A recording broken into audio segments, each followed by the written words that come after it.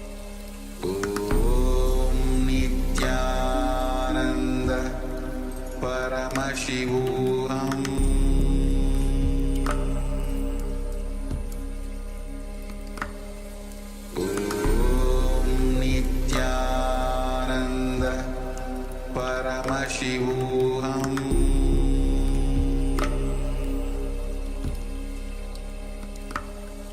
Om Nityananda Paramashivoham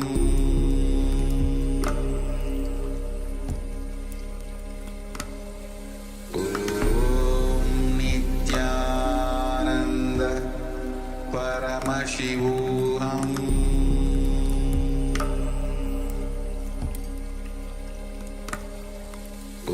Om Nityananda Paramashivoham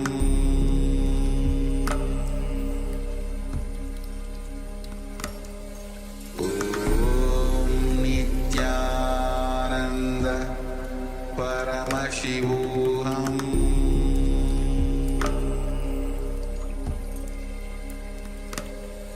Om Nityananda Paramashivoham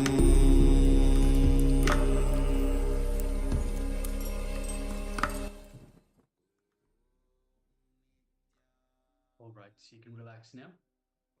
And take a moment and let us know how you went. How did you go? Were you able to feel the vibration of the coconut? Feel the vibration of the fruit in your hand? So we have, I can see Ma Ananda Gorarupi and Ma Siabu still with the fruits in their palms. Yes. Let us know how you went in terms of the vibration, feeling the vibration of the coconut or the fruit. So take a moment and share with us, please. And also, this is just the start. Ma Siawo is trying to share something. You can put that in the chat box. An orange, yes, Ma. Yes, orange. Yes, thank you, Ma. And we have just joined by Ma Ning. Yes. Yes, Nityanama. Nityanama, welcome. Yes. Good to have you with us. Yes, and Ma Xiao, please share your experience, whether you felt the vibration or even if you move the coconut. That's also the next power. That's the next power of, as you already might have manifested this power before as well. So let us know how you went through this power manifestation. Yes, so this is the first round to just feel the vibration of the coconut or the fruit that is in your hand. Just get that feeling of being inside. So be inside that fruit and feel that vibration. So if you've just joined us, Amaning, you've just joined us. So this is the power manifestation segment. So we are just about finished, just getting the responses from participants in terms of the power manifestation. And next, we'll be moving on to the next segment. But requesting all the participants, please share with us your experience of this power manifestation. Did you feel the vibration of the fruit of the coconut that is in your palm? Yes. And also, this is the power of consciousness over matter. Means your consciousness has power over any matter. This is fruit which you are moving on your hand, feeling the vibration of the object or the fruit in your hand. This is just a start. Swamiji shares various stories. One of the story which I am remembering now, I'll just like to share. Where Swami, when during his Parivrajika Yatra, when he was in the Himalayas, he went to one of the Himalayan range where Guru was sitting with disciples, and he told his disciple yesterday that to apply the technique to move the mountain. He gave the technique to his disciple, and he asked, Swamiji was saying that he had the fortune to sit in front of that Guru and the disciples, those who were there, and he asked, did you apply that technique? The disciple said, at that moment only he applied the technique and he moved the mountain. So, there's no limit to the power itself. So you can feel the power of vibration of the coconut or the fruit. You can move the coconut out of the hand. You can move mountains. Yes, so with practice and of course with removing the patterns that are inside you that are stopping you from manifesting. So once you remove these patterns, anything can be moved. You can apply your consciousness over that matter. So for now, let us know how you went for this power manifestation. Did you feel the vibration of the fruit in your hand? And of course, requesting the participants. We're also just joined by Kailasa Toronto. So welcome to Kailasa Toronto. Welcome, good to have you with us. The camera is switched off, so if you could also please switch on your camera, that would be fantastic. And also we have a number of other participants that still have their camera switched off. We have Nitya Swatantra, if you could please switch on your camera. Ma Shukra Indrananda, if you're there with us, please switch on your camera. And of course we have Mark Haley Wang and a participant that has the label as iPhone. If you could please both make yourselves visible in the camera frame. So the camera is switched on, but we do not see you there. All right. So we have one sharing from Ananda Agora Rupini. Yes. So Ma Ananda Gurpini shares the first time will take longer to fall, and second and third time will fall faster. Yes. So definitely, and again I guess how it says go on manifesting. That's why more and more you manifest, the connection. It's all about the connection with Swamiji. The more you have the deeper connection with Swamiji, it goes on. The oneness grows in you, and the oneness grows in you. You are able to manifest the powers. So you have already manifested so much times in the past. Also, you have manifested this power. So do not have the habit of not performing the power manifestation. Even if you're not in the sessions, keep on manifesting the powers.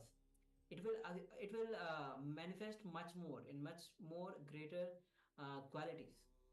And of course, just as I mentioned just prior, if you're not manifesting a power, have a look inside at what is blocking you. See, we are all Paramashiva, we are all divine, we have access to all the powers of Paramashiva, we have access to all the powers in the world. So if we're not manifesting, what is stopping us? And of course, it is not ourselves that is manifesting, but it is the divine that is manifesting through us. But our patterns stop this from happening. So we need to have a look. It's similar as you have a river and you have all these stones in the way. So the river is being blocked.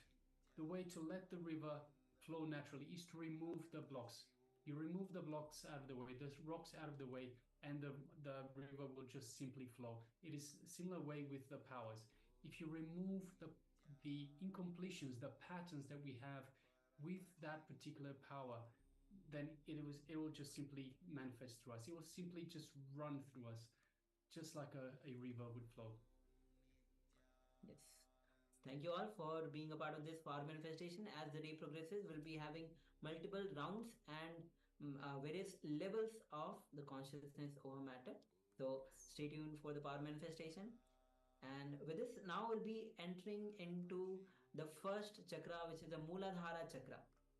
Someone says very beautifully that this is chakra itself has nothing much related to the sex itself, but all the images that we carry, all the imaginations, fantasies that we carry.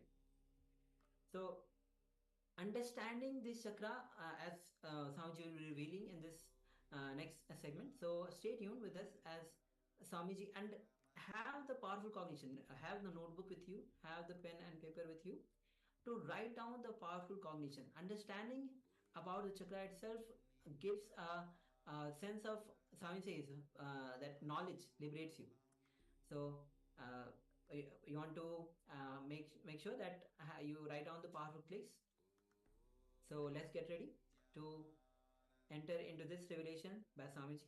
So please come to the space of listening. And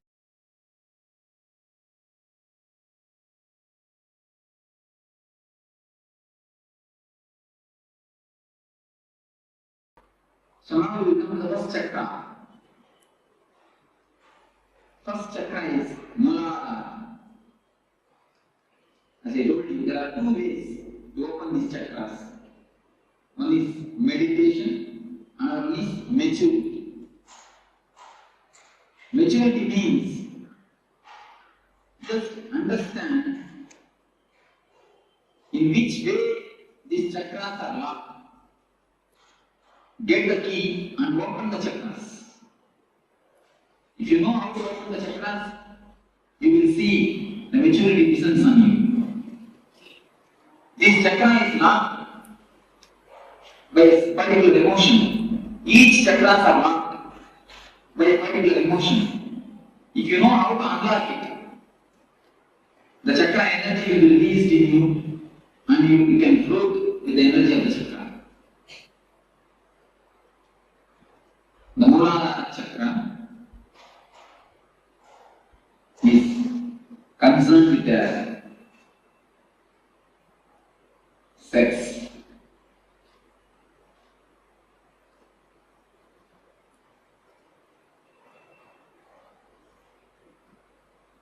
In the world, most talked about, most discussed about, most of the books are written about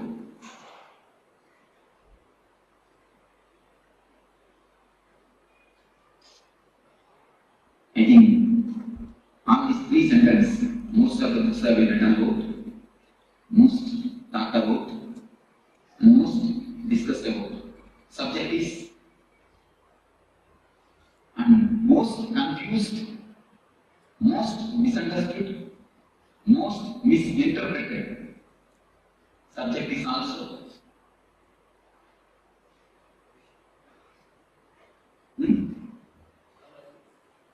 No. No.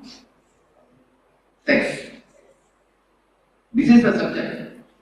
Most talked about, most discussed about, most written about, and most confused, most misunderstood, most misinterpreted. No other subject is talked about so vastly. No other subject is talked about so vastly as this subject. But no other subject is misunderstood as this subject. We try to avoid the subject, we try to indulge in the subject. The man who tries to avoid the subject tries to avoid the big pit in front of him. If he doesn't know that pit is there, how is he going to pass it? Man who tries to indulge in the subject is trying to jump into the pit. So both are not supposed to be done. We should know and pass it. Either we try to avoid or indulge. Do we try to do anything else? What is the reason?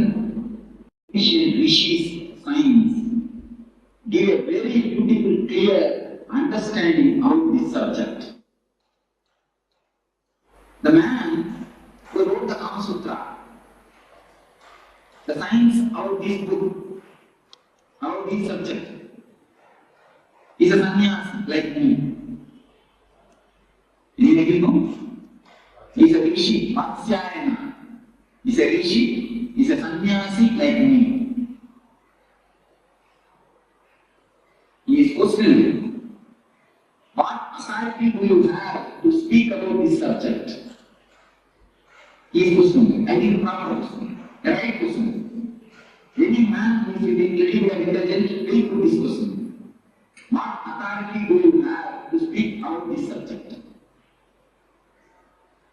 Yes, yes, actually, logically, I have no authority to speak about this subject.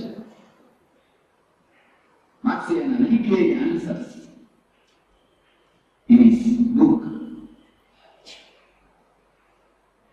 But example he gives, I am modernized, I am living in a modern day. He gives an ancient type of example. In those times, there used to be Ayurvedic system which is used to use the electricity means the bioelectricity. He gives that example. I am giving you the very clear example. Electrician knows how to switch on and off the switches. He knows what is the circuit behind the switches and the instruments. When you switch on, what will happen? Switch on, what will happen? Everything he knows. He may not have switched it on and off. He may not have directly done it. But he knows the science behind it. He knows the energy flow behind it. But a man every day uses a switch. He is switching on and switching off. He may not know the science behind it. Am I right? Many of us know only how to switch on and off, not the science behind it. That is why many times we get shocked. That is the reason many times we get shocked. We all many fathers, grandfathers, we have all grown our spiritual life. We may have done it. Just like a normal man who knows only how to switch on and off the switch.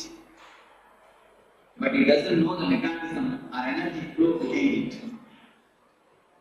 Just like an ordinary animal, living with a simple basic instinct. But Marciana says, I may not know how to, I may not have done the switching on and off, but I know the background energy flow. I am the man only as an authority to speak about these things. Marciana says, a real sannyasi is the only person who is authorized to give an idea about the subject. Nobody else has got any authority, he says. Because he gives one more example. Some two persons are playing chess. Saguranga, chess. Two persons got involved in chess. When you see from outside, you will be having a right idea, you will be having a right move, you will be knowing the right movement, but they will not be doing that. Have you any time experienced it? When you see from outside, you will be knowing the right movement, they will not be knowing it. But when you sit and play, you will not be knowing the right movement. The person who is outside, he will be knowing the right movement. Do you accept this? What is the reason? He has no pressure that he has to win. The man who witnesses has no pressure. The man who is outside has no pressure that he has to win. The pressure makes mind dull. So a man who has jumped out of this wheel, samsara chakra, a man who is outside this wheel only can give a right idea about the wheel. If you are sitting in a giant wheel, you can take the example of giant wheel. If you are sitting in a giant wheel and rounding, can you give a right idea about the giant wheel? Can you? When you have jumped out of it, when you are away and looking the things, seeing the things are happening, you can give a right idea about giant wheel. So a man who has come out of it, who is beyond, who has transformed the energy, who has jumped out of the samsara chakra, can only give a right idea about this subject.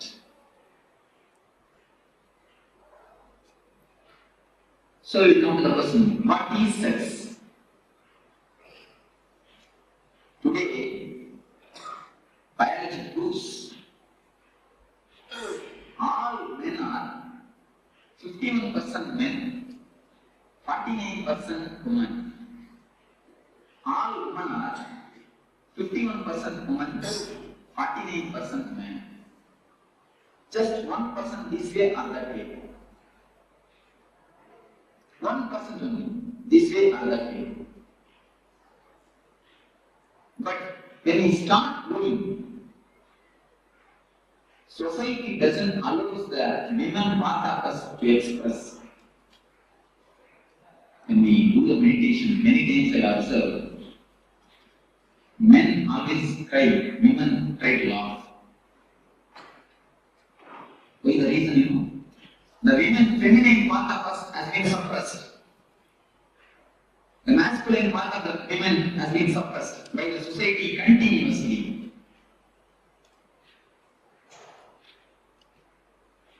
When we start growing, we slowly start collecting the image that 49% in us tries to satisfy itself through mother and father. That is why girl children are always attracted to father and boys are always attracted to mother. From there, the sex starts. The science starts. We start slowly collecting the images, prints. All men try to fulfill their image with mother. All women try to fulfill their man image with father. The art is suppressed by the society. When it is suppressed, we try to fulfill it with the father and with the mother, having some loving relationship. Then after a few years of growth, we start collecting the images from many people, from the outsiders, how a real woman should be, especially from media, how a real man should be. We start collecting the images and start preserving it in our system. The repressed or suppressed women is always in the unconscious. It's the real science actually, what is happening in the mind. When you go after a certain age, you will start collecting images from many actors, actresses, many stories, especially from the TV serials. From all these things, we start collecting the images and start preserving it. How a right man should be, how a right woman should be, how many things, how a husband should be, how a mother should be, how a father should be. Many images we start collecting. We keep the imagination of a woman inside, the ideal woman. Sometimes, rarely, at the age of 15, after 18 to 23, in that age, we see somebody outside, and from distance, it looks like as if there is somebody in this image, which you have inside. We continuously start searching for this image. We have the copy inside. We start searching this outside. We start searching whether some image will suit with this image, whether some real person will suit with this image, which we have collected and kept it in our mind. So actually, when you see somebody from distance, you feel as if that your image is resembling with that real person. We start falling in love. The falling in love happens in that moment only. The science behind the falling in love is different. We have an image and we search. In distance we feel. In distance we feel as if both are resembling. As if both are looking alike. Then we fall in love. But when you come here, you will immediately find the image is image and the real person is person. You can never find image in a real person because it is image. Not because of anything, because it is image. How can image be a real person? Because it is image. This is the base of this where we start expecting something from the other. This is the greatest expectation all of us have. We always want the other means either wife or husband should act according to our image. Is it possible? Can it be possible? Dreams can never become true because they are dreams. The very word denotes they are dreams. If they can become true, why will they be called as dreams?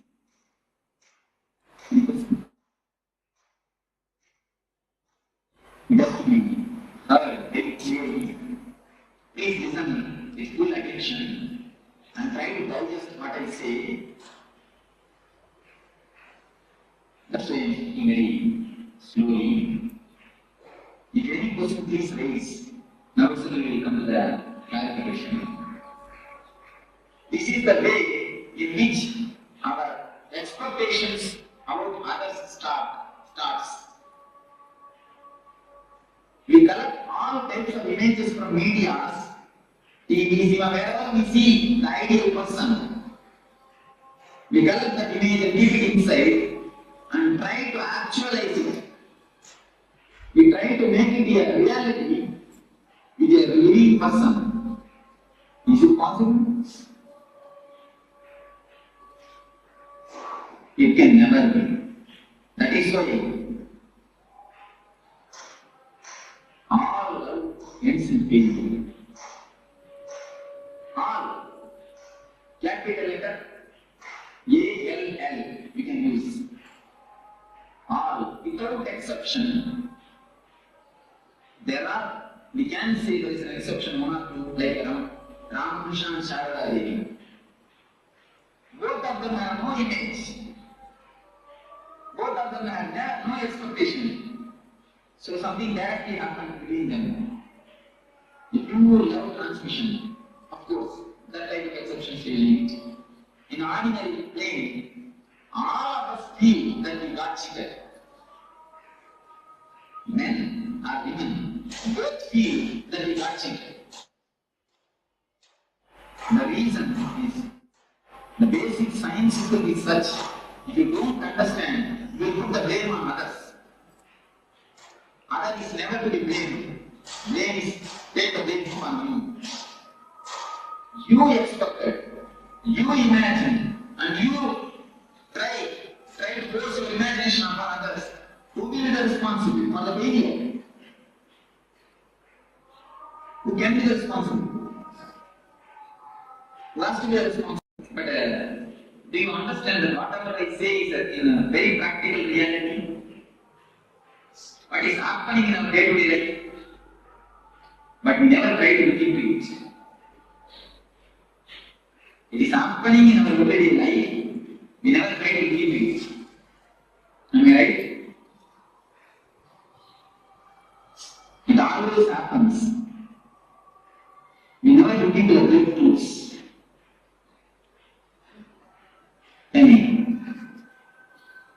So, when we see that our image is not a reality, when we saw in a distance, it looked like what is in my hand? Oh, it is green. That also looks like a green. When it comes near, no, it is little yellowish. When it comes more near, no, it is slight white. When it comes near, you will see it is red and it is white, it is green. Totally opposite and totally different. Then you think you have decided wrongly. Then what we do? We don't keep quiet. We start sculpturing the man according to our image.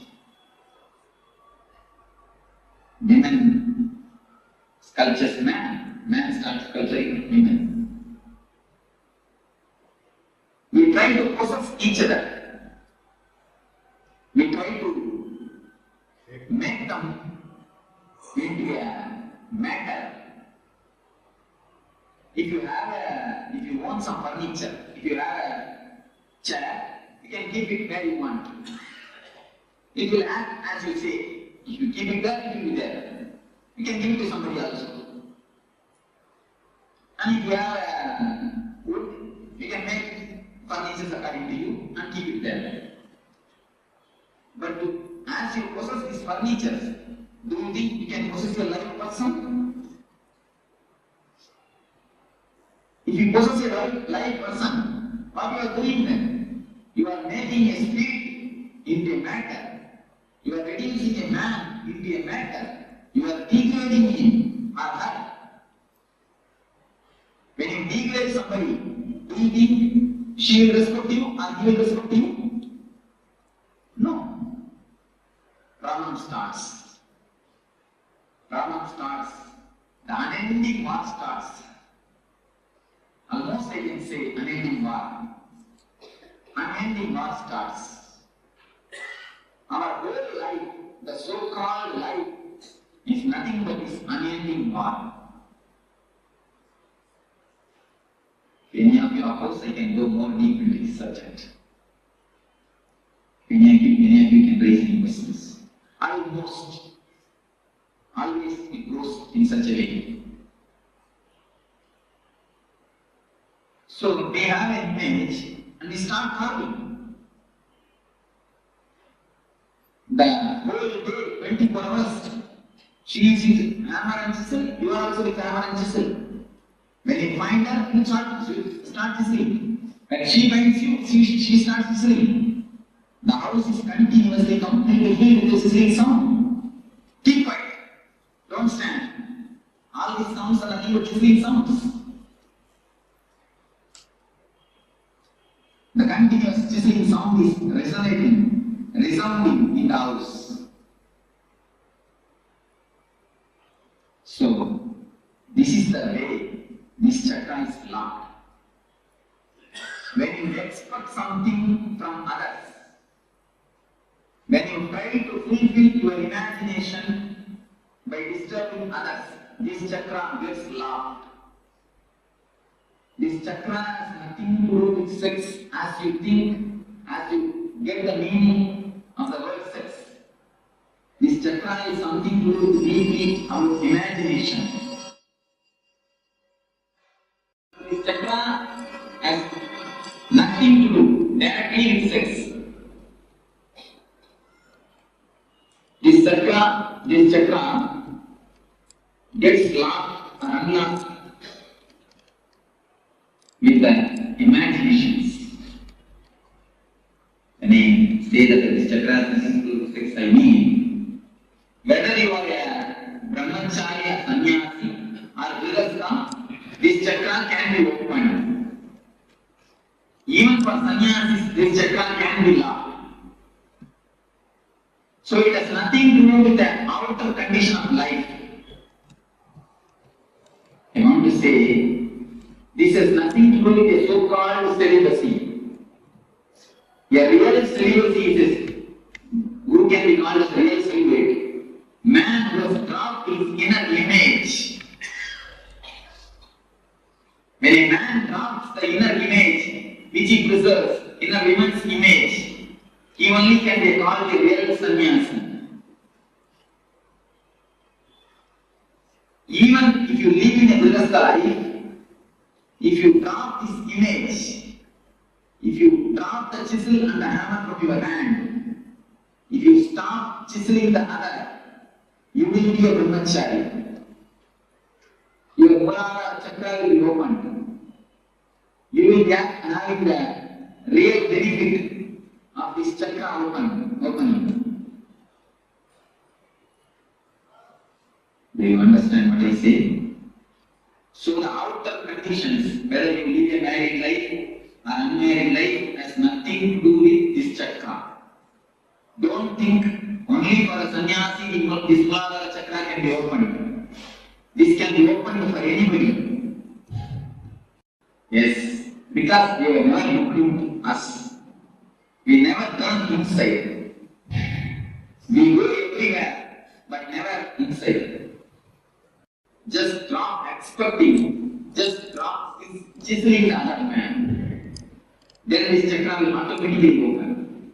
When you drop the imagination of hero, the chakra will automatically open. Actually, When you have the imagination, many people come to me and ask, Swamiji, in my house only we two are living, but there is no peace. There is no peace, only we two. We don't even have son. Myself and my wife, both are living, but there is no peace. I used to tell them, no. With two persons, there can be always peace. You are not two, you are four. Your imagination about your wife. She, her imagination about you. You four are living. With four, you think peace can live? Peace can be with you? With four, peace can never be. With two, peace can be. With four, it is impossible. So if we drop the imaginations, two things happen. Yes. What I mean is, we always got the images of heroes and keep it in our mind. We want that should be in reality from our husband, from our wife. That is the way I understood it. Yes, if you drop that, this chakra can be opened. Don't expect that it should be according to you. You should act according to you. Not only about husband and wife, even about father and mother can keep an idea. How the ideal father should be. Today all of you have a homework. The 5 things you will write. Today please go and write and see. One thing I will just tell them and then you can note down. Father, mother, wife or husband. If you don't have wife or husband, no problem. If you have wife or husband, son and son or daughter. This about some 5 relationships. You write how you expect them to be, how you feel the ideal father will be. You just write down 2-3 points. So all these 5 relationships, write ideal your vision. The ideal father, ideal mother, or ideal son, or ideal wife, or ideal husband. You will find if you dig down your unconscious, you will find all your ideas are just from the TV serials and cinema. All your ideas you will find. And few times I check with people. I just ask them to write down how your house furniture should be. It will be corresponding to the serial. Even the house furniture, we have the imagination. How it should be. We take from the medias. Before that, there were dramas. If you live on the dramas, there were the uncle images. Even now, even in earlier time, you see, from kings, they torture as best they can. And she tortures as best she can. She tries to make a Rama, we try to make a Sita. But finally, what happens? Anjanaya comes out. We do not know what happens. Anyhow. So the imagination and trying to project it disturbs this chakra. If you can drop the imagination, if you can stop chiseling the others, this chakra will be completely opened. The people whosoever has got a problem with the uterus problems, if you diagnose your mind, you will be having this problem of imagination and trying to project it and forcing upon the others. Of course, women have their own way to force. They don't force with chisel and hammer, they force with tears. They force with tears and crying. So they have their own ways. Apart from the husband and wife, relatives, what happens to the boss asking his employees to be according to what he wants to chisel them? Yes. What about You see, it is so in the business world there is no other way. One thing you can do, you do your all your chiseling with consciously. Do all your chiseling and see that it doesn't disturb you. It can be done. Now if we chisel, afterwards we will come and sit and feel the breathing consciousness. I have told her, acting wrong. If you do it consciously, you will not give overdose. Even if you are angry, anger is just like a money, because anger is a great energy given to us. It's a great presentation of God. One person came to me and he says, I am not able to control my anger. I told him, you take one photograph when you are angry and keep it in the puja room and do puja every day. He started laughing. Swami, what you are telling? I told him, please do it and then come and tell me. Anger is a great energy given to you by God. When you worship that energy, when you have respect for that energy, you will not misuse it. Lust is also a great energy given to you by God. Kama is a great Shakti given to you by God, which can produce another life. But you are misusing it, dissipating it, because you don't have respect on that energy. You never misuse the money. You never overpay because you have respect for money. But you overpay the anger. If you have done for 5 rupees job, you pay only 5 rupees. But if you have done the 5 rupees only a mistake, you pay 50 rupees anger. If you are conscious at that moment, you will pay only 5 rupees. If you have paid the 5 rupees anger, you will never feel guilty, I assure you, I promise you. Because you pay, you overpay, you come and feel guilty. To compensate that overpayment, you feel guilty. If you pay properly, how much mistake you have done? You just pay that much anger. I don't say don't pay anger. You have to pay anger. As you pay the money, how to pay anger? Pay angry, be angry, only that much. If you are conscious, you can maintain it. Yes, with all the people, it works out. You see, all of you can take a photograph when you are angry and watch it. Really, you will feel the tremendous respect towards the anger. You will not waste it. Afterwards, the devotee came and really told me, Swami, now I am not able to be angry. Because I started respecting the anger. Once you respect that energy, you will never waste it. We never feel that anger is an energy. When you get angry, just see what happens. A new type of energy flows all over your body. Your eyes are becoming red, and blood started flowing more, and becomes faster. See the difference. See the energy flow. Because we always fight with that energy. If we don't fight with that energy, if we know how to use it consciously, we will never have that. There is no need that other person should know. You can show him outcome result.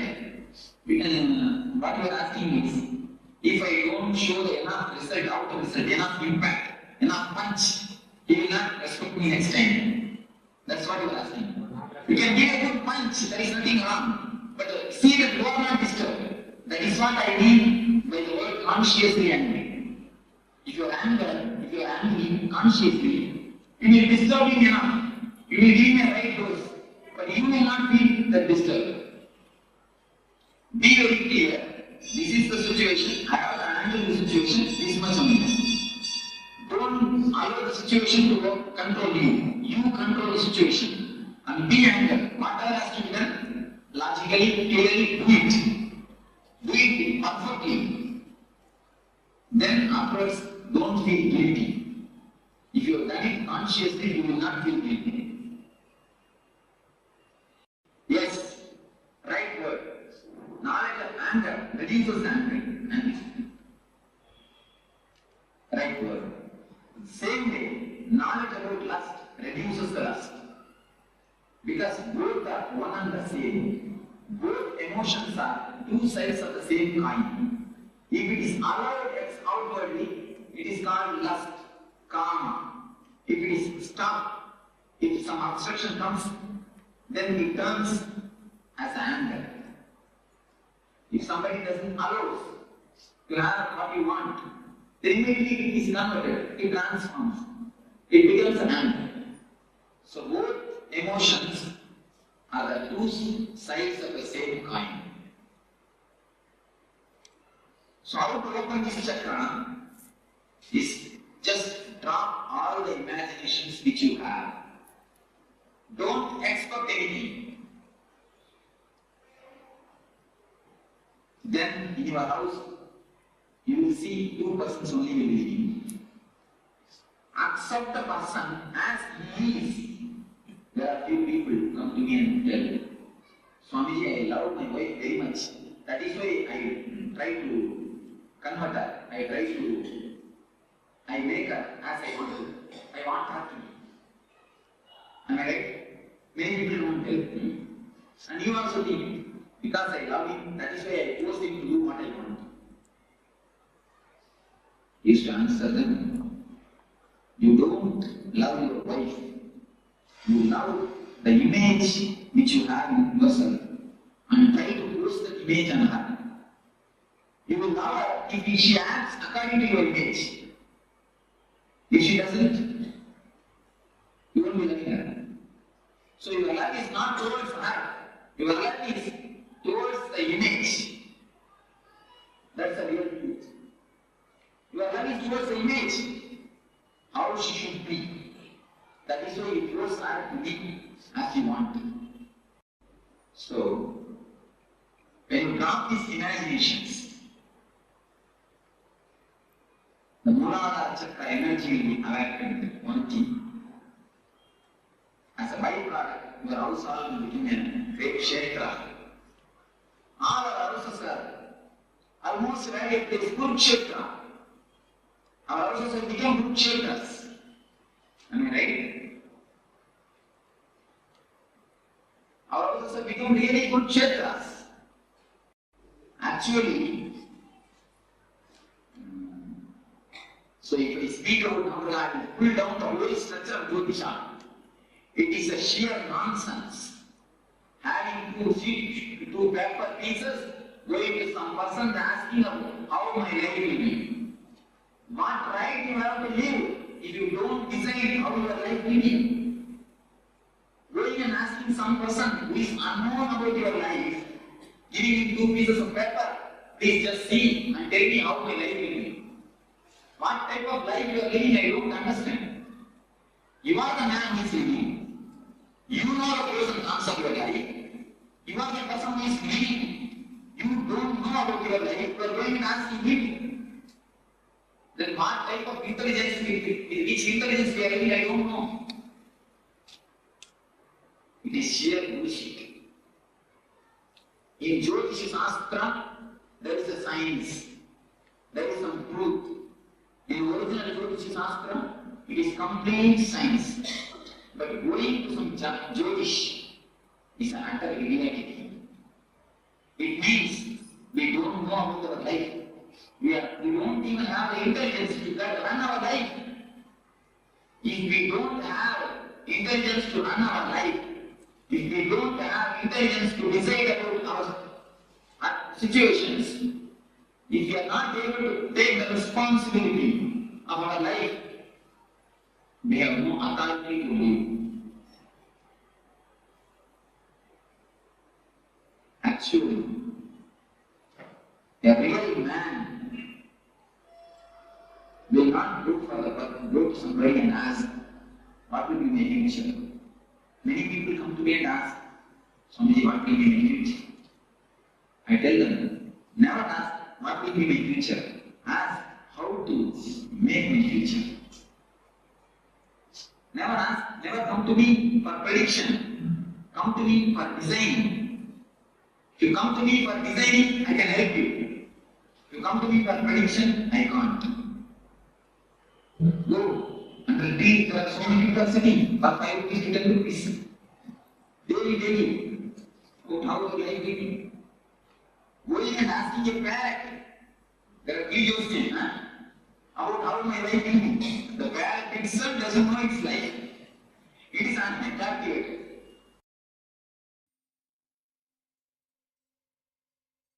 Yes, Nitanam, all of you. So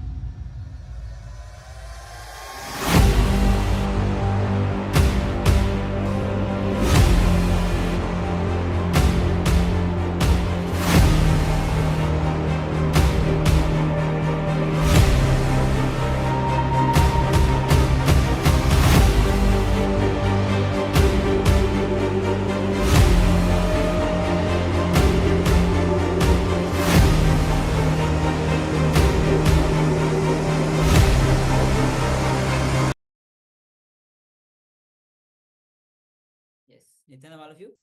So this was the revelation by Swamiji on Mooladhara Chakra. So as Swamiji says that Mooladhara Chakra has nothing directly related to sex.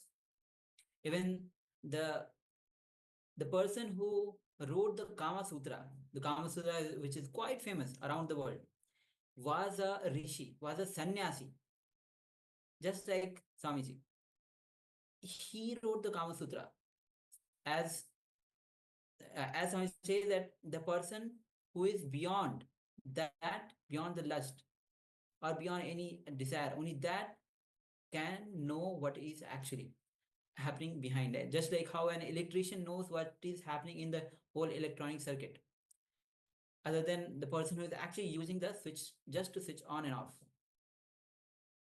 So Swami shared how the Mooladhara chakra is blocked. It is due to the images that we carry, images that we have gathered, and the images that we collect from outside, we try to fulfill it through the other person. And the thing is, it cannot be fulfilled because it is just an image. So only when you drop the fantasy, when you drop the expectation, this Mooladhara chakra can be unlocked. So now let's enter into the internalization exercise. Yes, so let us have an internalization exercise related to your inner and outer images. So understand that you have two different images, the image of yourself, the way you see yourself, and the image that you project to others. So requesting everyone, let us gather a pen and paper, and on the piece of paper, on the fresh piece of paper, just write a line all the way down the middle. So making two columns in your workbook, on your workbook, one entitled inner image and the other one outer image. So requesting everyone, let us gather a pen and paper. So once you have the pen and paper, let us continue. We'll make two columns. So put a line straight down the middle of the page.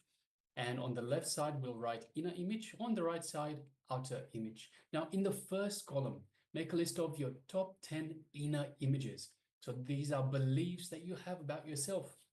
anything how you talk to yourself about yourself. For example, I am weak, I am friendly, I am unlucky, I am fantastic, whatever it might be, write it down. So these are your inner images. So once again, it is your beliefs that you have about yourself. It can be, I am weak, I'm friendly, I'm unlucky, or I am fantastic, whatever it might be. Please do this honestly and write it down, every detail. On the right side, or in the second column, write the corresponding outer image that you project to others. So for example, if you see yourself, if you believe yourself to be weak, you might be projecting yourself as strong.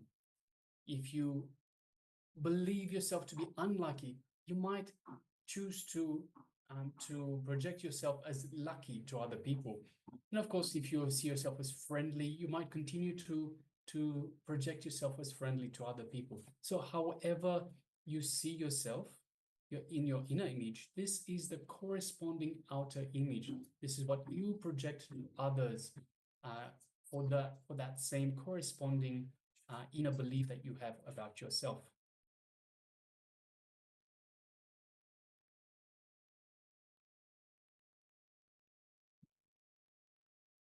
So please go ahead. Requesting everyone, let us write these. Let's do these first two steps. So we'll be projecting this screen for you, this image for you.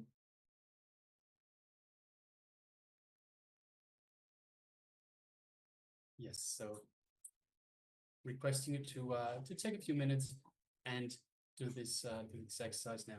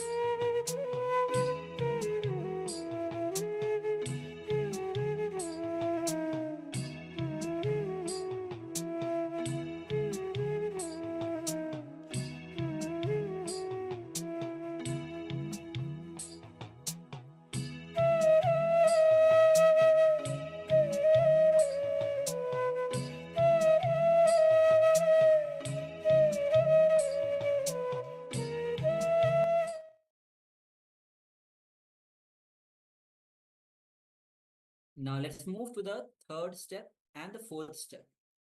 Now compare each inner image and outer image which you have noted down in the two columns. This is the third step. Comparing the inner image and the outer image which you have noted down. And after comparing, enter into the fourth step.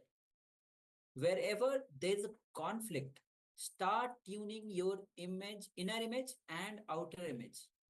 What you perceive as you means inner image, and what you project as you to others by always choosing the higher idea. So understand, in the fourth step, wherever there is a conflict, you'll be tuning your inner image and outer image to whatever is your higher ideal. So higher ideal. For example, whenever your outer image is higher than your inner image, decide to tune your inner image to the outer image. Don't reduce what you project yourself to be for others. Increase what you perceive yourself to be for you. So let's continue.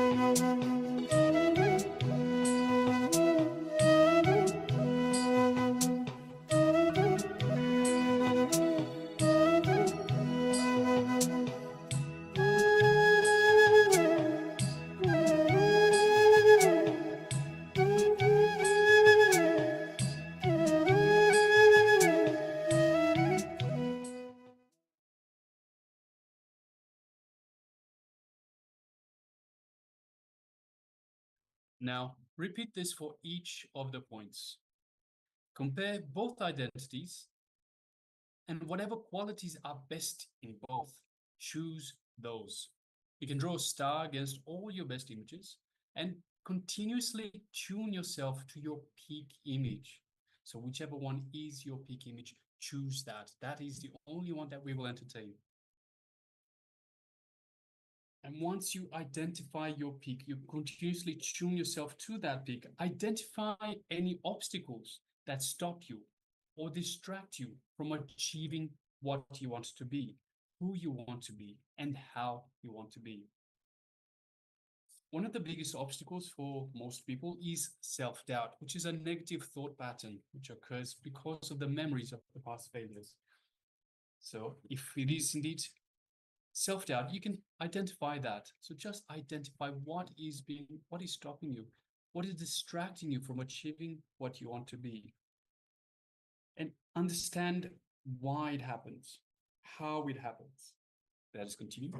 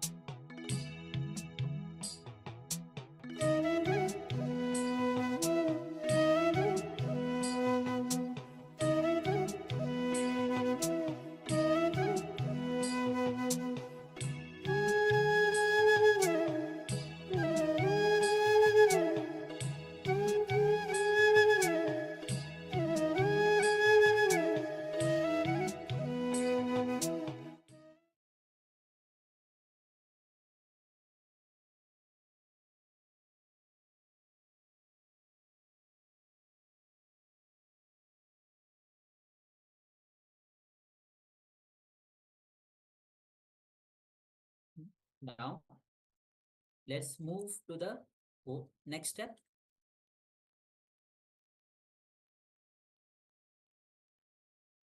Whichever thought is in alignment with your peak possibility, encourage it, enrich it, entertain it. Whichever thought is not in alignment with it, complete with it. Consciously, decisively, complete with that pattern. Go on completing every day with those patterns which are stopping you from achieving your peak possibility. When you start living authenticity, you know the right way of thinking and will use your thinking to achieve what you want in life. In Hindu spiritual practice, this is the second step known as manana, authentic thinking. When you are authentic to the current image we have about ourselves, a new higher image is revealed to us. When we are authentic to that image, higher and higher images are revealed. Authenticity will take us progressively to higher peak energy possibilities. Let your thinking be established in authenticity, consciously expanding you towards your peak possibility. When you achieve a powerful clarity in your thoughts that makes whatever you think into a success, you have unblocked your Muladhara chakra. So bringing authenticity in your thinking.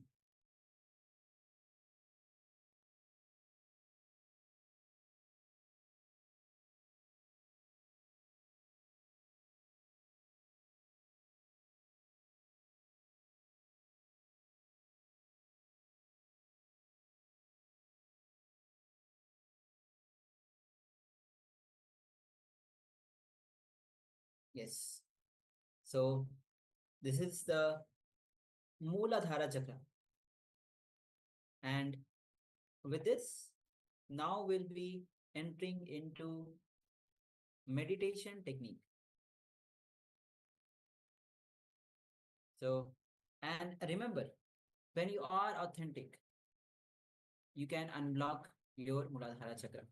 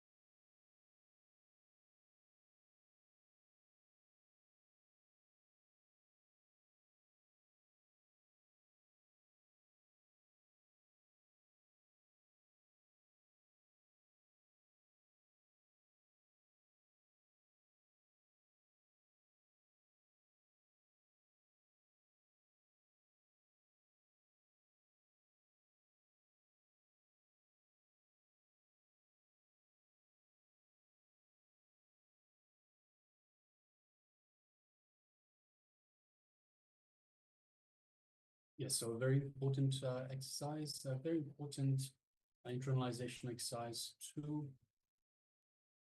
align your inner and outer image. So understand, as long as our inner and outer image is not in alignment, they're not in alignment with one another, we are inauthentic. We are not authentic to ourselves, not authentic to the life that we live. So it is important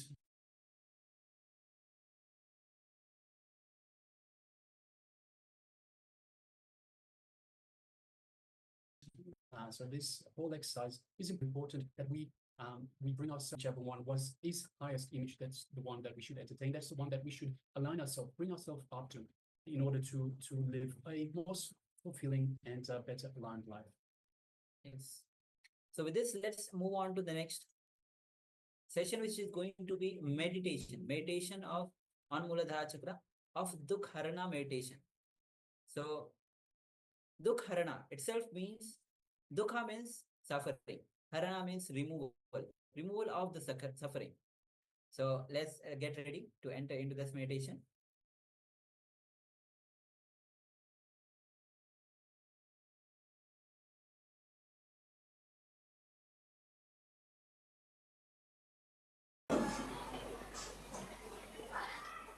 So this meditation is called Dukkha Harana.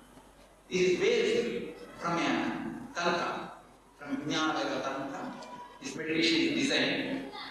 It is especially designed for a modern man to throw out his mind, throw out his subconsciousness, throw out his repressed things. It is a 30 minutes meditation. First 10 minutes. It is a 3-part, 30 minutes meditation. We cannot call it as meditation. We can call it as meditation technique. Even the word meditation is somehow associated with seriousness. When you listen to the word meditation, many people are like, am I right? Many people run away just by listening to the word meditation. If you ask them to round the Sanideva temple 11 times, 11 days, they will do it happy.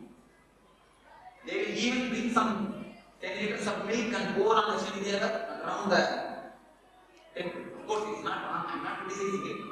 They will be happy to do outer things, but afraid to do inner things. Why? You look in, the Pandora box is there. If the Pandora box gets opened, what will happen? She has asked very right beautifully. She asked the question, if you don't control, what will happen? See, the very person resonates with the fear. If you don't control, if you open the Pandora box, what will happen? All know, we are afraid of this Pandora box. That is why we never sit for meditation. We never think about meditation. When we listen to the word meditation, try to fly, try to take off. So, the word meditation is also a little bit too serious. That is the thing. So now we will go for the technique. The first 10 minutes, there is a music which will encourage you to do the meditation technique. There is an encouraging music which will change by itself every 10 minutes. You don't have to see the clock. This is 30 minutes technique, 3-part, each consists of 10 minutes. The first 10 minutes, we are going to work with breathe. We are going to work with breathe. We are going to deeply and chaotically breathe. I will just show you. I will do it and show you. Because when the body intelligence is awakened, the body will take how much of oxygen is needed when you deep breathing. There is no need for controlling your breath. There is no need for holding your breath. It is not pranayama. Please be very clear. It is not at all pranayama. You are supposed to breathe as deeply as possible, as chaotically as possible. Up to navel. Up to navel. Begin the breathing, not up to navel. Forget your whole breathing. Forget your whole body. Just begin a breathing in the 10 minutes. First 10 minutes of deep, chaotic breathing. And then, no, you just as deeply as possible breathing, as deeply as possible breathe out. And people who have got the problem in heart, do it as much as you can. Don't overload it. But other people, put your whole energy and do it. The 10 minutes standing and deep breathing. In these 10 minutes, all your frozen energies in your body will start breathing. All the frozen energy which is stored in your nervous system will start getting melted. The heat will melt all the repressed emotions. Your subconscious will be completely open. The next 10 minutes is called catharsis. You are supposed to open the sealed body which is in your being. Just make your body as tense as possible everywhere in a chaotic way. Just throw your legs, throw your hand, whatever you want to do. Whatever body wants to do, allow it to do. But wisely. That is the only word to underline. Do it wisely. Just make your teeth tense, make your eyes tense, make your hands tense, make your legs tense, make whatever body part you feel, make it tense as possible and relax. I will show you, do it and show you. Have you understood? The first 10 minutes, deep chaotic breathing. Next 10 minutes, just pouring out all your dukkha. If you feel like crying, just cry. If you feel like screaming, scream. If you feel like rolling your head, just roll. Allow complete independence. These 10 minutes. Don't control your body for 10 minutes. Only one rule: don't disturb the next person. Don't disturb others. That is the only rule. You are supposed to throw all the insane. Become a man. In one word, I tell you, become a man. Because already we are mad inside. Am I right? Already we are mad inside. You just take one paper. Today you go and do it as a homework. Today this is the homework for you all. You all will take one paper and sit in your place. And allow the mind to think. Even if you just keep you sit within 1 or 2 minutes, you will forget everything and start having your dreams, your thoughts. When you remember, just start writing what you thought. Then keep the pen and allow. After again within 2-3 seconds, you will forget and your mind will start wandering. And again when you remember, write it down.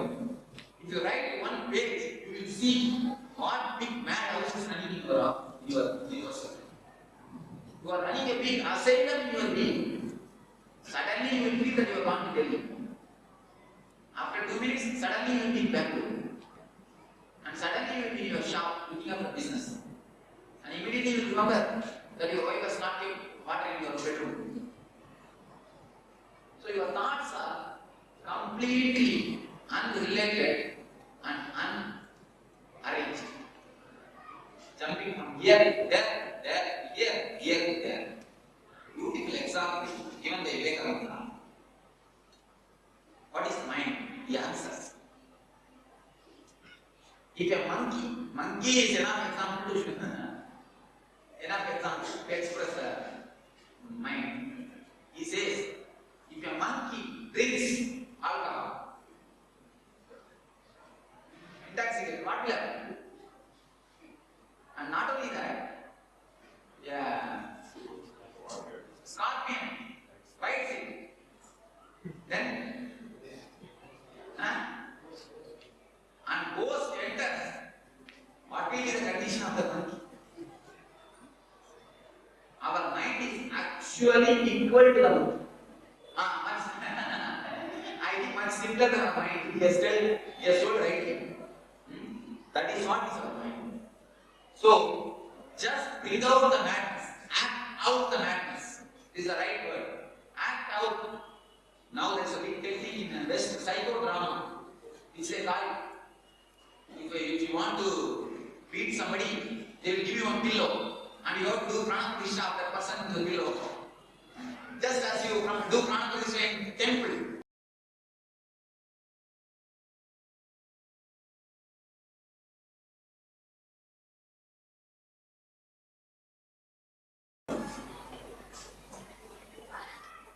So this meditation is called dukkha arana.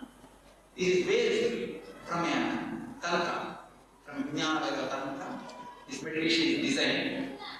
It is especially designed for a modern man to throw out his mind, throw out his subconsciousness, throw out his repressed things. It is a 30 minutes meditation. First 10 minutes. It is a 3-part, 30 minutes meditation. We cannot call it as a meditation. We can call it only as a meditation technique. Even the word meditation is somehow associated with seriousness. When you listen to the word meditation, many people are like, am I right? Many people run away just by listening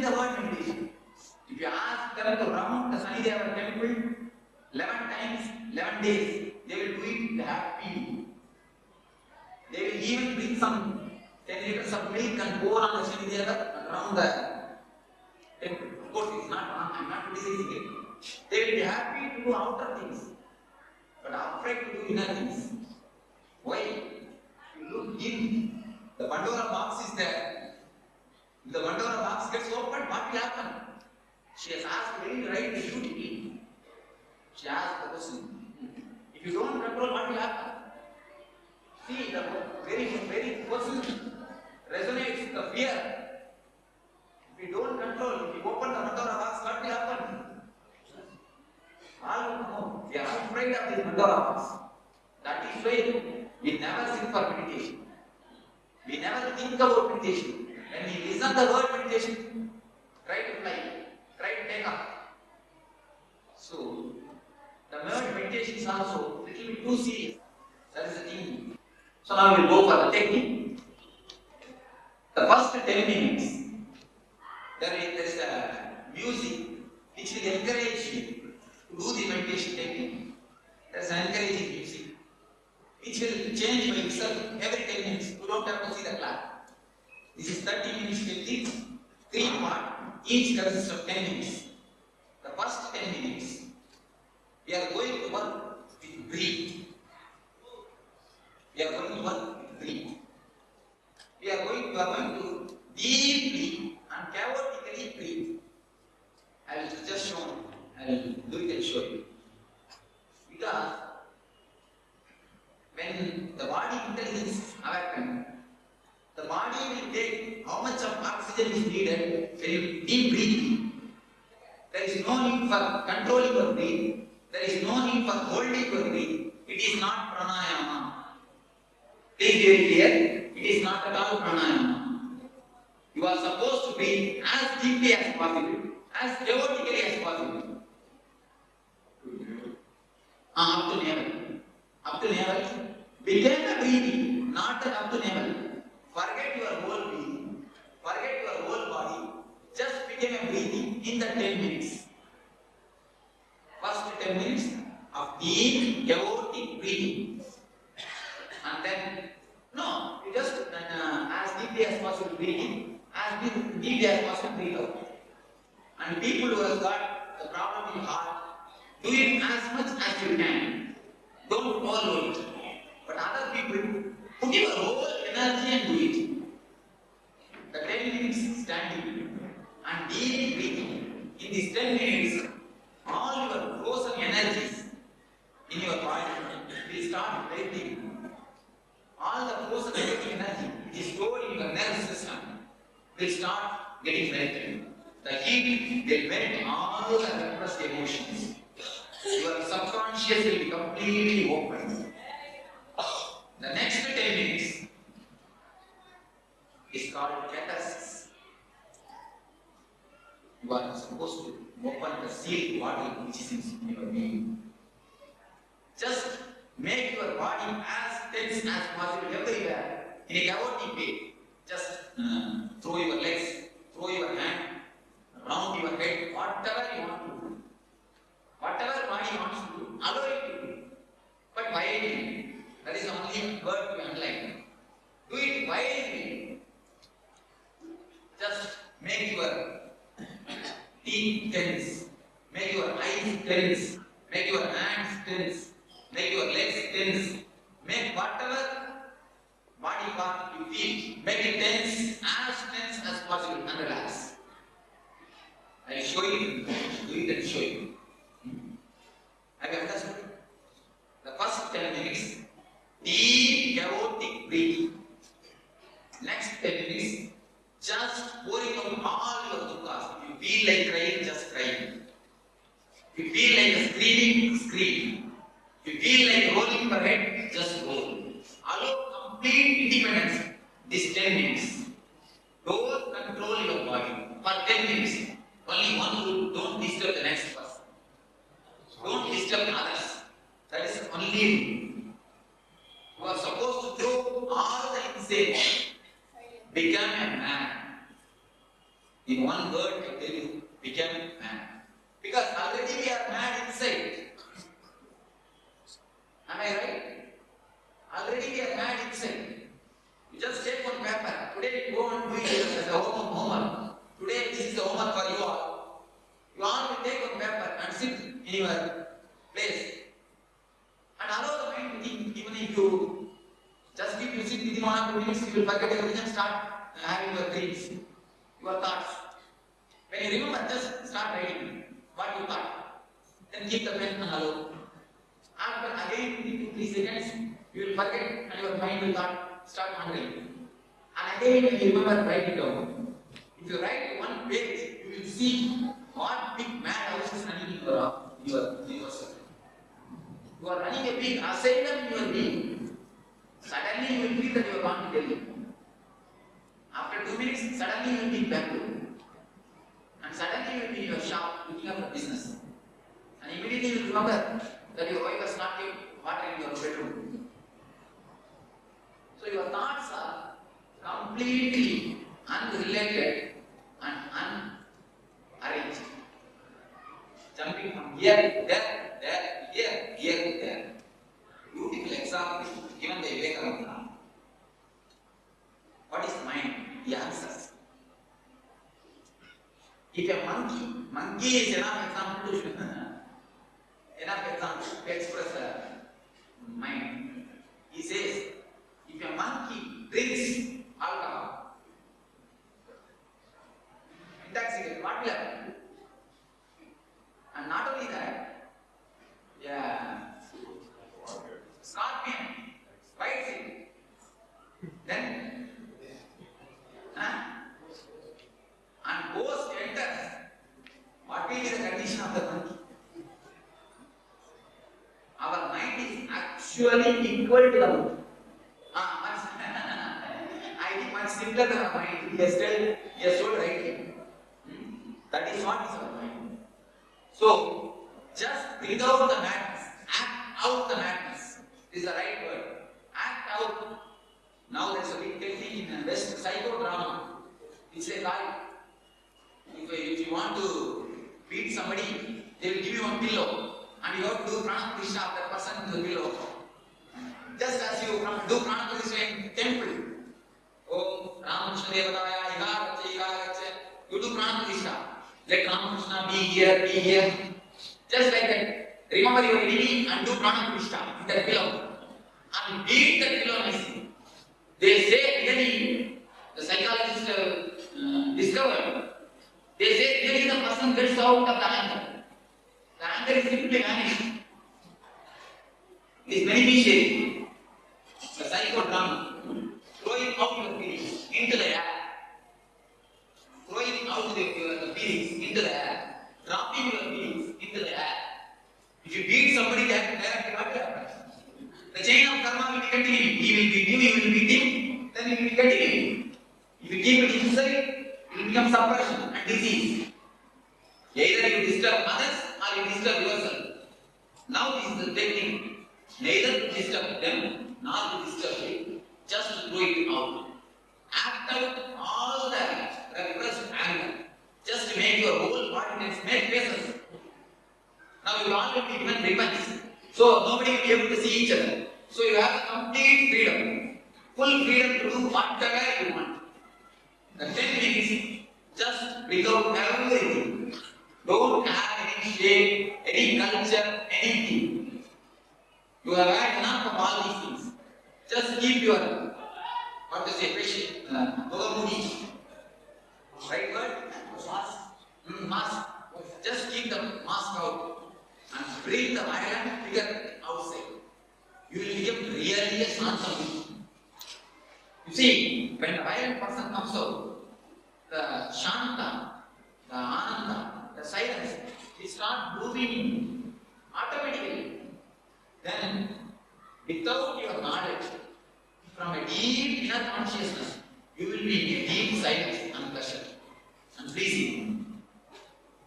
So, when the tape says, when the 20 minutes says, tape says stop, immediately stop as you are. If you are standing like this, stop as it is. Just become a frozen idol. Just become ice statue. Why I say, from hot point. If you come to a deep, cold frozen point, in between, mind will stop working. You will be having the experience of samadhi or meditation. There is every possibility, and especially in the master's presence, when your mind stops working, immediately the energy is rushing to you. Actually, you are all made to listen, not for listening. I have nothing to tell you. I have nothing to give you. If you are able to feel the energy directly, I can communicate, I can give you more in silence than talking. Actually, I can help you more in silence than talking. But why I am talking? If I don't talk, you will start talking with yourself. If I ask all of you to sit silently in my presence, what will happen? After 2 seconds, you will start talking to yourself. So to stop your chatting, I am talking. When you give a little gap, when you stop little chatting, immediately my energy will rush in. My presence will give you rush in you. So that gap, when you stop, when I say stop, really stop. When you stop, immediately there is every chance in that gap you will see that something is happening, some new light is entering. After 1 minute or 2 minutes, you will start seeing the thoughts are slowly coming up. So no problem, just sit down as you are, where you are. Sit down, and the last portion of the meditation, the 10 minutes, you just sit in a relaxed way and pleasing mood. With a pleasing mood. So if you remember somebody, just remember whom you love. If you remember somebody, you are pleased in somebody's face, just remember them. He may be God, he may be a guru, he may be your devata, or he may be your friend, he may be your relative, he may be your husband, he may be your wife. And most probably will not be your wife and husband. It happens so. The wife and husband maybe. Anyhow, whomsoever you feel like pleasing, just remember them. Or you can be as you are without even remembering. You can be just sitting in a pleasing mood and witness all your thoughts. Don't condemn your mind. Don't condemn your thoughts. Don't concentrate on anybody. Concentration has nothing to do with meditation. Concentration is not meditation. Meditation is awareness. So just be aware of your thoughts. Whatever thoughts comes, those just allow it. So, do you understand that clearly? First 10 minutes, deep chaotic breathing, standing. Whatever way the body goes, allow it. And next 10 minutes, deep catharsis, acting it out. When catharsis says stop, stop. And other 10 minutes, when slowly thoughts started coming, just sit in a relaxed way and pleasing mood. Whatever happens inside your body and outside your body, just witness it by closing the eyes. Don't try to force silence in the house when you meditate. There are few people, if they start meditating, they will torture the whole house. You keep silent, they will take out and keep the telephone and giving commands to the people, I am going to meditate. Before they go to meditate, they will make a big poster and then only they will go to meditate. Don't do that.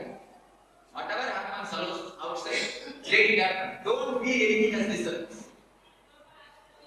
Don't try to torture anybody in the name of meditation. So, this happens somewhere else. Stand like this and have a free clothing.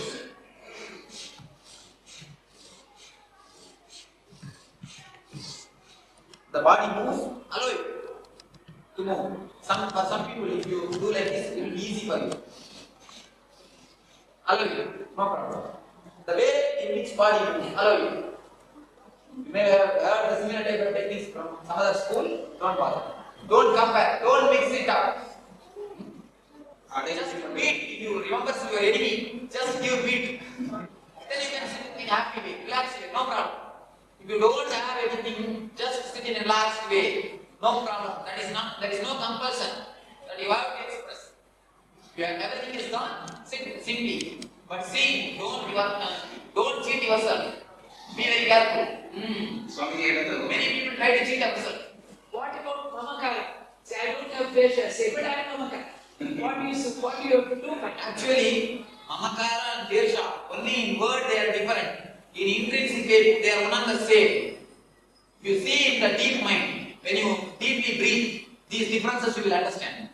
That is why the verbal, when I say verbally, you can question Mamakara, Dvesha, all these words. When you are breathed 10 minutes, all the anger will come out. It will simply bubble up. You will not be able to control yourself, you will simply breathe and things will come out. Don't use the words, use the screaming sounds. Ooh, ah, ooh, like this. Don't use words, your mind will come in. Don't allow the mind to come in. When you hear this about this technique, you will not feel like, what is this? This Swami is teaching us to become mad. You will feel. When you do this technique, you will see the benefit. You will be tremendously benefited. When you do this technique, if you want to testify scientifically, all of you go today and have one passport size photograph. Taken. 15 days you do this technique. 15th day you take one passport size photograph. You will see your faces completely become flower. In 15 days, I assure you. I assure you. In 15 days, your face will completely get changed. You will see that your face, your eyes will become pleasing.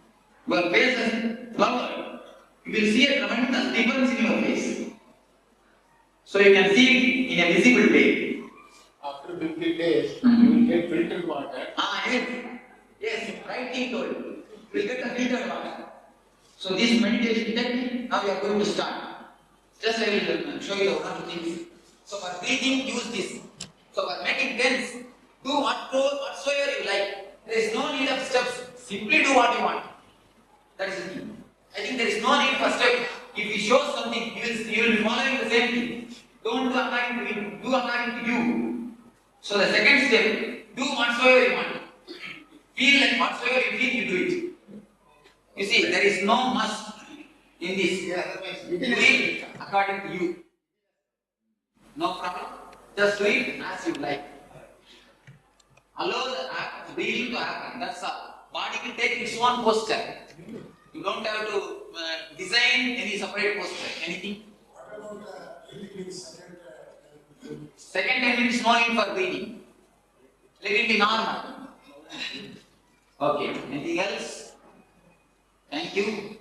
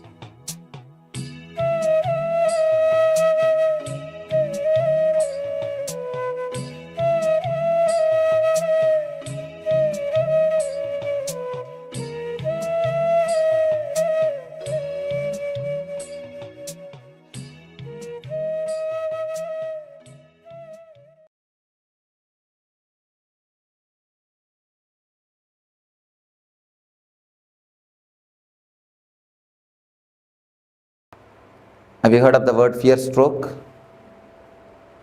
For example, in the night time, around 9 o'clock, you are taking a small walk in your garden, like this place. In some place there was no light. If you see a coiled rope, what will happen? And the moment you feel it is a snake, you get a shock. Of course, within 1 minute you will understand it is a rope because it is not moving. You will understand it's a rope. Then you will reconcile, you will settle, that is different. But the moment you think it's a snake, you get some shock. If you analyze, you can see very clearly it starts from that point only. From Swadhisthana only the shock will start. That is why any fear stroke will create a feeling of diarrhea in you. It will just churn your stomach. There are so many instances we can say. When a flight is caught in turbulence, you get the fear stroke. When the lift stops in between, you get the fear stroke. Many more instances you can tell. Come up with some more instances from your life. When cell phone rings midnight, 12 o'clock. Brake failure. See, mind, because of long time thinking, it gets its own intelligence to survive. It plans anything which is harmful for mind. If it is proposed for you, immediately you get some reason, some logic to avoid it. So it tries its best to escape. That is why many people, I have seen many people, especially in the West, in the East people are not afraid, many people in the West, the moment they see me, they tell me, Swamiji, when I saw you, I felt so joyful, so pleasant, but from inside my being, from some corner, a terrible fear attacked me. They feel such a joy and pleasure and feeling of ecstasy, along with it, a deep fear arises. The deep fear is because of the mind. Mind just wants to escape. See, anything which creates pain, mind is ready to receive. Because with pain, mind can survive.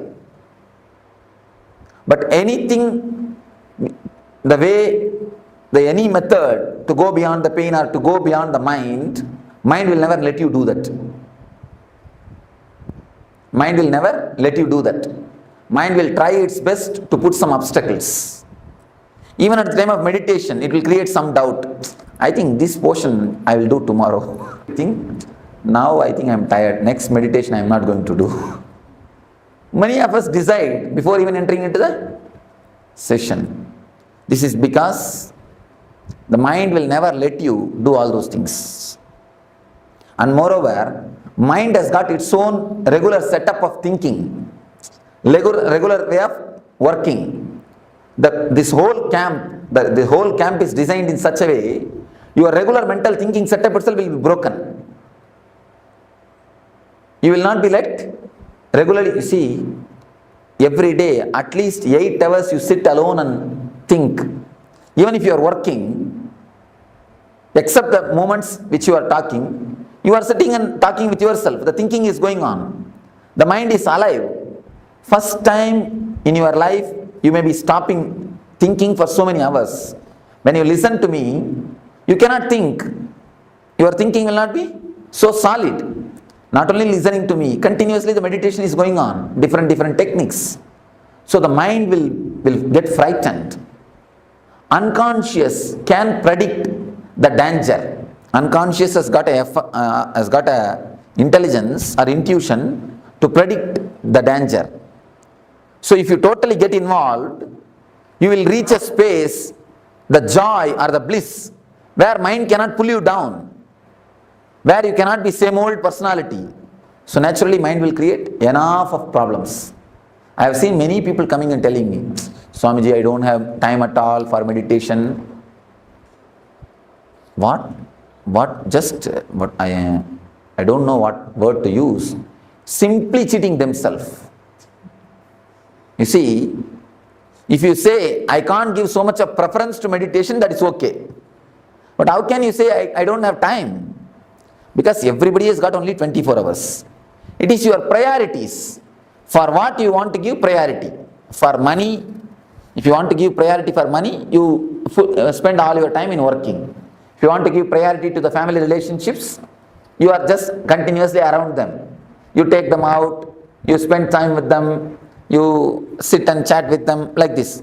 For what you want to give priority? Only for that, you work. So if you really want to give priority for your life, for your joys, for your bliss, for the real energy, naturally you will find time for meditation. So if you say, I don't find time for meditation, it means two things. Either you have not understood the importance of meditation, or you don't feel like giving priority to the meditation. Any moment of fear stroke in your life?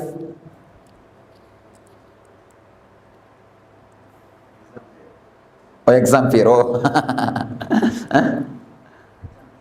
Okay. Even exam is a fear, not fear stroke. Interview is a fear stroke.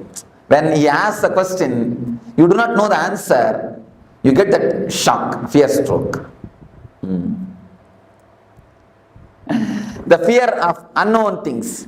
Whenever you see, in the midnight, you feel like having a cup of coffee.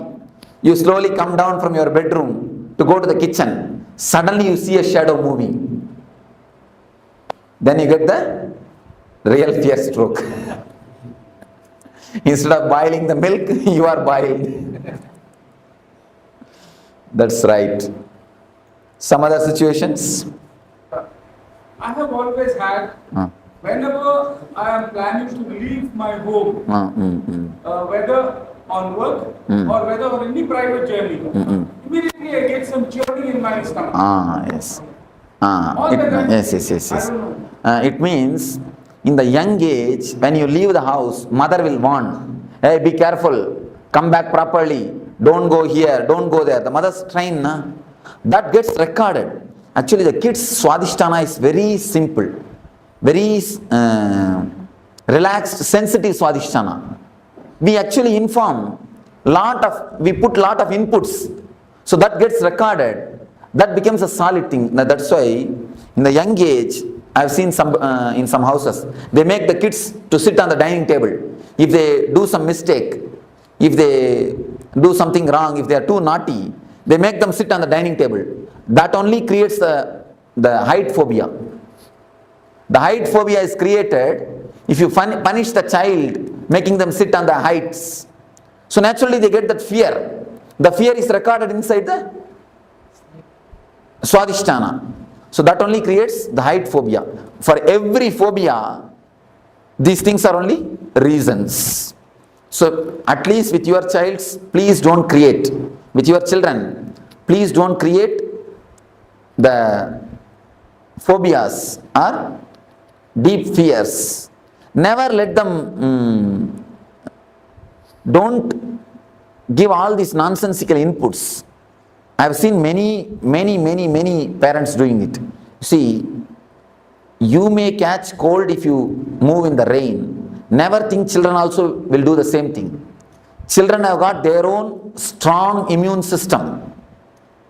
It is you who teach them. Don't go in the rain, you will catch cold. Don't go here, don't go there. This will happen, that will happen. Don't eat ice cream. All these things are your teachings. By teaching all these things, you make them dull. Once they have become dull, buffalo, then we feel comfortable. Yes, we have created our we have reproduced. Or we created replicas. Never create this type of strong imprints, samskaras in the kids' mind.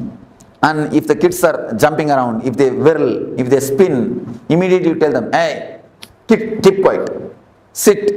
You will hit this wall. You will get hurt. I tell you, if they get hurt, be prepared to do the first aid. Never stop them. If they try to climb on a tree, don't pull them down. Just be prepared to do first aid. And just be there. Even if they fall, you can catch them. Never try to disturb them. Never try to pull them down. In the West I saw, in the beaches, kids simply enter into the ocean and play. Parents are just waiting to take care of them, that's all. They never go and disturb them. And in India, we cannot even imagine. I think they will put practically a chain and hold them. Except like a dog, except putting chain, they have done everything else. Don't do that. These are the reasons, these are the things which create very dull or a dead life system. These are the few things of fear stroke. We can very clearly feel the love is felt from the heart. The worry and the depression is felt from the stomach, navel. The fear stroke is felt from the Swadhisthana. Sex is felt from the Mooladhara. In every layer, you can see exactly the emotion being felt in those chakras. Let me explain the fear stroke. 3 things you need to understand about the fear stroke. Average in 24 hours. And one more thing, you all have forgotten, you get fear stroke in dreams also. Even in the dream states, you get fear strokes. And suddenly you get up and you will see your heart rate is high and you are sweating. Like you've fallen from a height. Yes, you have fallen from a height and you get up, you see. Fallen from a height and many things. So even in the dream, you get the fear stroke. Average, at least 6 times you get fear strokes every 24 hours. Every 24 hours, at least 6 fear strokes. You may think it looks too much. But the people who do research on this, they say average at least 6 fear strokes you get. They say maximum even 12 people get even 12 strokes per day. Minimum 6 strokes. One thing you need to understand, fear stroke is just like shaking a rose plant. There's a rose plant. Every day, 6 times if you shake the root of the rose plant, what will happen? Plant will die and the whole flowers will wither out. Just like that only, the same effect happens on you. Fear stroke does the same effect on you. Your whole nervous system is just shaken for one moment. You see, after 2 minutes you understand it is a rope, it is not a snake, by torch, or because it is not moving, you understand. You settle down, that is different. But the moment you get the shock, that's like almost like electric shock, and especially the strong fear strokes, you can feel almost like electric shock only. Your whole body is just shaken. The fear strokes shakes your whole nervous system. First thing, at least 6 fear strokes you get in 24 hours. Second thing, it damages tremendously your immune system. Your immune system is just shaken. Third thing, your lifespan is reduced due to fear stroke. Never think you are afraid of death. You die because you are afraid. We always think we are afraid of death. But understand now, scientists are proving you die because of fear. Your fear brings the death more closer. There is a beautiful Sanskrit saying, a man who is courageous dies only once. Man who is coward dies every day. The fear stroke only is called death of every day. Every day you die. Every fear stroke is a death. And in death, you will have only one fear stroke and leave. That's all over. But in the covered life, in this type of lifestyle, every moment you get the fear stroke. Every moment you are dying. So, the fear stroke is simply an enemy for your life. Simple enemy. A direct enemy for your life. We all know that now the fear stroke is enemy. How to deal with it? What has to be done?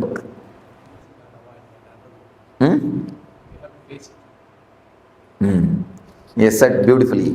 We have to face it. There is a Upanishad called Kathopanishad in Vedanta which deals on the death fear. There is a beautiful idea. You need to face the fear. You need to face the fear. What is exactly fear? Let us analyze. What is your subjective feeling of fear? Let us reduce everything to words. Don't say, I cannot explain, I cannot express. It's an emotion which paralyzes all thinking. Yes, Scott, beautifully. Then? It's only imagination. You create something. Even the word imagination is not right, ma. You see, he gave a beautiful subjective experience, subjective expression. A special kind of chemicals or hormones are released in your system, which when the feeling is created, you just don't want to live inside your body, you want to jump out. You just don't want to be in that space. In a nutshell form, I will present it to you. Something happens in your system is not ready to put up with it. You just want to escape from that space. You just want to jump out of your skin. Some uneasy feeling is the tremendous uneasy feeling is created inside your system. That is what we call, see, raising the heartbeat or raising the pulse, raising the BP, all side effect. Basically, an uneasy feeling is created which is not letting you to stay in your body comfortably, which is not letting you to stay in your space comfortably. That is what is fear. What is the exact way to face it? Upanishad says, create the same space consciously and face it. When you create the same space, same hormonal changes, same BP, same heartbeat rate and same pulse rate, same uneasiness, create them consciously and face them. Once you create them consciously and face them, your consciousness gets a deep strength. Even if it happens unconsciously, you will be ready, you will not lose your balance. It's like if you had a deep foundation, even a flood cannot take away your building. If your foundation is not deep, if you have that type of foundation, even a small fear stroke can imbalance you, can put you off.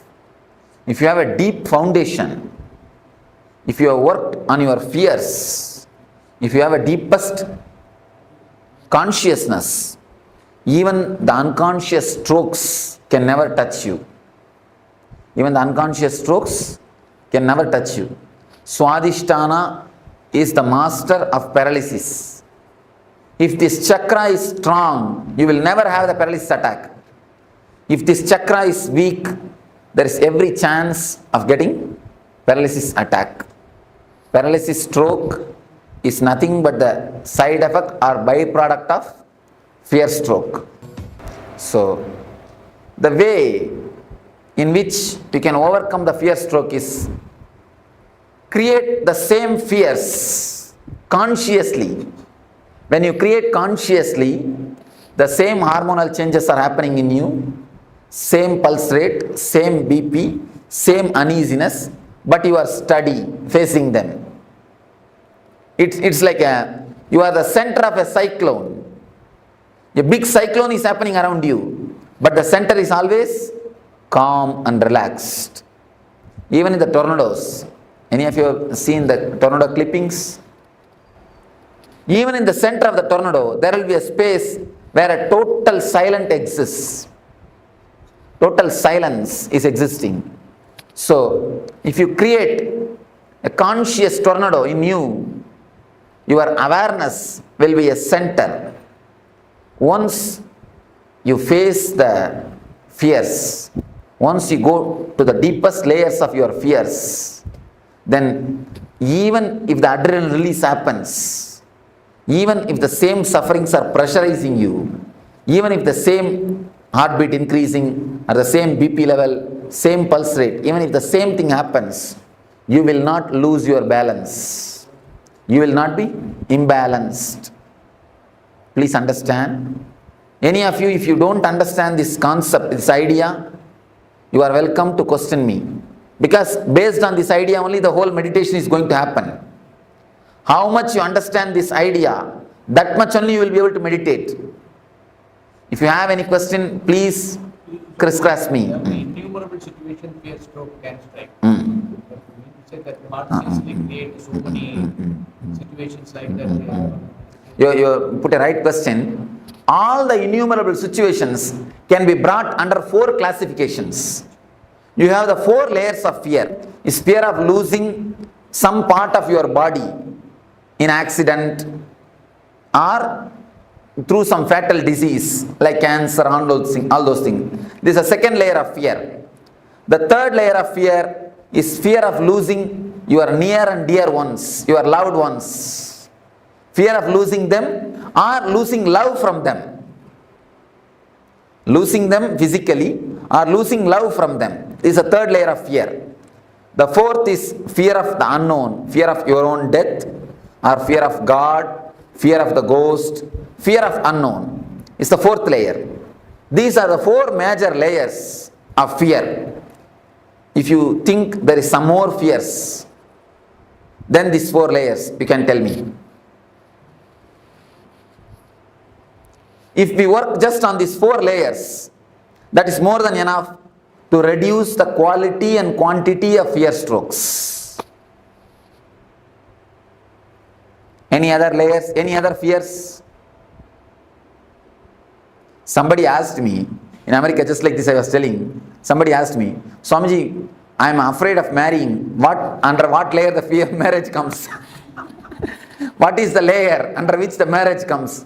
I told them, marriage comes under all the 4 layers. First thing is the fear of losing the status. A small story. Once in the forest, marriage between lion and lioness was happening. Because the marriage was lion's marriage, the whole forest gathered for celebration. Monkey is playing some instrument and fox is playing some instrument. Everybody is playing some instrument and celebrating. Big celebration is going on. Suddenly, a rat jumped in the stage. The center of the stage, it started dancing. A rat started dancing. One lion came and caught the rat and told, hey, it's a lion's marriage. What courage you will have to come and dance here? Fool, who are you to come and dance here? Go outside. Get out. Immediately the rat said, no. Before marriage, I was also lion only. So,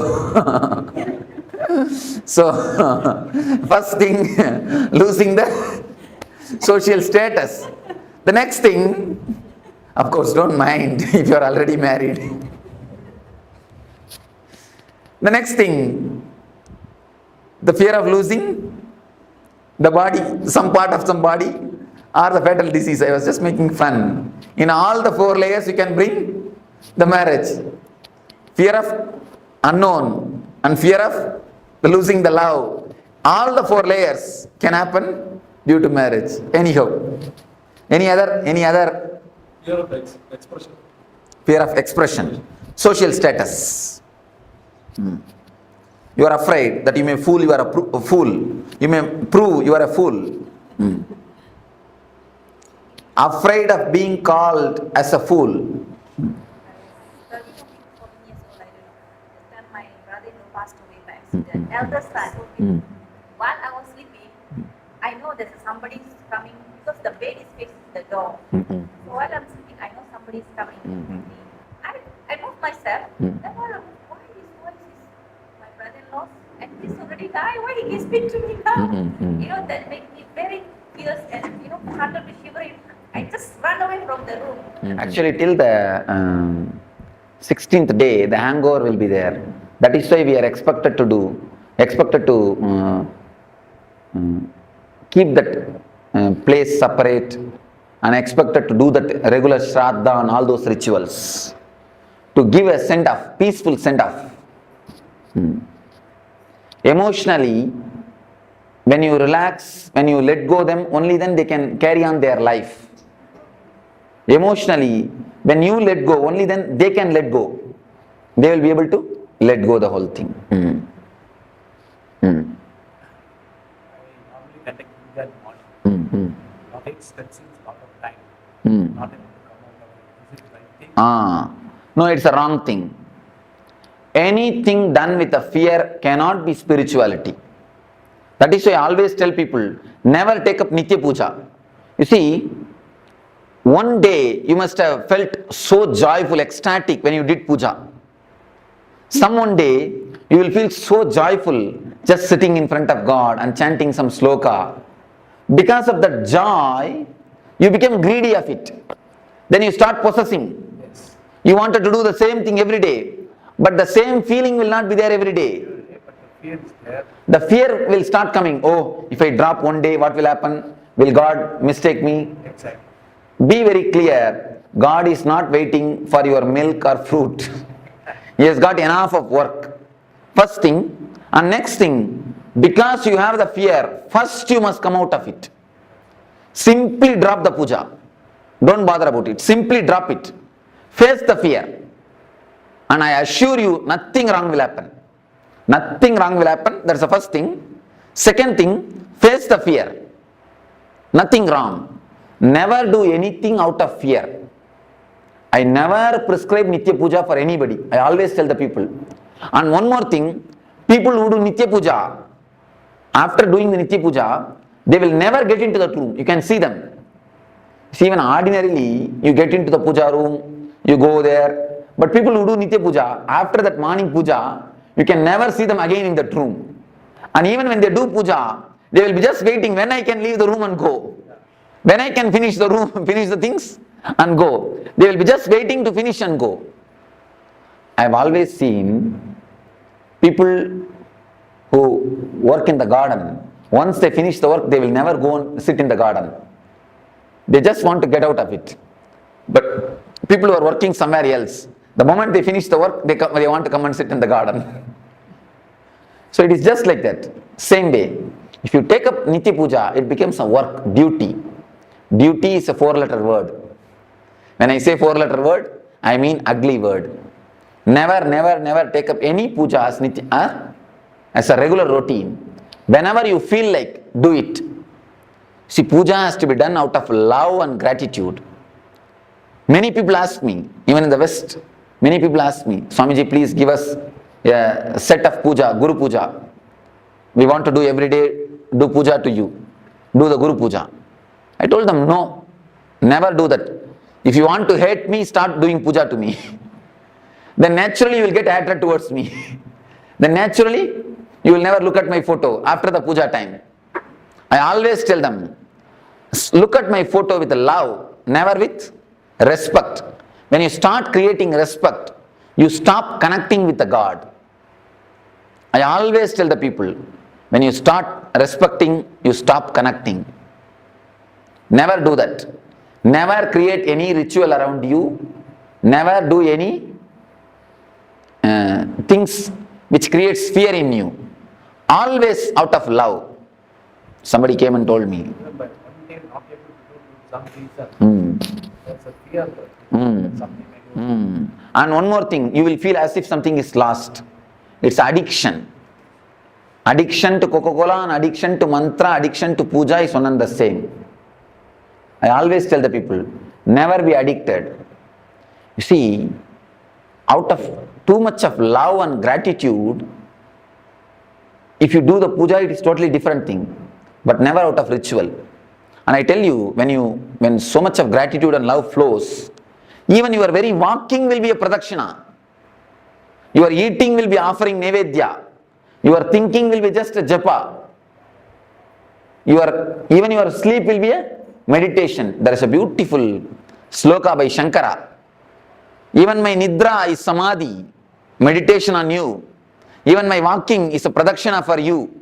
Even my words are archana for you.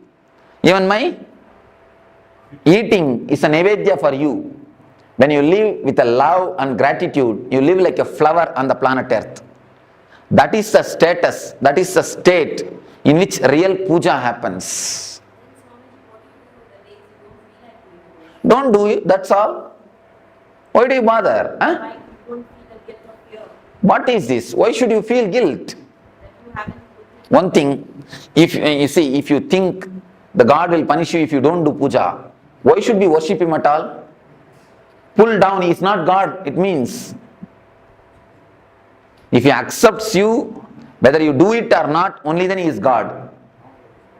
You understand? Only then he is a compassion. Only then he is a love. He will accept when you do it, he will not accept when you don't do, means he is more or less a politician. And pull him down from his seat. One thing, remembering him will be always with a love. Then you will not have the fear. If it's a ritual, you will have a fear. Be very clear about the things. Be very clear, analyze yourself. If it is out of fear, drop today itself. This moment itself, drop it. If it is out of love and gratitude, you can do it. I always tell people, no intelligent man can do any practice more than 21 days. It's a law. If you are an intelligent man, you cannot do any practice. Practice means this type of rituals. Of course, meditation you will be able to do. That is different. Any kind of ritual cannot be done more than 21 days. If you do it, it will become a dull, dead thing. The moment you enter, you will be waiting when I will leave, finish it and go out. That is it. Rama Nama, Krishna Nama, Govinda Nama. By the time you finish the 108 Nama, only Nama will be there, nothing else will be there. What is the significance of this 21? Last time on the previous class of 21 hours. 21, every 21 minutes, your energy does one full circle. In every 21 hours, your energy moves through all these 7 emotions. The emotion of love, worry, fear, sex, and jealousy, ego, discontentment. These are the 7 emotions related to the 7 chakras. Your mind at least goes once and comes out throughout the 7 emotions in every 21 hours. That's one thing. In every 21 days, at least 3 days you fall in every one of these emotions. That is why the 21 is a very significant number. In every 21 minutes, at least one thought related to these emotions come in your mind. If you can test it. Just sit for 21 minutes and write down whatever thoughts come up in your mind. You will see all the 7 emotions thoughts will be there. Every 21 minutes, all thoughts, the thoughts which is related to all the 7 emotions will appear at least once in your mind. Same way, you will have the fall into that emotion at least once in 21 hours. And in 21 days, you will have a deep feeling of that emotion. The peak of that emotion will be realized in your body at least once in these 21 days. Thought, feeling and the peak, intellectual, emotional and being level. In all the three levels, you will enjoy or you will experience these 7 emotions at least once. In intellectual level, 21 minutes. In emotional level, 21 hours. In being level, 21 days. That's why the 21.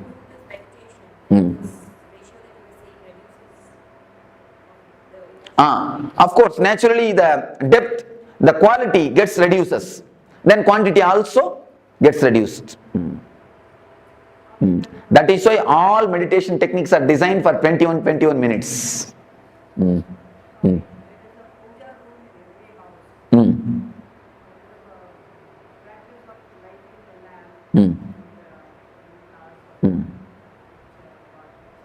Make it as a small ritual.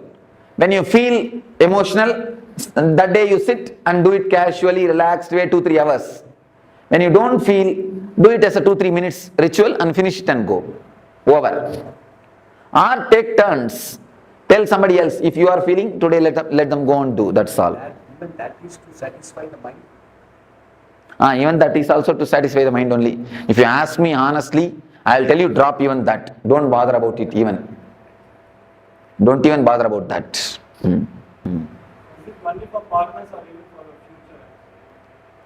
future? Generally our life. You see, when you imagine about the future, you alter your life. When you imagine about partner, you alter her life. If it alters your life, it is welcome. It's a vision. Only in that way you grow. If it alters somebody else's life, it's an imagination. Don't do that. Alter your life, okay, but never try to alter others' life. This is the difference. Bhavana, Kalpana. Bhavana means vision, visualizing. Kalpana means imagination. So do visualization, never imagination. So visualization, what I have seen with experiences, they are contradictory visualization. Okay.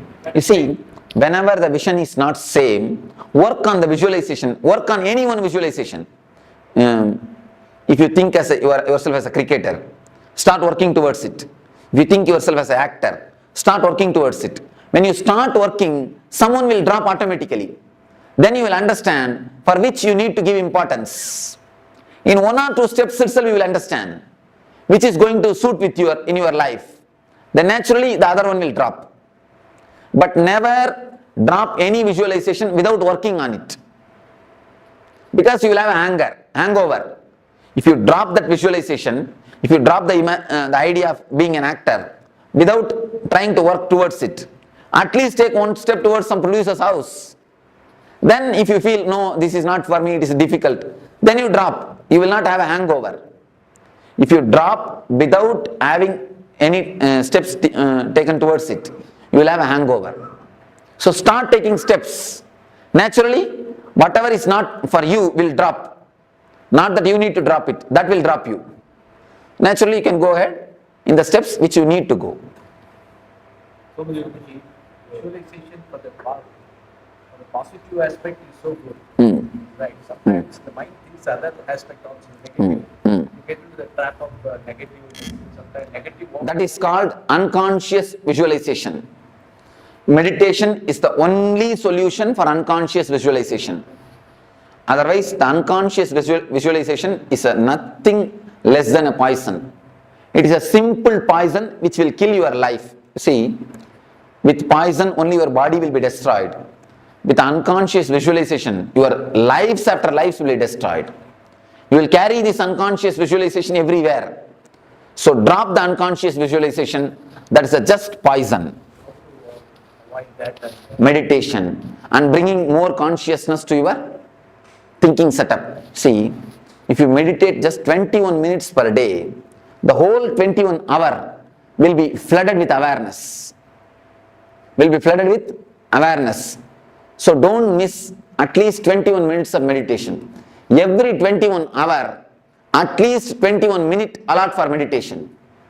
Then you will see, because in every 21 minutes, you come up with one full circle. If one circle is filled with consciousness, it will have an impact on the whole day circles, on the whole day energies. So naturally the awareness will improve. When the awareness improves, the unconscious visualizations will disappear. You see, chanting of mantras makes you only unconscious. It never helps you, it makes you only forget. Chanting of mantra is like a painkiller. Painkiller only makes you forget the pain, not that it heals the pain. This meditation will heal the pain. It will heal the very symptom itself. So now, don't miss this meditation. Do it totally. Then you will see the symptom itself is healed. And you can do this meditation even in the house. By sitting. Don't do it by lying. By sitting you can do it. Now, any one meditation technique if you practice, that is enough. Which is suitable for you, tomorrow I will answer. Tomorrow in Energy Darshan, every one of you can take advice from me. I will see the energy of every one of you and you can take the right technique. That one technique if you practice, that is enough. Please don't start practicing all the 7. That will become an Aramba Soratva. I have seen many people, in starting they start doing everything. Except cooking, they do everything. If you do all the 7, where is the time for cooking in the house? Then after 2 days, no, this is not for me. So don't do that. Take up one meditation and do it sincerely every day. Meditations you will not feel bored. Meditations are not rituals. So do one meditation every day, that's enough. Of course, if you feel, you see, for some people I give 2 meditation. For that type of people, morning one, evening one. For some people I give only one meditation. If you receive only one technique, you can do twice. If you receive 2 technique, do it only once. Because I see the chakras. If some chakra is damaged, I give them the meditation technique. If some chakra needs more help, I give them that technique. How do you know that chakras are open? The very feeling of lightness and the bliss, that itself is the symptom. Reaching the chakra, only I ask us to meditate, but you are not just Just concentrate on the region. Don't meditate, don't imagine any flower or any chakra or anything. If you start imagining, you will start seeing visions. You will not have the experience. So I don't want you to see visions. I want you to experience the maturity, the emotions. So best thing is just concentrate there. I'm getting some golden light. If it automatically happens, okay. Don't do it by yourself. So we shall start the meditation. Please sit straight. Let me explain. Sit straight. And now I think you can close your eyes and listen. If you just listen, that's enough. Then when I start the meditation, I'll guide you. If you are not able to sit, no need to tie the ribbon. If you are not able to sit on the ground, you can sit on the chair, nothing wrong. But sit straight and close your eyes.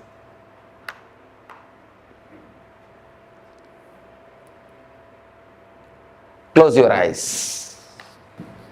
As you are all aware, there are 4 layers of fears. First thing is fear of losing the wealth, comforts and social status. Next thing, fear of losing some parts of your body or fatal diseases or accidents. Third thing, fear of losing the near and dear ones, the loved ones. Fourth thing, the fear of unknown, your own death. If you have fear, deep fear in some one layer, work on that particular layer deeply. Otherwise, come one by one along with me. I'll guide you one by one. First, if you have the fear of losing the wealth, visualize as if you have lost it. Imagine really you have lost it. You don't have it. You're really lost. Put yourself in the worst situation which can happen. in your life. Allow the fear, allow the uneasiness to happen to you. Allow that shock to happen to you. Allow the suffering to happen to you. Consciously visualize and allow the suffering to happen to you. Same way, step by step, we will start penetrating all the 4 layers of fear. Now please tie the ribbons.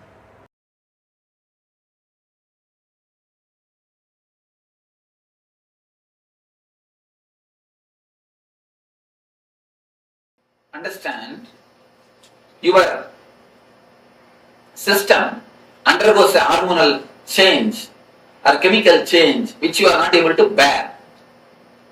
Once you know how to be centered, even when that happens,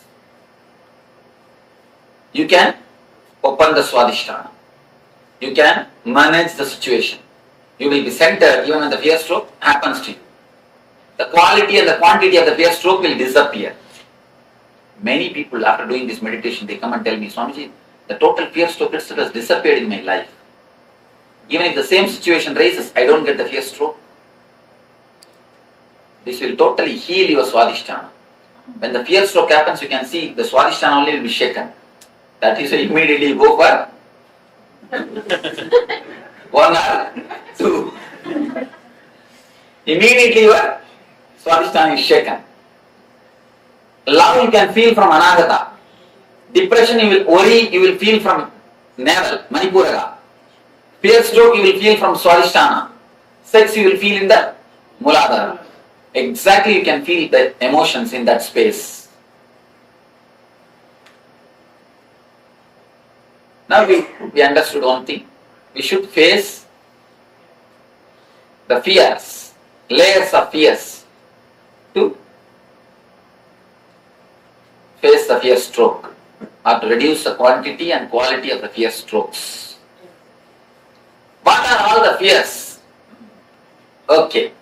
Now let us classify all these fears under major 4 layers. If you find some more fear, then you can tell me. We will find where it can be placed. First thing, first layer, fear of losing your wealth, comforts, name and fame, social status. First layer of fear. Fear of losing the outer world things. No, outer world things. That is the first fear. Next, fear of losing your health or accident or losing some parts of your body. Fear of your own health. Third thing, fear of losing the near and dear ones or the love of the near and dear ones. Not only losing them and losing their love. This is the third layer. Fourth layer, fear of unknown. Fear of death, fear of darkness, fear of ghost, fear of black magic, fear of hell or the heaven. All these things are under fear of unknown. These are the 4 major fears. Is there any other fear which has to be which you have? We can classify it. Because you need to understand these 4 layers of fear. We are going to work on it. Any other fear? Physical? We heard, but I didn't have an experience. But when the rape and something happened. And that is the first thing. You see, if you bother about the name and fame, it comes under first category. If you bother about the personal pain, second category. What about fear of being afraid? Fear of being? Afraid. Yes. Fear of fear. That cannot be classified under anything because we have to work on it. Fear of fear is, you can say, fear of unknown. Fear of God. Fear of not having confidence. First layer. Fear of God. Fear of God is the fear of unknown. Unknown. Fear of heights, what does that come under? Fear of heights, fear of accidents. So let us work on the fear stroke. Any other fears except this 4 layer? Okay. Let me give you the basic 4 instruction about this meditation. First thing, this meditation is not like other 3 meditations you practiced. It's not like I'll give instruction, you will do. It's like a guiding. When I guide, you need to do. In other things, I know what you are supposed to do. I tell you, you do that same thing.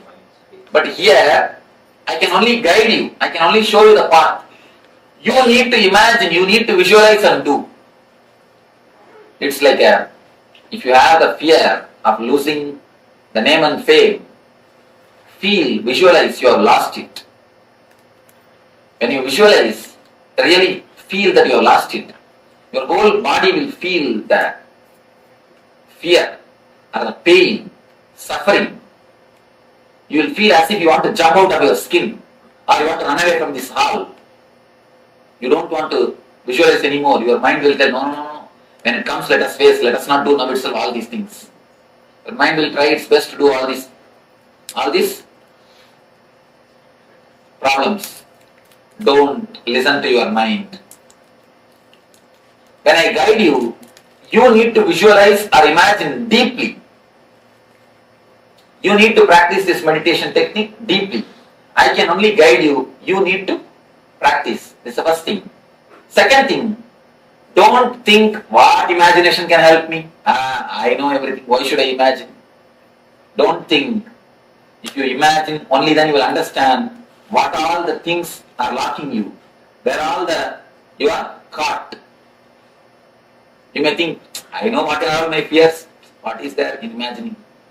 What is there in visualizing? What it is going to do? I know how to come out. I will do. If you think in that way, it's only an intellectual knowledge.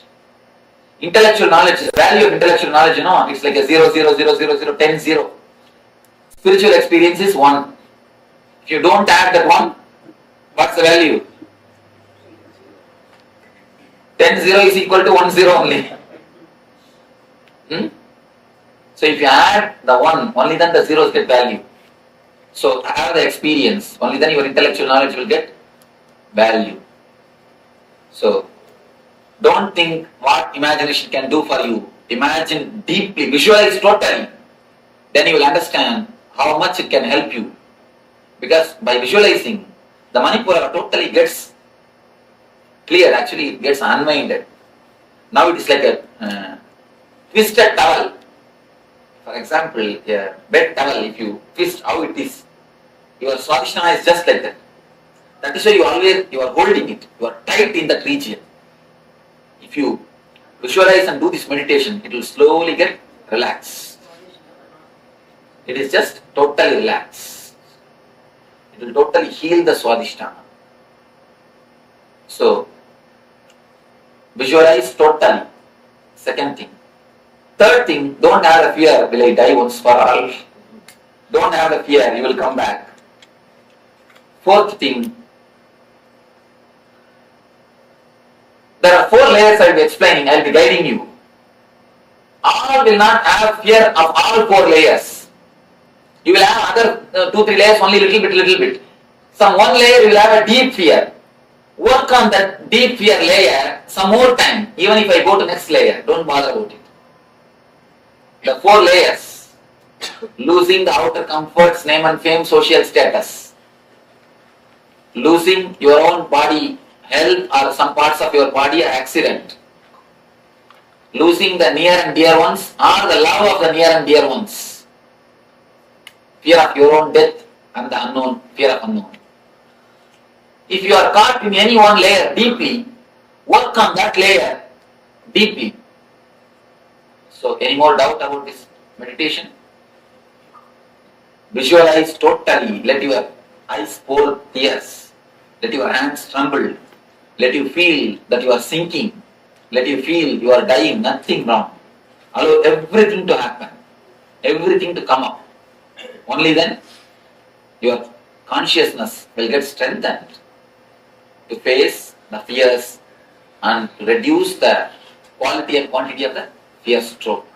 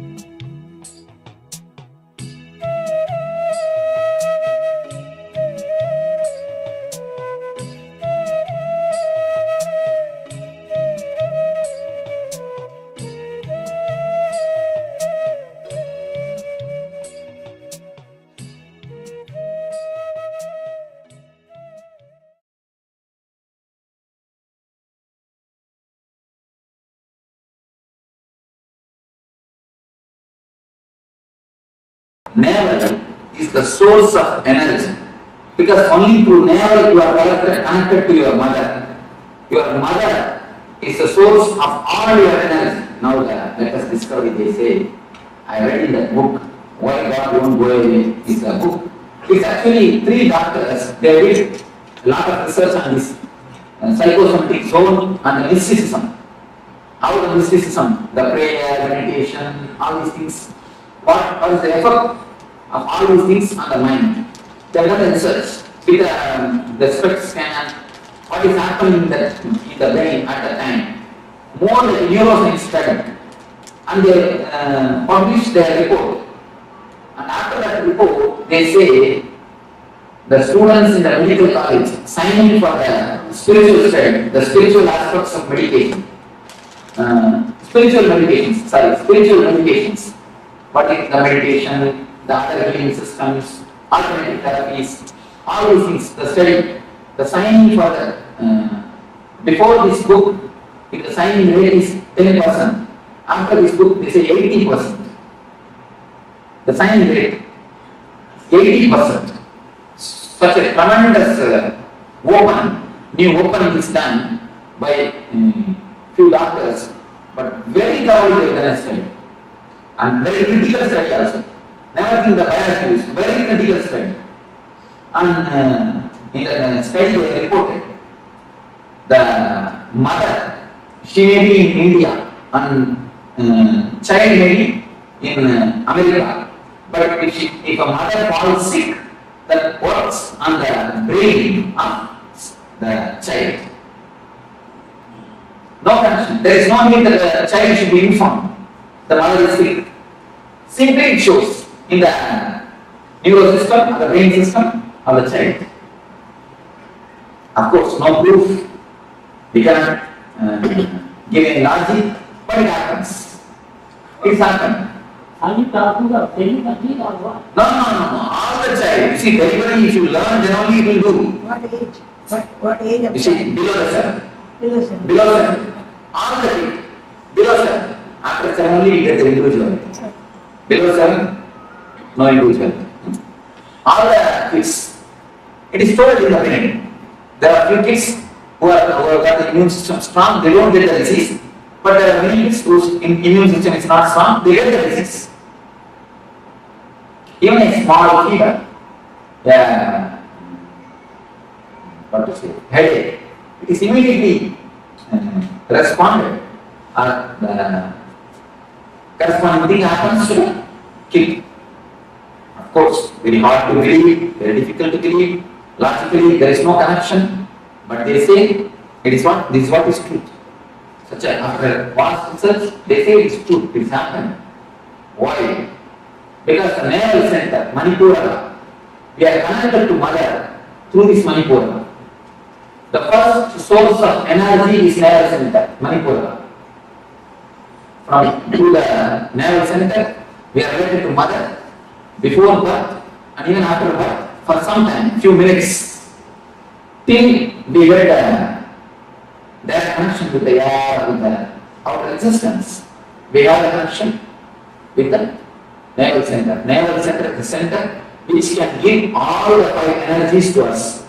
The ether and air and Agni and water and Prithvi. All the 5 energies, 5 elements, Panchabhutas, all the 5 energies can be given to us through navel center. Other chakras can receive only 1 or 2 energies, but the navel center can receive all the 5 energies. That is the reason we are connected to mother through navel. This chakra is disturbed by worries and depression. By worries and depression, this is a master key. Let us enter deeply into it. How? You may ask, any worry, you can see the first blow ready for stomach. You can always see it's an experience of thousands of people. Any worry, the first blow will be for the stomach. Either diarrhea or other indigestion problems. Any worry. You always say, I can't stomach it. I can't digest it. And the next thing, let us see what is worry, and then we'll enter into what is depression. First we'll finish the worry, and then the depression. About worry, I think about worry, I always saw more than people give beautiful explanations about worry, because it's an experiential expression. So let me ask some of you to give few explanation about worry. Anyone? Anybody who can give an explanation about worry? I lost my money. I give somebody borrow money. I want to collect. You don't want to pay me. Keep on bothering me too much. I'm worried about my money. That's one thing. A small story about this. You see, and also another thing. My son is a 31. He don't want to marry. I keep on pushing him. That is one thing. You see, as soon as he told money, I remember a small story. Once, a man in Ramesh, he got $100 from a man called Room. He spent it. Then the Room asked him, "Where is my money?" He borrowed $100 from another seat and gave it to the Room. After a week, the seat asked, he borrowed from Room and gave it to the seat. After a month, Room asked, he borrowed from seat and gave it to the Room. After repeating this for 10 times, he called Room and seat together. Why don't you give me the money after every month by yourself?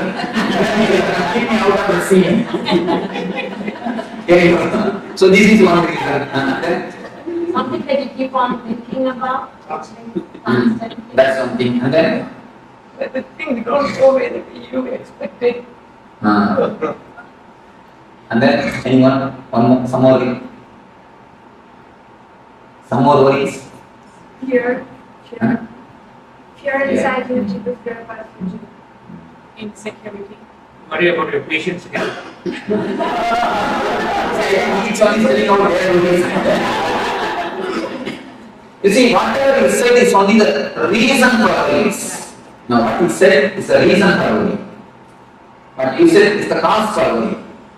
Only is the reason and causes. What is worry itself? Exactly give me the definition.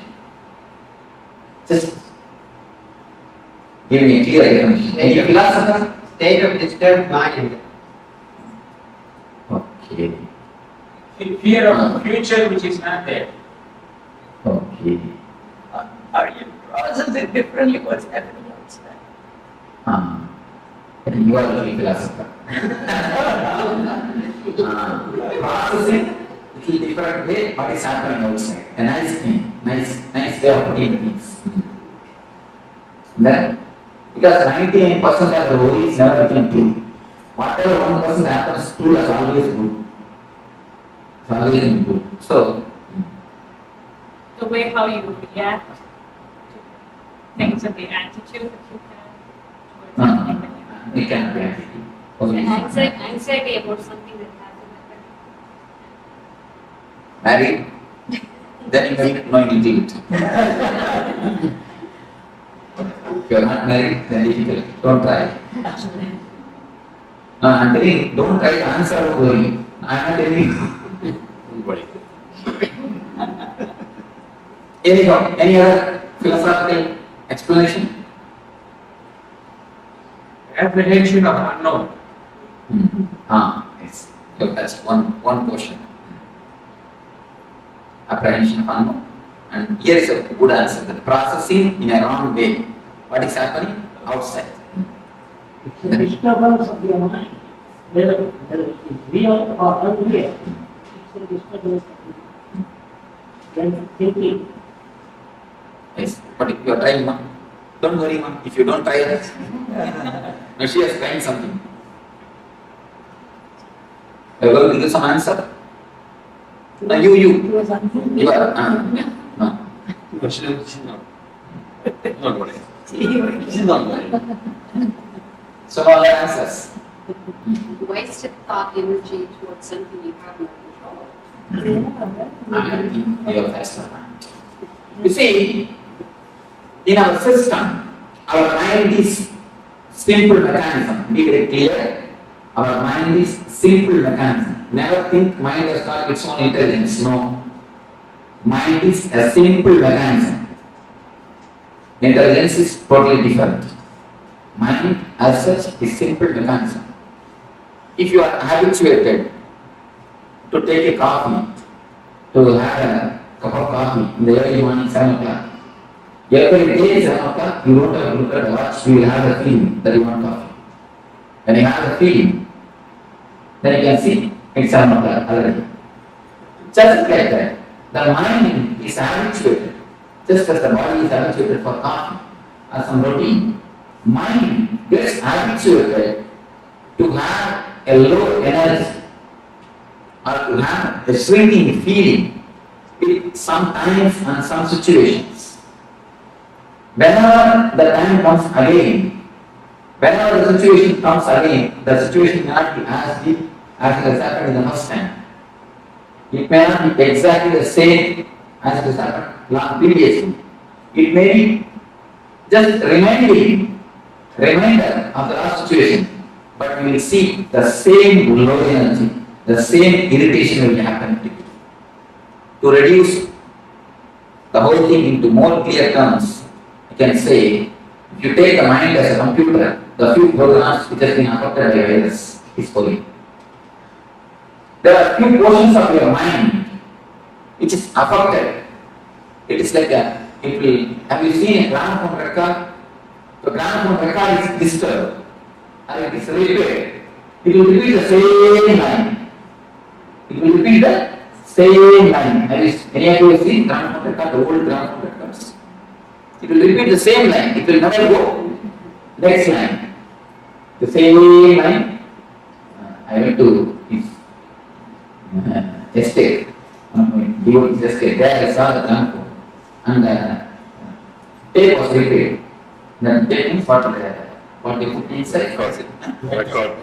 That is called record. Scratch. It was scratched. That is called record. Scratched. And there is a song in Tamil. It means the income is 8 paise and expenditure is 10 paise. It is not going to the expenditure at all. It is again repeating on the income. It's not going for expenditure at all. So that is a good car for only income. No expenditure. It might be done it on purpose. That I don't know. Repeating the same line. It's not going to the next line. So, then I think you have to re-expand. So, there is the same thing. Sometimes it happens to our mind. The words, even if you want, even if you don't want, whether you want it or not, whether you like it or not, the same words is repeating inside you, which makes you feel shrink. Is what is worrying. The continuously the same verse, which is getting repeated in your system, in your mind, and it makes you feel shrunk, even if you don't want it, is what is called worry.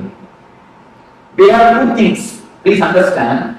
We have two things in our life. One is dialogue. When you speak with others, when you speak with somebody else, with volume, it is dialogue. Next thing, when you speak to yourself, it is called monologue. The first thing, all of you are aware. The next thing, only you need to observe, you will understand.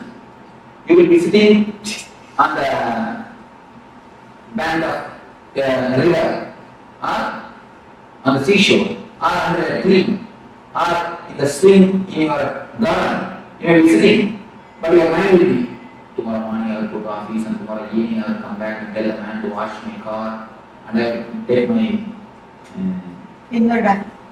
The inner dialogue. What is that's called the term inner dialogue? It's called monologue. Monologue. You see, the speaking to yourself. which you can call as thinking or mind. Any terms you can give, but mind, the word thinking and word mind makes it so big. I don't want to use that word. I am using the word monologue, inner chanting. If it happens with volume, it is speaking. If it happens without volume, it is thinking. That's all, nothing else. Don't make thinking as a complicated thing. We always think mind cannot be controlled. We come to a conclusion. Without trying, mind as such cannot be controlled. We have a very wrong, major understanding in our life. Mind cannot be controlled. Why you know? You try to fight with the mind when the mind is a whole. You take the mind as all the thoughts. If you think of the mind is something like all the thoughts together. But actually mind is not all the thoughts together. Mind is individual thoughts. But you make all the thoughts together and then you name that bunch of thoughts as a mind. Then you can never break. See, if you put all the sticks together, you can never break. If you have an individual sticks, you can always break. What you do, you put all your thoughts together and label that as a mind, and then you finish, you will decide that mind cannot be controlled. And then you never try. Once you come to the conclusion, I will try. Once you start believing, I will try. Never. But mind is not everything put together. It is an individual small sticks. It is individual thoughts. As long as you deal with thoughts, you can simply transform. When you start dealing it as a mind, you can never change it. The problem is how you are looking. See, first understanding you need to understand this. Mind can be transformed. Mind can be controlled. How? You can ask. When you can control your words with volume, you see, with volume, whatever you speak, you control it. Am I right? Am I right? You are controlling it. When you can control with volume, can't you control without volume? You can vary. Only think a little bit of awareness, nothing else. Just see the logic. With volume, when you can control. Without volume, can't you control? You can vary. First thing, we have not tried. Next thing, you have tried from the wrong corner. From the wrong side. Whenever you look at your enemy, you look at him as a whole. Just like that. Whenever you look at your mind, you look at it as a whole. He is not whole. Never think he is a whole. He is a small parts. If you know the mechanism where to touch, you can simply come up with it. The habit. The worrying is a completely habit. It's like a more recorded program. You see, in the starting only, you need some reason to worry. In starting, some reason, something happens outside, you start worrying. After some time, you become such a great masters of the art of worrying. You master the art of worrying. After some time, you don't need any reason after reason for worrying. You find some reason. Or even if you fail, if you can't find any reason, you see, I have seen some people, if they can't find any reason, they will come and tell me, Swamiji, today things are going so well. I think tomorrow something bad is going to happen. Tomorrow something very big is going to happen. We go to the next step. Tomorrow something big is going to happen. If you can't find even that reason also, even without any reason, you know how to worry. Because the worry becomes habit. Your system completely gets habituated to worrying. See, the word habit is a beautiful word. You should understand that word. You should understand that word, worry, the habit. If you drop H, your bit will be there. If you drop A, bit will be there. If you drop B, it will be there. Only when you drop the I, it will die. The very word has got a beautiful meaning, habit. Drop H, your bit will be there. Drop A, bit will be there. Drop B, it will be there. Only when you drop I, it will die. The meaning can be understood by the word itself. A beautiful word. Worry becomes just an habit in your system. Worry has become part or a portion in your system. The feeling which makes you shrink and which gets continuously repeated by itself, whether you want it or not, whether you accept it or not, is what is called worry. Next, let us see what is depression. The circuit or the way how the depression is created. See, according to the people of the biology, the body of the animal and body of the man is one and the same, almost one and the same. Only mentally we are something higher than animals. And now they say that chimpanzees do 80% of all the activities what a man does. 80% can be simply done by chimpanzee. Only one thing, he doesn't have his own mind. In the plane of mind we differ, but in the plane of body, we are almost one and the same. If a chimpanzee gets angry, he will simply beat other chimpanzee, or at least a cage. But if a man gets angry, he cannot beat somebody else. In the society, if you are angry against your boss, what can you do? You can give only a smile. Nothing else. If you are angry against your wife, what can you do? Nothing can be done. There you lose job, you will lose food. Nothing can be done. See, anyway, you can express your anger whenever you want. You cannot completely express it. But they say, the doctors, they say, whenever anger happens to you, poisonous chemicals are released in your system. Poisonous chemicals which disturbs your immune system is released in your body, in your system. What will happen to all those chemicals, all those acids? It's like an acid bath. It's like a bathtub filled with acid. You are taking acid bath every day, every time, whenever you enter into anger, and if you express it, at least you come out of it. The chemical is worked out. When it is not expressed, it is completely, totally suppressed, and just it gets deposited in Manipura Chakra. Manipura is the energy center in which all these negative emotions are deposited. Any suppression, sexual suppression, or the violent suppression of the violent emotions, or the anger, or the vengeance, anything, if it is suppressed, it directly comes to the energy center of Manipura. Manipura is the center where all the suppression happens, all the suppressions are stored. If you suppress, the suppressed acid only creates acidity. Nothing else. That is what directly happens. That is the reason the Manipura gets disturbed. The depression and the worry directly disturbs Manipura. Anything suppressed directly attacks Manipura.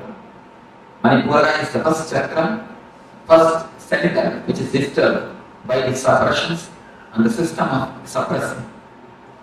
That is the reason children don't have any suppression. See, if you see the kids, you can see a grace in them, a beauty in them.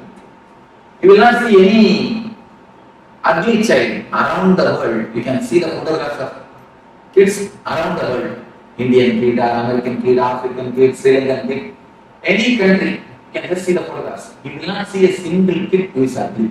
Have you seen a single kid who is ugly? You must have seen in so many TVs.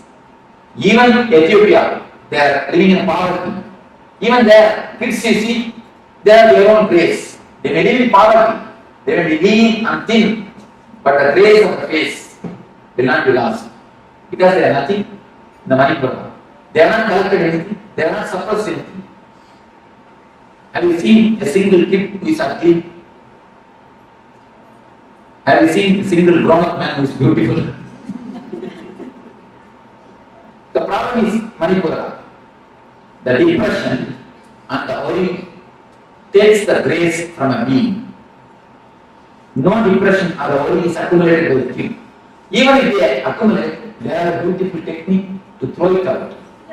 Have you seen after feeding the kid, if you put him to rest, he will just blabbering. Have you seen? Something like that, he will be blabbering. The blabbering is a beautiful technique to cleanse the Manipura. Kids do that. Whatever meditation you are doing in all these 2 days, all the kids they do. Because the system has got its own intelligence to do all the meditation. And the same way, any of you, if you know Yogasana, the major 12 asanas are there.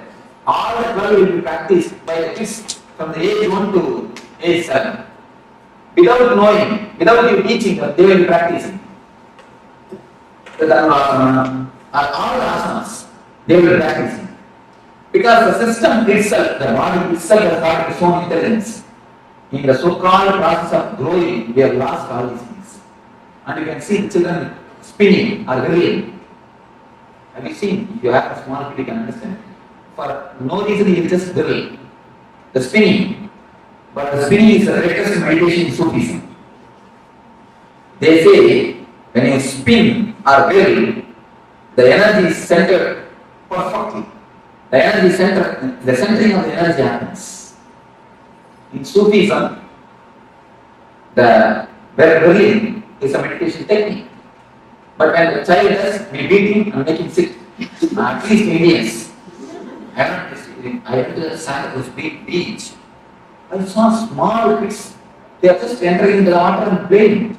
The parents are also very relaxed and they just let the children go. And I can't see the scene in Bella Beach. In India, first thing they won't let. And even if they let out so many rules in the relations, they will put up. Child will hate playing itself. Will drop the idea of play.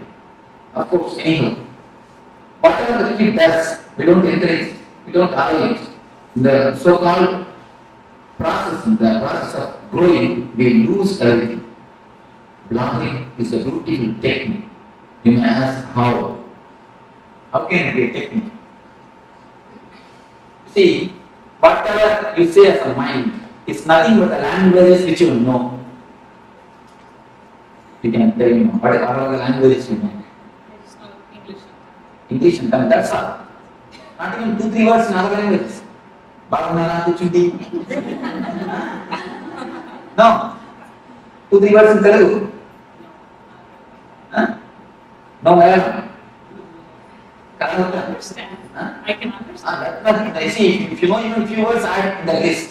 Okay. I can understand. Karadata. Gottilla. I can a few words. And then Hindi. Thoda. And then Hindi. Any other language? That's all. You see, if suddenly something happens and you forget all these 5 languages, can you say you have something else called mind? No. Even acting out happens only with the seed of language. The verbalization may not be by language. You see the man who doesn't know any language and if he acts out, you can see he has got his own language. But as far as you concern, only these 4-5 languages. You are not developing your own language. Only if a man is born from birth, if he doesn't know any language, then only then he develops his own language. For you, I am telling you for you, if you forget these 4-5 languages, can you say your mind exists? No. Alright, tell me what way you can exist. I can just tell it to myself. I cannot have a dialogue with someone. That is what. Then again you are using the same language, 5 languages. I am telling you, if you forget 5 languages completely, there is no other thing in our mind except this language. our mind has nothing else, at least the active portion of the mind. Whatever is active in your system has nothing else except this five language. Except this language, not for you five, for others their own languages. You cannot think anything except these few languages. Without that language, it is like a big lake covered by snow. The lake is the energy, the Atman. Snow is the thought process, the chanting. If you can break the chanting, if you can break the thought process, and the water which is inside, or the pure water which is inside can gush out and energize your field. You are this side and the energy is that side. In between, the ice layer is there, snow layer. The ice layer stops the energy reaching you. The ice layer is what is the mind or the thought process. If you can break the thought process, if you can break the mind process, you can see the energy gushing towards you. The Manipura also, Manipura is the energy. The suppressions or the depressions, the suppressed emotions form a layer in your system, in the Manipura Chakra. By some process, if you can break the thinking system, if you can break the thought process, the energy just gushes out and washes away all the depressions and suppressions from your system. If you feel that anything else can exist without words, you can tell me. Anybody else? Do you understand what I mean? Difficult, little difficult, because the whole mind is reduced to just languages. It's something new. Because it's new, we are, almost a base is lost. Because mind means we are thinking as a big thing. Mind is something very big thing for us. But simply the base is removed. Now I will say mind is nothing but a few languages which you know. So we are really at the loss. The big property is taken from us. But logically, I tell you. What about people who think before they had any language? You see, that we cannot imagine. Now if you imagine, again you are using only the language. Then you try to imagine, they had their own language. Again, when the mind got developed, when an animal has become man, in the process, the language development was there. The sounds, I see the special sounds are associated with the fear. If a man feels that a fire is happening near him, he used to create that sound, and all will understand something frightening thing is happening there. So they will run away. Like that, with the sound, the language was developed. They had their own language. With that sound, they think. They start thinking with that sound. Do you understand what I say? The tribal language, you may call it. I guess we have always assumed that language is a way of expressing what is in our mind. But now you're saying language is simply the mind. Because anything in your mind you cannot have without language, without word, without verbalizing. The verbalizing process, the verbalizing process is the process which is the uppermost layer of your energy system. You are above the verbalizing process and your energy is below the verbalizing process. That is the reason the connection between you and the energy never happens. So any logical thinking is lost without language. There cannot be there cannot be any logical thinking. There cannot be any logical thinking. You see, when you use your logical mind itself, you are not using your whole energy. Please be aware. When you use your intelligence, you are putting all your energy to use. When you use your logic, you are not putting all your energy to use. You can always see the decisions of women is very sharp because they think more with intelligence, not with intellect. The decisions of the men maybe immediate, they will give an immediate result, but for long run, the decisions of the women are the sharp because they think with intuition. Any decision With intuition, I have intelligence. Any decision with logic has no intuition. I always seen the decision taken by logic gives immediate result, but for not for long run. Decision which is taken with intelligence and the intuition, which may not be directly, you cannot directly give a reason, but you will see, for a long run, for the whole life, it will give a tremendous effort. Swami, I have to thank you for telling this to all the men over here. Swami, to give me some examples. You are if you can question me, I am very ready for argument. I'm just like, figure out in my mind, please give me some examples. You see, there are few conclusions. I will not be able to give you directly example because of whom I have seen, in what the place I have seen, all those whole examples I may not be able to give. But you take this conclusion and scan your life and see. For a long run, any great logic man, a man is to excel in logic and a great professor, he will be giving lectures and convincing thousands of people. He will come to the house and a small problem. He will convince his wife for half an hour. After the half an hour, she will start from the first step. You see, she will start from the first step. What do you know? Because the conclusion structure is not by intuition, by intelligence. They don't have thinking. You see, I have always seen women doesn't think much. They get proper results. Because most of the energy is stored in the seed form itself. Whenever it is necessary, it gives out the result. In the ancient India, women are more treated like counselors. Any problem, in the evening, man will come and tell the problems. She will give the counseling and tomorrow morning it will be executed. More they are treated as counselors. And not only that, the techniques to keep the intuition alive is practiced by women. The dot itself is a technique to keep the intuition alive. Tomorrow we will be using the technique with the dot, with the Anya Chakra. The techniques to keep the intuition alive is always practiced by women. But you cannot see any women logically. How much you try to convince by logic, nothing like that. Is it that they think through the heart more? No, they think through Manipura. They think through Manipura, not through heart, but through. Are they more emotional? No. They think through intuition. The Manipura is the center. You see, Manipura is the center, very active in women. That is the reason only women could give birth. And not only that, Manipura is active in women. One more reason, they need to give birth.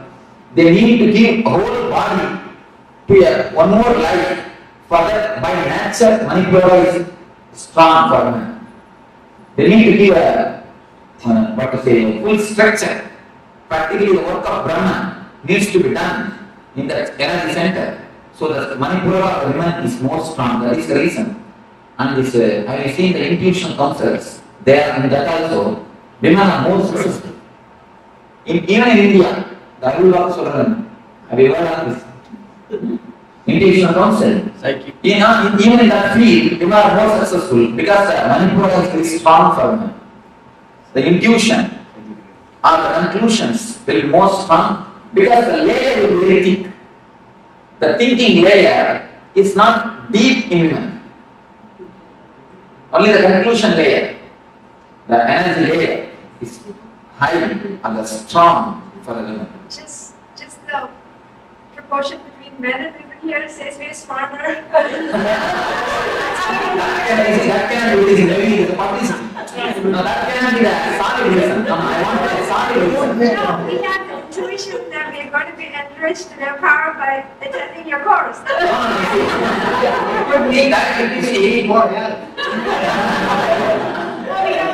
See, in that case, you see, logic can play both things. That is not right. I wanted to give you some solid proof, some solid example. See, I will give you the discourse. By the time I remember, I'll give you the solid examples. It's happened in my. And even if you give one example, that will not be enough. This is the concept. If you scan your life, you will understand.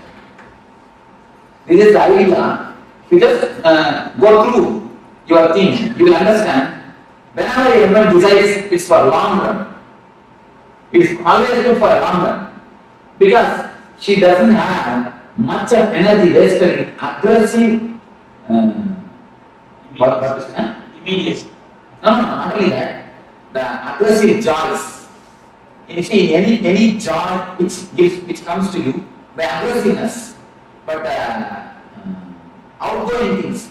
She doesn't have her system itself, the joy of passiveness. The very system is more passive. Energy is wasted only in aggressiveness.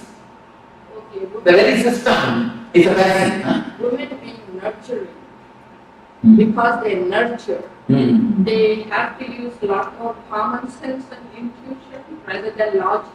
That's something. Why it happens, how it happens, they ask. I am trying to give them some basic examples. Still now I'm giving only the reasons. Reasons from all the energy sources or the books. Only I am giving the reasons. I will give you an example and I remember.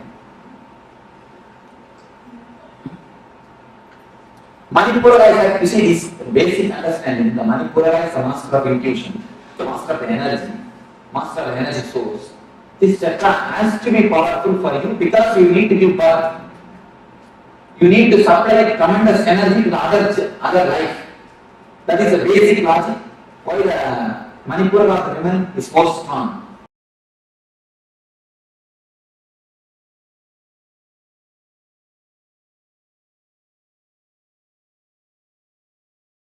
Why the Manipura of the women is more strong. Now I have to give you some practical example. I'll give you. So whenever you suppress or you put the desires into the system, that goes and gets settled in Manipura like a layer, like one ice layer. Here is a small meditation. As I told you, mind as a layer is nothing but a language. If you can break the language, you can break the layer. The whole layer is nothing but a language.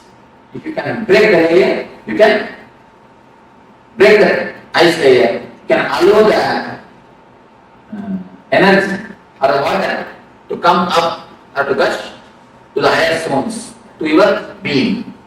The breaking of the ice layer, the technique to break the ice layer is called, what is called blabbering. This is a very powerful technique to cleanse the Manipura, to break the inner chanting, to break the thickest layer of depression. Now, let me explain the technique to you. First, you will concentrate on Manipura. Concentrating means you will just relax and sit feeling this place. See, as soon as you feel Manipura, you will see your worries and your depression start coming out. Because they are already there. Only we are putting a big, thick asana or a chair on it and we are sitting on it. They are all just there, bubbling out like a volcano. But we have big seat cushion on that and allow that we sit and we feel we are comfortable. We are comfortable. As soon as you start thinking, you will see the depressions or the worries coming up. So just throw them out by any sound, that's all, nothing else. Make any sound, you will feel or make any sound, just feel that you are throwing them out. That's not, you understand? Just make any sound, which should not be a word, kind word. You see the kids, they make sound, just like any sound. At first 2-3 minutes you will feel Swami is making us mad. He is going to get, I am not making you mad. I am just saying, I am not making you insane. I am bringing out the insanity from your inside. I am bringing out the insanity which is inside you. You understand? Something you commented. Can I hear it now? We are going to be happy of hearing this. That is nice. See, when you create sounds which has no words, and with just no meaning, the mind breaks. Only one thing, don't allow any thoughts to, any words flow, or ever chanting. Any thought comes, just create a sound and throw them out. Just continuously create sound. Only one condition, for this 20 minutes, you should not stop. No gap. You see, if you do gap, the mind will start activating. Mind will start speaking. So, don't allow any thought to come. Create continuously some sound. When you repeat the same sound, that is not a problem. That is not a problem. You see, if you don't get any sound, but one thing, you should not allow your mind to think. Then only the system will break. You see, 21 minutes is one energy circle. The 21 minutes, don't allow any thought. Try your best and create only sounds. And within 2-3 minutes, you will see automatically you will remember the man who cheated you. Who is your enemy? The intimate enemy. The intimate enemies and enemies, all these things you will remember it yourself. And all those tears will come up, all these things will happen. You see, tears will come, all the depressed feelings will come, anger will come. Allow everything by words, by some sounds, not the words, some sounds. Then how does the worry come? Automatically it will come up, you will see. It will come like a figure, small words, a broken way. Automatically it will come and just throw them out by the word, by the sound, not by the word, by the sound. You will see automatically it is coming up. All your enemies will come up, you will kill all your enemies, through all your anger, everything will come up. You see, this is called, 1 minute, please, this is called verbal catharsis. And one more thing you can do, it is called physical or body language catharsis. The verbal language catharsis is this. One more thing, body language catharsis. Just remember your enemy and make as much of faces as possible. Why no? All your tensions are hidden in the face. You don't know. The grace is lost because of the layers of the tension in your body, in your system. Have you heard of this alien photography? They photograph the aura body. And now it is accepted as a diagnostic system, one of the diagnostic systems in the East and of course the West also. It is discovered in Russia. They say if you are worrying, if you have a suppressed mood, depressed mood, the aura in the photograph falls only for 2 inches or 2.5 inches. If you express the worries like this, if you shout and finish, throw it away. They say at least 8 inches dark is seen. 8 inches, the Korean photography. Any of you have heard of Korean photography? Not even one. You have heard of the Korean photography? Have you seen any photographs? They have photographed ghosts, they have photographed angels, they have photographed when the man becomes possessive. What happens? All those things are photographed. And they prove how a spirit enters into a man and how it leaves at the time of death. A man is continuously photographed and the light going out of the body is seen and the silver cord means even after the cutting the navel cord or the umbilical cord, umbilical cord, a subtle connection exists for 11 days between mother and the child.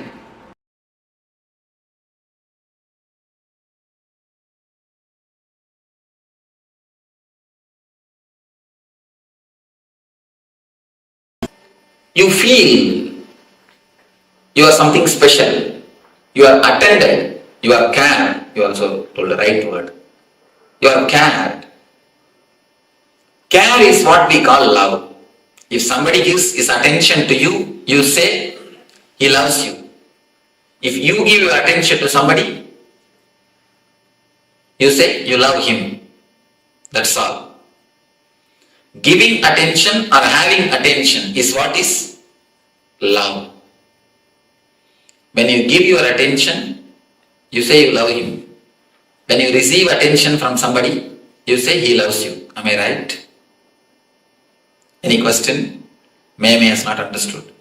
Well, a lot of times you hear people say, I care for you, but I don't love you. especially in American society. Caring and not loving, I don't think there can be caring without love.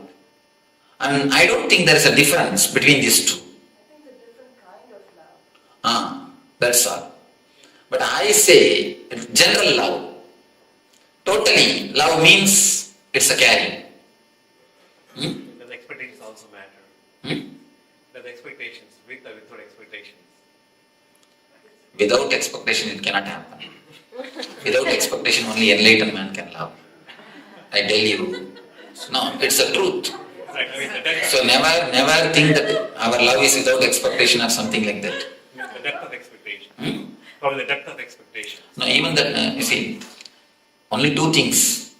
Expectation or no expectation. That's all. And when a person becomes a love, when his whole being becomes love, only then he can give loving, he can give love without any expectation. Otherwise it is not possible. So, let us not bother about expectation or not. That is the basic thing, with expectation only. Whether we give or receive, that is the love.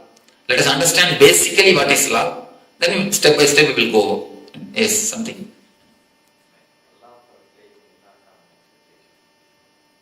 Love for a place. How do you say you want to be there? Then you don't have love. See, the very love, you imagine that about the place continuously. How can you say I love the place, I don't want to be there? It is simply your feeling to want to be there only is the love for the place. You see, if you love some place, naturally you want to be there. You would like to stay there. That is the love. Otherwise, how will you say that you are loving that place?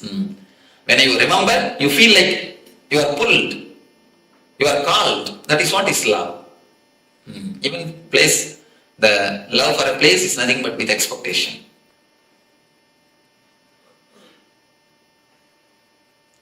So you understand first, I think Jayashree can take the notes later on. How many of this type of courses you attended earlier? Not even one. First course. That is why you are not experienced. How many of you have attended any other courses like this?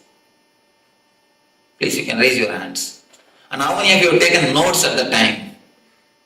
Raise the hands. And how many of you went back to the house and started seeing once more? I didn't. No. You are on exemption. Last time also you are the only exemption who raised the hand. Nobody else. 90%.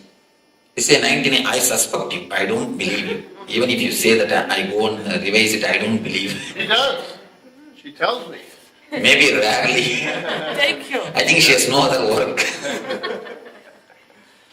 I have not seen a single person who takes the notes and goes back to the house and sees it back. No. Most of the time, when we go back to the house, we just put that in some cupboard. When you shift your house, you just come upon that notebook and say, oh, that Swami from Bangalore came. Yes, that course notebook. With respect, put it in the dustbin. So, don't go for notes. Understand. If you take notes, instead of understanding now, you will postpone the understanding. You will think, I'll go and study in the house. So instead of that, at least understand, you will have notes in your heart. And once you understand, you don't need to remember it. The idea will remember you. People ask me, Swamiji, should we practice all these teachings in the house? I tell them, no. Don't practice. If you have to remember and practice, then what you have understood? If you really understand, you don't need to practice. You don't need to remember them. The teachings will remember you. They will just come up whenever it is necessary. I always tell people, try to forget everything. If it is really worth in your life, you will not be able to forget. Do you forget your name? No. You don't forget your basic details or basic things about your life. Same way, if it is a basic need, if understanding is a basic thing, you will not be able to forget. If you don't understand, only then you need to remember. Once this becomes an understanding, you don't need to remember it. The understanding will remember you. I again and again tell the people, if you really understood, if you really grasp what I say, if you really interact, that is more than enough. You understand what I say now?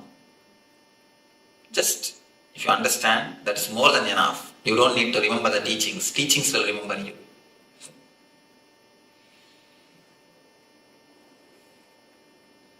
Heart.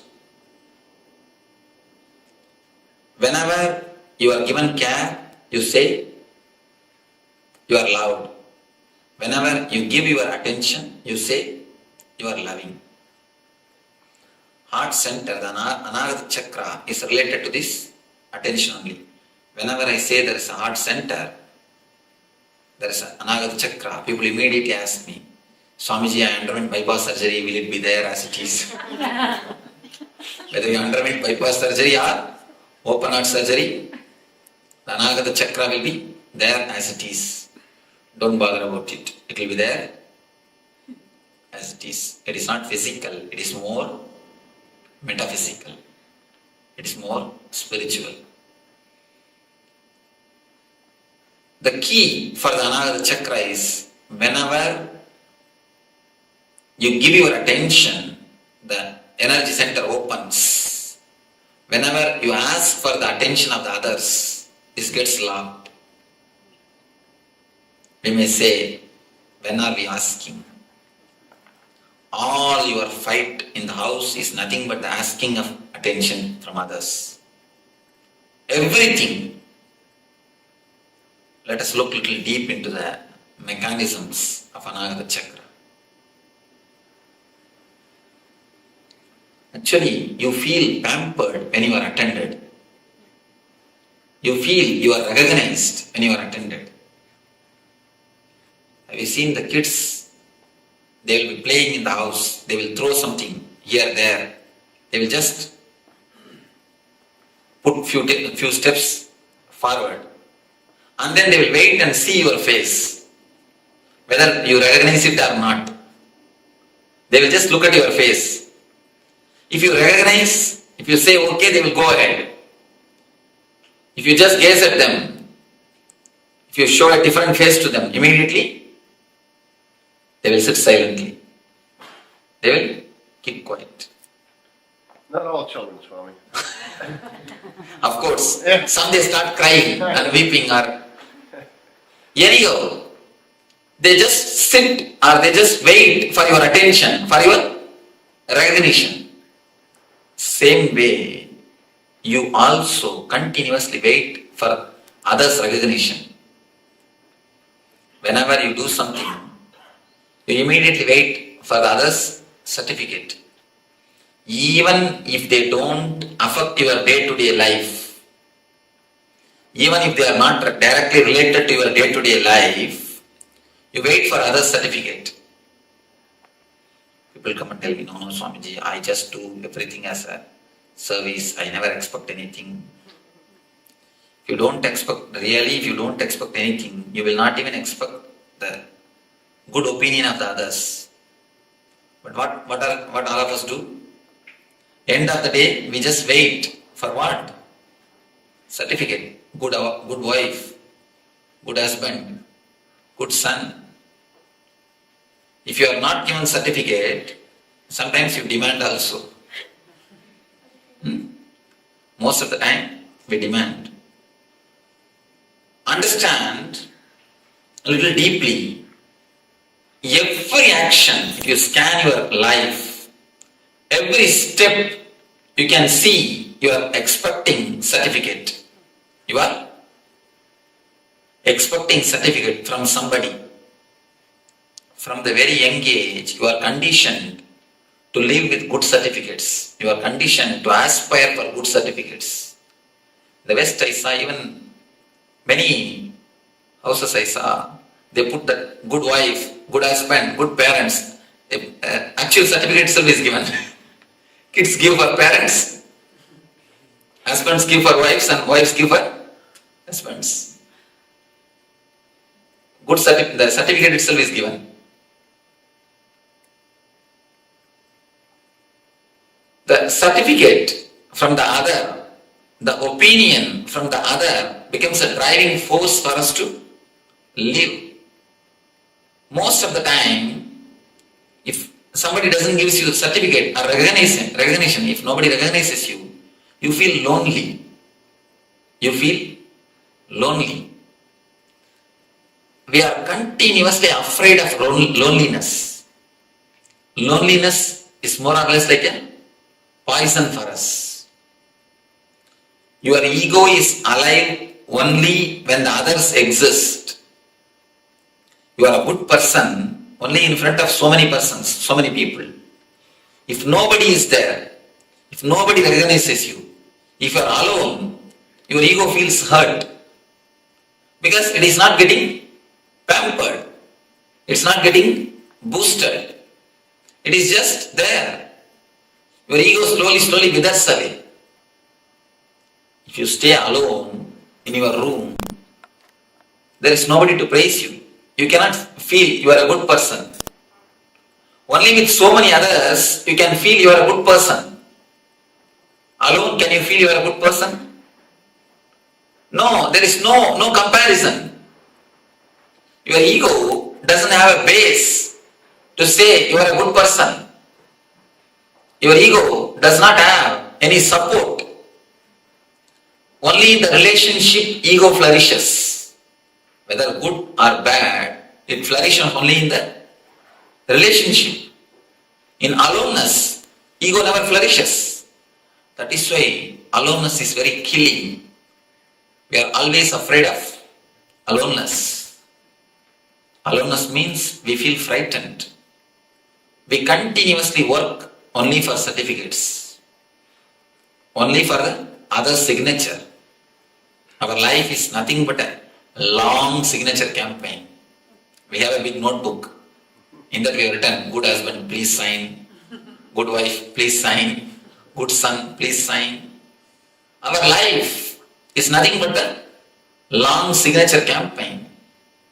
You just expect signature from everyone. Playing with the playing cards, they will build big castles with the just playing cards. With playing cards, they will build castles. Have you seen? But kids are intelligent. They build their castles with their own cards. What do you do? We build our personality with other certificates. Just as the kids build their castles with playing cards, we build our personalities with others' certificates. If somebody says you are obedient, we collect that idea. From the young age, we collected all the ideas of the society. Whatever others have said about us. If somebody says you are a good person, we collect that idea. If somebody says you are a very intelligent, we collect that idea. If somebody says you are smart, we collect. If somebody says you are dark, we collect.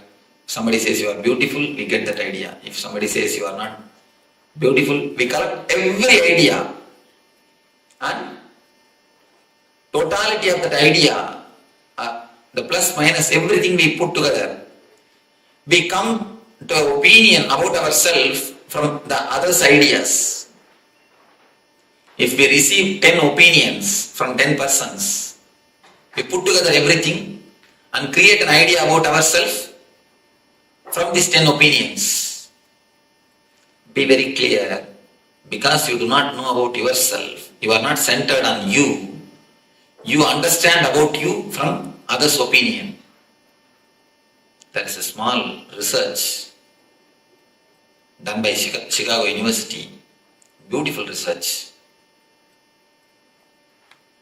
One day morning, early morning, young man is going to his office. When he came out of his house, the man who was standing just in front of his house asked him, "You look so tired. Why are you going to the office? Why don't you rest?" He said, "No, I'm quite okay. I'm all right." He went to the bus stop. In bus stop there was one more person. One of his friends asked, "You look so tired. Why don't you go and rest? Why should you want to go to office? Why do you want to go to office?" This man said, "No, I'm all right." In the bus again, one more his friend, other friend said, "This is totally arranged." Actually they arranged. One more person asked, "Hey, your face shows you are tired. Why don't you go and rest? Why do you go for a job?" Again he said, "No, I'm all right." He went to the office. In the office, ground floor itself, somebody said, receptionist. She said, "Why don't you have a leave and rest? Why don't you get your leave and rest? You look so tired." As soon as he went inside the office, boss called and told, You could have had your leave. You feel so sick. By seeing you, I can understand. You are tired. Are you sick? Why don't you go and rest?" The man really started thinking. And not only he started thinking, he applied for leave and went to the house, went and is rested. That day evening, he had a temperature. Not only temperature, really is sick. When many people continuously tell you something, you immediately start believing. Not once or twice, 15 times they did this experiment. All the 15 times, all the 15% fell sick. All the 15% fell sick. They just arrange some 10 people here there casually to tell, "It seems you are not feeling well." The test proves how much others' opinions play on our mind. How much you live based on others' opinions. It's just like the castle built by other certificates. As the kids build their playing cards castle, you build your personality with the others' opinion, with the other certificates. How long you can have other certificate? Tell me. As long as you dance according to their tune, you will have. They will let their certificate to be with you. How long you can dance according to everyone's tune?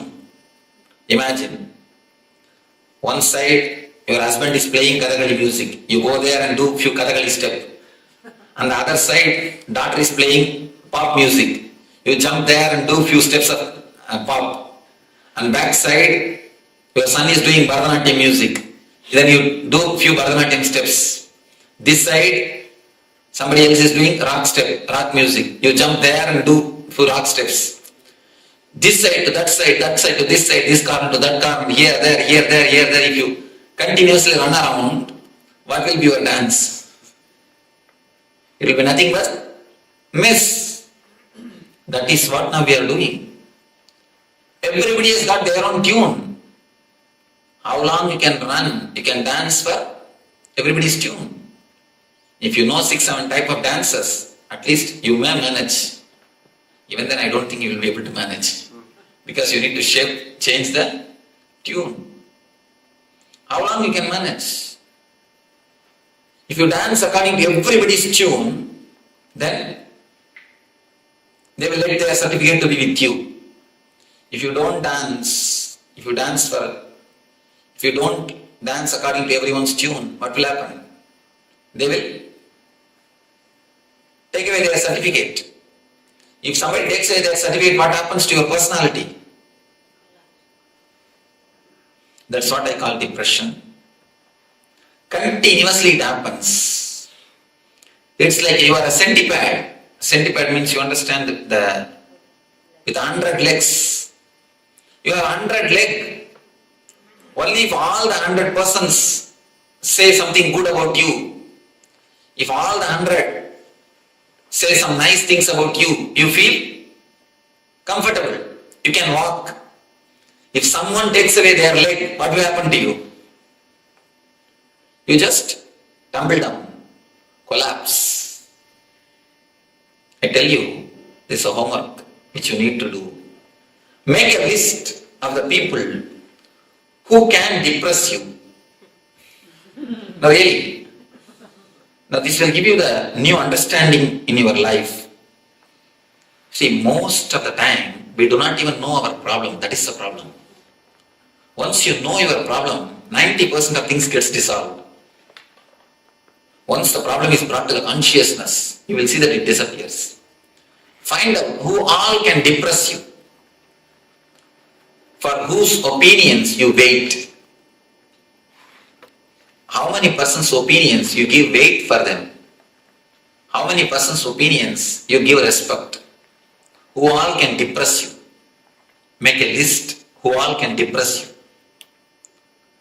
Be very clear, you are slave of all of them. That's all. Understand very clearly. Just by one word they can put you into depression. You are slave of them. You see, psychological slavery is the worst thing any man can have. You are actually psychologically handicapped. Without them all, you cannot move your life. That is what it means. Make a list who all can depress you. Have it in your bedroom itself, so that every day you remember, I am slave of all these persons. At least let you be aware. As of now, what is there in your life? Same thing. Let you be aware that you are slave of all of them. Once your being is aware that you are slave of them all, naturally you will come out of it. I tell you, very naturally you will come out of it. The being is such, your nature is freedom. It will never allow you to be slave of somebody. It will never let you be slave of somebody. So the very understanding, just make this list. You may think, oh, this all looks impractical. What type of solution this Swami is giving? But once you make this list and continuously see, at least for 10 days, every day when you see, you will automatically turn your maturity, or your mind will turn towards the maturity. You will never invest your energy on so many persons. Now you do not even know on how many persons you have invested your energy. It's like a bank. You have 100% energy, but you invested all your energy on so many persons. Only 10% you have, 10% of the energy you have. That is why you always feel low. You expect their attention to just boost you. You expect their pampering to bring you up. You always feel without them you cannot move. Unfortunately, when somebody removes their attention, the tendency is to work harder to get it back. No. Then again, you are working in the line of slavery. I tell you, by making this list, you will integrate yourself. And one more thing, you will be able to give love to others only if you are integrated. Till your integration, whatever you give is not love. It is just bargaining. You give your attention, I will give my attention. It's a contract, business. And like a begging bowl. My begging bowl hits your begging bowl, your begging bowl hits. It's my begging bowl. Both of them are standing in front of each other with a big begging bowl.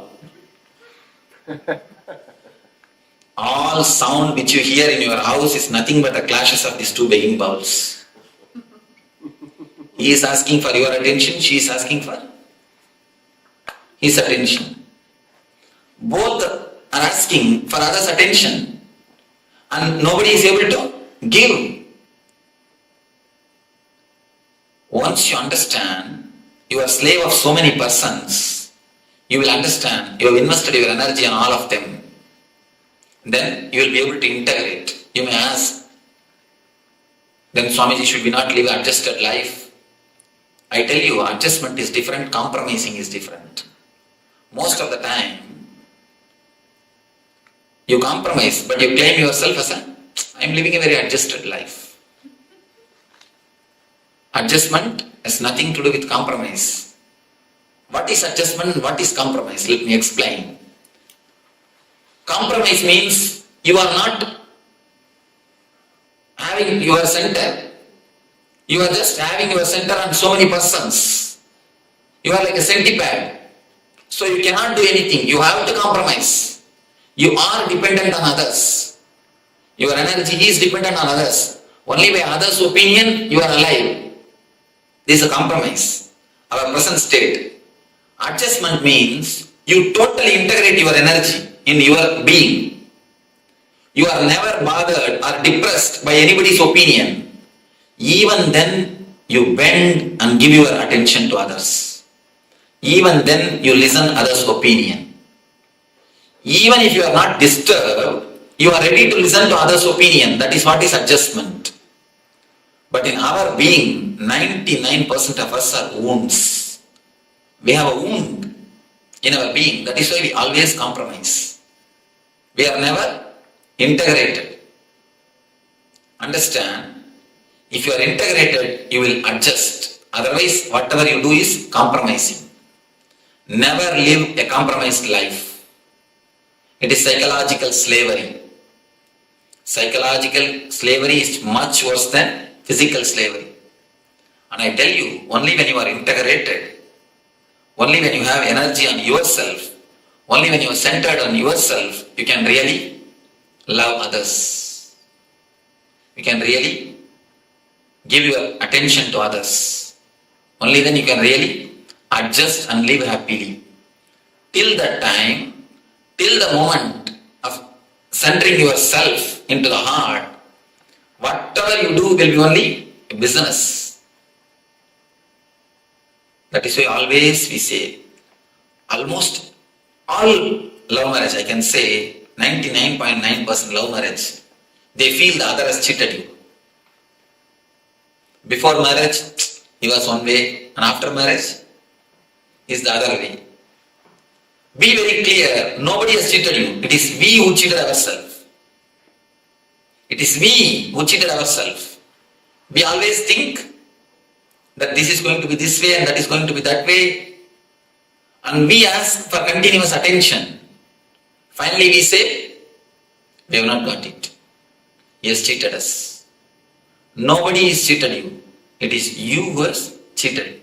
Because how much you can be dependent on others. Each one has got their own dependency on others. As long as you are dependent on others, be very clear, you are not going to feel satisfied. You are not going to center yourself. There is a beautiful technique from Tibetan Buddhism to center your heart, to center your energy. Already we practiced this meditation one day in New York. Now, this is the first technique, first level technique, a preliminary technique to center your energy. Then step by step, we will go into the next energy centers and work. Now, let us enter into the first level technique to center your heart, to center your energy. Before entering into the meditation, I want to spend a few minutes. Do you have any question about what we spoke now, what we discussed? I don't think every one of you understood everything, because I myself have not understood totally. Yes. My question is, there are moments when we feel love without having an expectation. How is that different, or is it different? The moments of meditation, you see, the moments of a deep spiritual level, the moments of meditation, if it has happened to your life, only then you will be able to feel the moments of love without any expectation. Till then, even if your mind says that I am not expecting anything, there will be something in the background, search. Then you will be able to find out. Only when you have the taste of pure love by meditation. Only by meditation you can have the taste of pure love.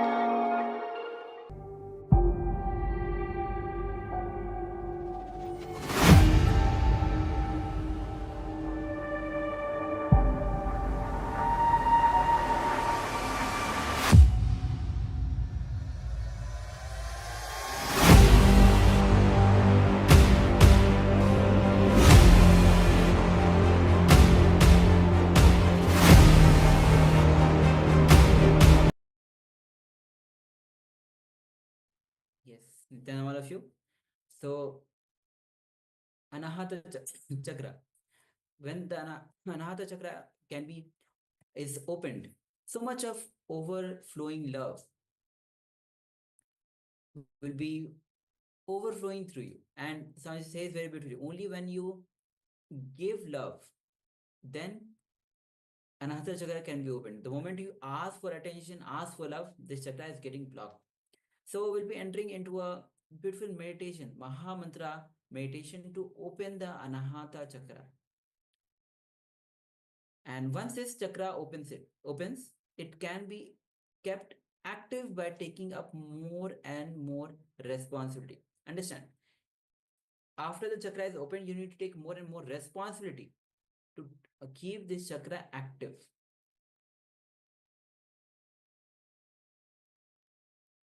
Yes, Mahamantra meditation. It makes your mind sthira. So sthira means firm.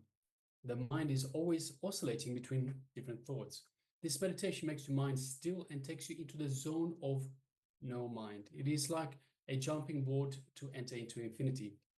The meditation should be done on an empty stomach. So requesting participants, if you haven't already done so, please hold on the food. If you've already eaten, it's not so good to do it right now, but you can always do it again later. You can still do it now, but you won't get the same benefit. It should be done on an empty stomach. So ideally, it should be done early in the morning, or perhaps just before breakfast. Either alone, so it should be done either alone or in groups. That's up to you. You can gather a few devotees together. You can gather a few of your timely together, and you can do this meditation together, or you can do it by yourself. That's not an issue. But we stress total involvement and awareness of the humming. So we will be going into a humming meditation. You should become the humming. And also, just to let you know, if you feel some vibrations in various body parts, don't worry. Don't worry about it. Just focus on the humming, and it's perfectly fine. Perfectly okay. Perfectly fine. The energy may cause a little bit of coughing, hiccups, that sort of stuff. It's perfectly normal. Not a problem. Just cough and keep going back to the humming again and again. Come back to the humming itself. So let's prepare for the meditation. You can wear the eye band and close your eyes. So you can wear the eye band and close your eyes. That's the first step. Then sit with cross-legged in a comfortable posture on the floor, with your head, neck, spine in a straight line. So make sure that you're sitting in a cross-legged posture. It can be Padmasana, it can be Ardha Padmasana, even Sukhasana. So make sure that you're sitting with your head, neck, spine in a straight line. If you're not able to sit on the floor, you can sit on the chair. Feel relaxed. Keep your eyes closed.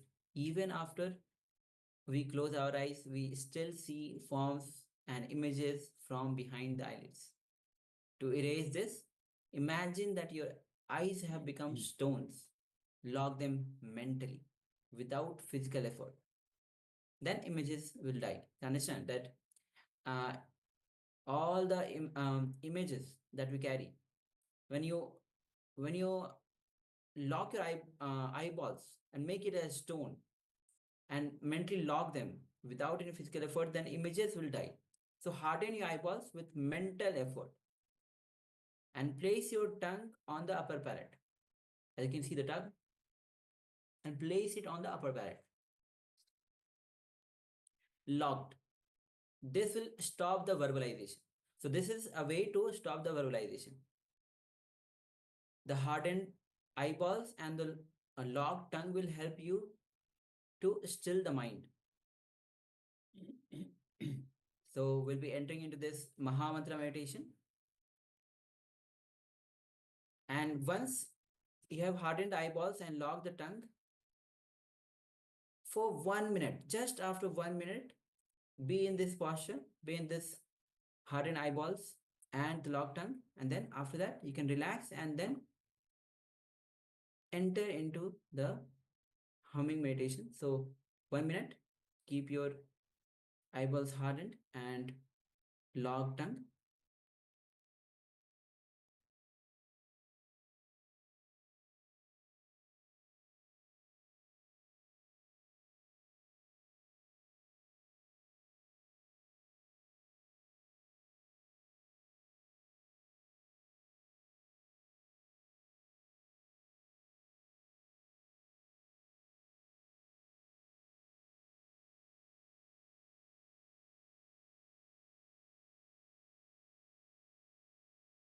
Yes. So after 1 minute, let us now move into the first step of this Mahamantra meditation. Keeping your lips together, produce the sound from the inside. So please just listen for now. Please note that it is not a hum sound and it is not an sound. It is a So it is simply keeping your lips together and producing the sound. The humming should be as lengthy as possible, and as you hum, you will exhale. At the end of the humming, let your body inhale naturally as it needs. Humming should start from the navel point and be as deep as possible. It should be as loud as possible and as long as you can keep it while exhaling. Also, don't make an effort to take in the deep breaths. The body itself will take these breaths as it needs, as required. And also, don't become tense. Just do it in a playful mood. So let us start now. So keeping all of those in mind, let us now keep the lips together and produce the and continue on for a few minutes. So let us start on this first step. We'll display this image for you as well, this slide for you as well as a guide. So meanwhile, you can start. So start the humming meditation, humming from the navel. Let us begin.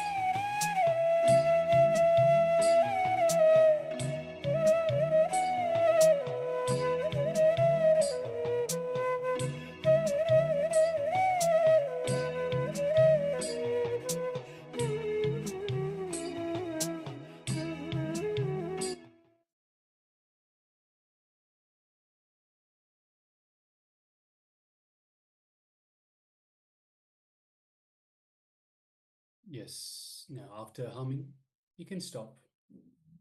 Remain silent and focus on the Anahata Chakra, the heart center. Stay still for the next 10 minutes. With a smiling face and a blissful mood. During this time, the energy created by the humming will reach all the corners of your being and cleanse it in totality. If any thought comes, just let it come. Simply watch your mind. Don't resist any thought. Just watch it, witness it, and ignore it. Do not follow it. Don't create more thoughts. Do not try to suppress it. It will not work. Thoughts are like ripples created in a pool of water. You cannot stop the ripples by putting your hand on the water. It will only create more ripples. All you need to do is stop throwing more stones in the water.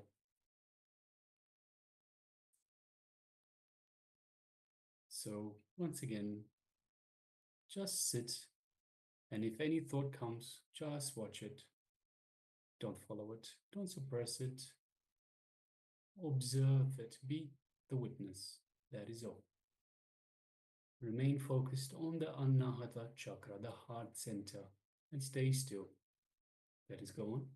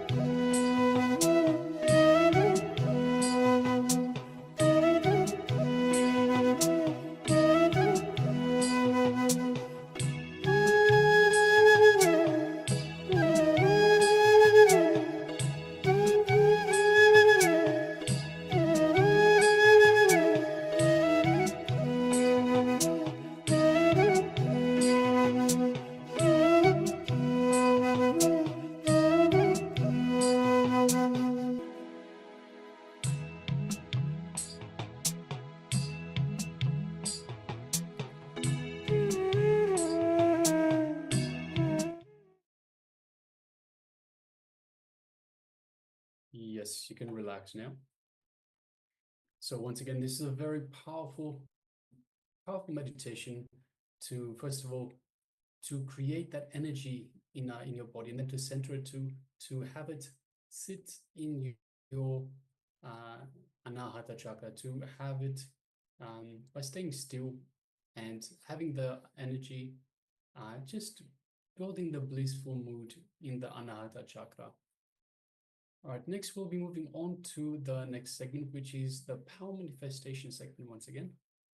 And today's power is the consciousness over matter.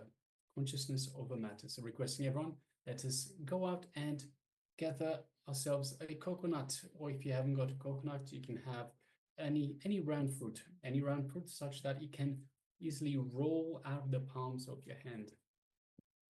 So requesting everyone to please have a coconut or a round fruit in their hands, and we'll be moving forward with the power manifestation, the power of consciousness of matter. We will use consciousness to tell matter what to do. So let us get ready. So once you have the coconut or perhaps the round fruit, it is important that we observe the coconut or the round fruit, and we have a look where the ends of the fruit or the coconut are, and these will be placed as such on the palm. So you will have the round bit on the side, so you can easily roll from side to side. Then we next keep the coconut or the fruit on top of the palm as such. So once again, keeping the ends on this side and this side, having the palm as straight as you can. So straight, make sure it is straight and unmoving during the entire power manifestation. And then of course we will be, through the power of consciousness, we will be rolling the coconut out of our hand. So let us all gather, let us settle down, just relax, take a couple of long deep breaths in. Just follow me. Long deep breath in, long deep breath out. Long deep breath in, long deep breath out. And one last time, long deep breath in, and long deep breath out. With every breath, we feel more and more relaxed. You find that you are more and more relaxed and more centered into your being. So now let us once again gather the coconut or the fruit, and we will place it on the palm of our hands, keeping the palm as straight as possible and keeping the coconut able to roll from side to side. Yes. Now let us bring our awareness to our inner space, which is the Ananda Gandha region, just below the heart center. This is the area that Swamiji has initiated us into. This is our personal space with Swamiji, with the divine. So just take a moment and feel Swamiji in your Ananda Gandha, your inner space. You can visualize Swamiji's Atma Murti, your favorite Murti, your favorite image of Swamiji in your inner space. And connect to it, connect to Swamiji through this Atma Murti. Connect to Swamiji and feel the love, the compassion, the infinite grace that is radiating from Swamiji, from your inner space. In this space, personal space that you have with the divine. Just take a moment and feel all of that.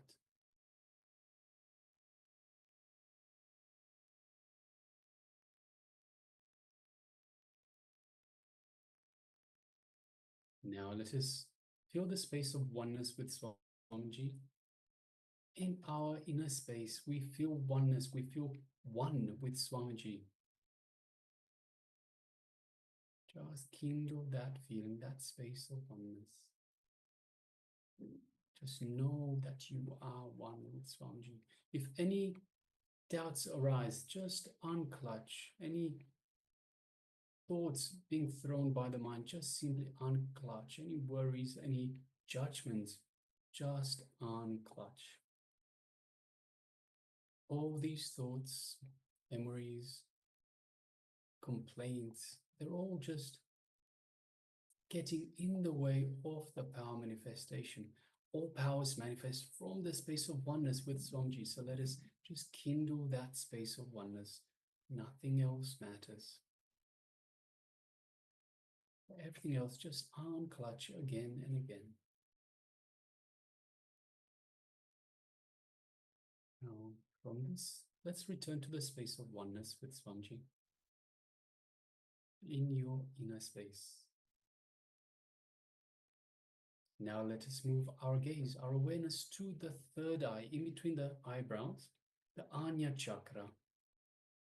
And through our third eye, just gently, let us look into Swamiji's third eye.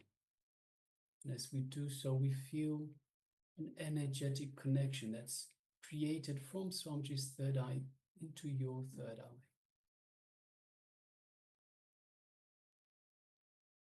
So take a moment and feel all of that and kindle that connection as well. Feel the energy build up in your third eye.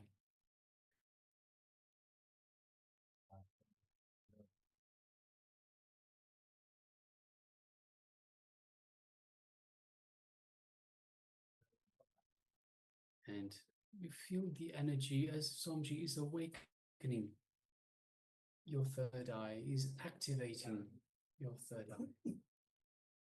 Now let us keep the coconuts on our palm once again, and let us start manifesting this power of consciousness of a matter. Let us start chanting the Mahavakya as we do so.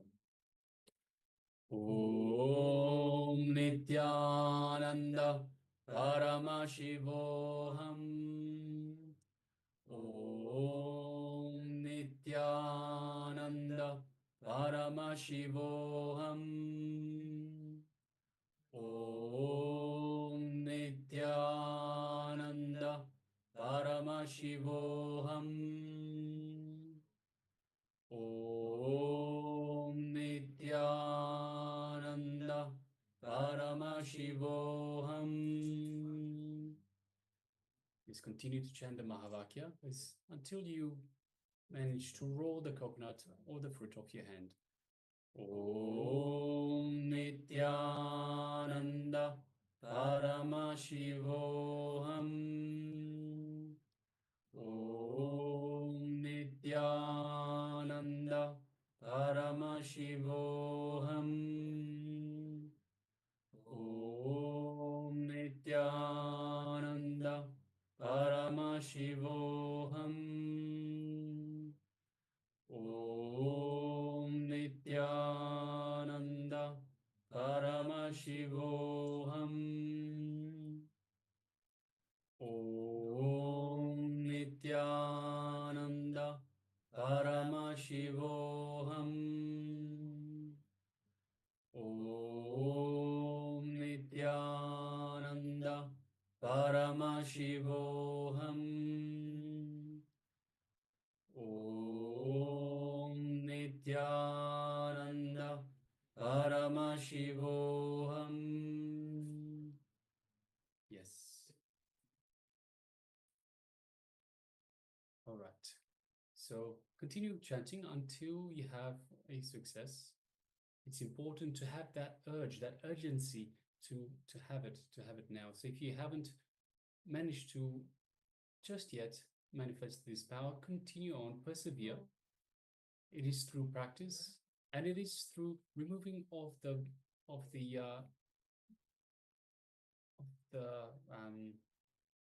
patterns that we have in us that helps us to overcome these obstacles and to manifest these powers. All right. If you have any questions, or if you'd like to share with us the results of your power manifestation, then take a moment and share.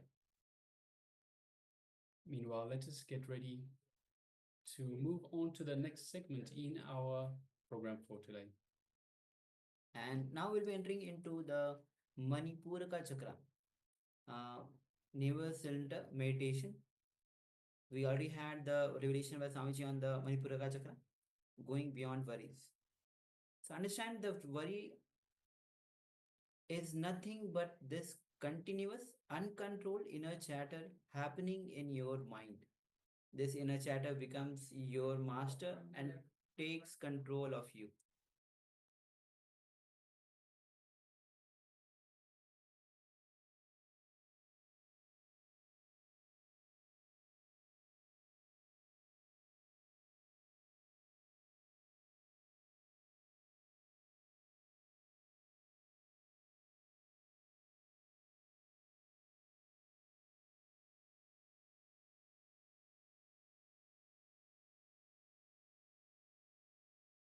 So the moment you bring authenticity into your thinking, the worry disappears. Yes. The moment you bring authenticity, the worry disappears. As long as you don't bring authenticity into your thinking, integrity into your thinking, worry continues to rule you. So let us start with an exercise. Write down all aspects of your life that you worry about. So requesting everyone please gather a pen and paper. We'll be going through these the number of short exercises. So requesting everyone, let us write down all the aspects of life that we worry about. And now, for each of these worrying aspects of your life, so that would be step number 2, write down the thoughts that you have, the words you utter, and the actions that you take, and identify where you're not being in integrity. So let us start, first of all, with the first part. Write down all aspects of your life that you worry about in life. Let us begin.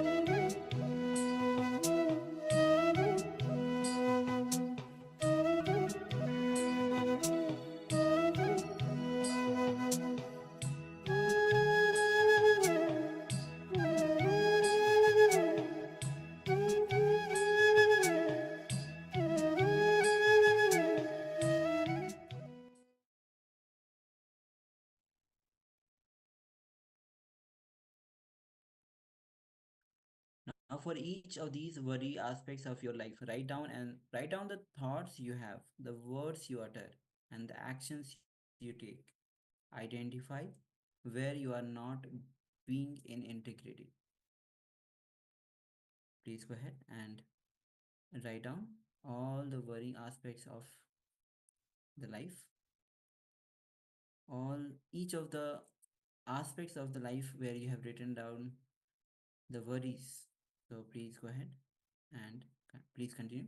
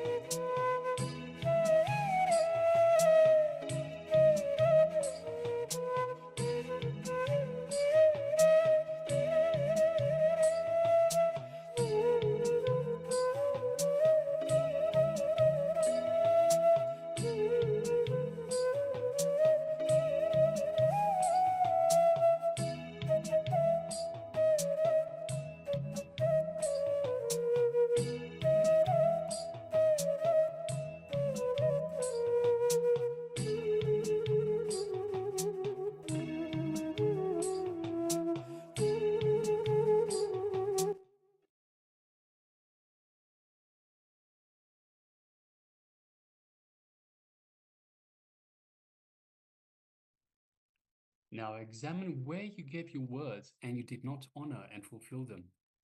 Remember, whenever you are not integrated with the inner and outer words that you utter, worrying will become a pattern in you.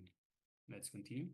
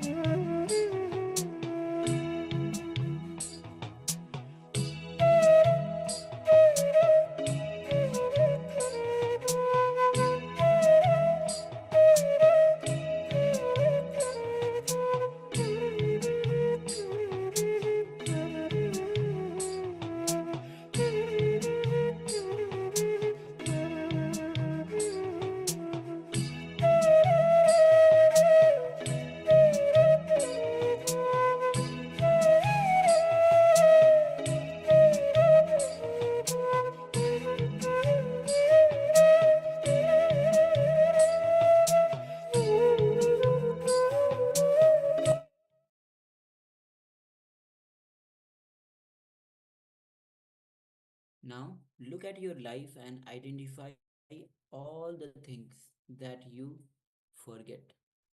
And this is the second exercise that we are entering into. So again, look at your life and identify all the things that you forget most often. For example, you regularly forget to take your medicine. You forget where you kept your car keys. The list goes on. You can remember anything in your life that you forget most often. So please identify, look into your life and identify these things, and please go ahead with this step. Then we'll be moving to the next.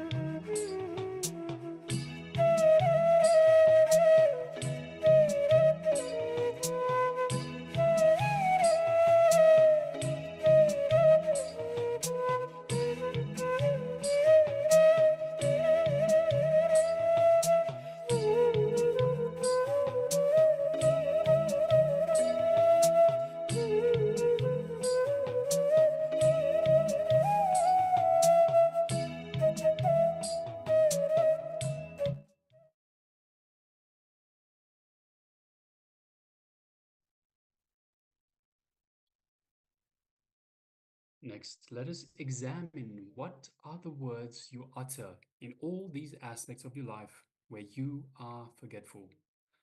Identify and write down where you are not in integrity with your words. Let us continue.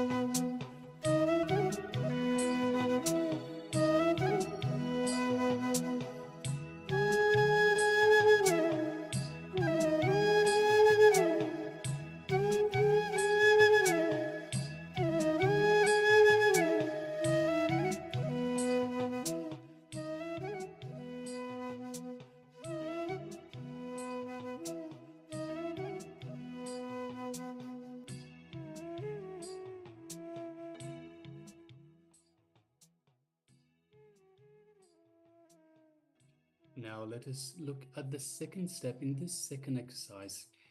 Examine what are the words that you utter in all these aspects of your life where you are forgetful. Identify and write down where you are not in integrity with your words. So examine the words you utter in all these aspects that you wrote down. And identify and write down where you are not in integrity with these words.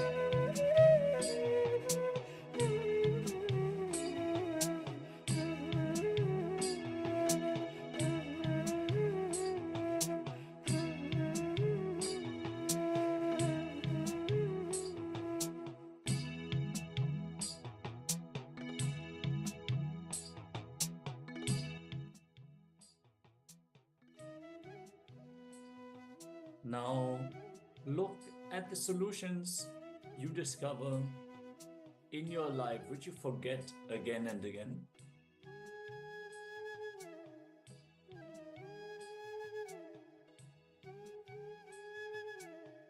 And end up wasting your time and energy in rediscovering the same solutions again and again.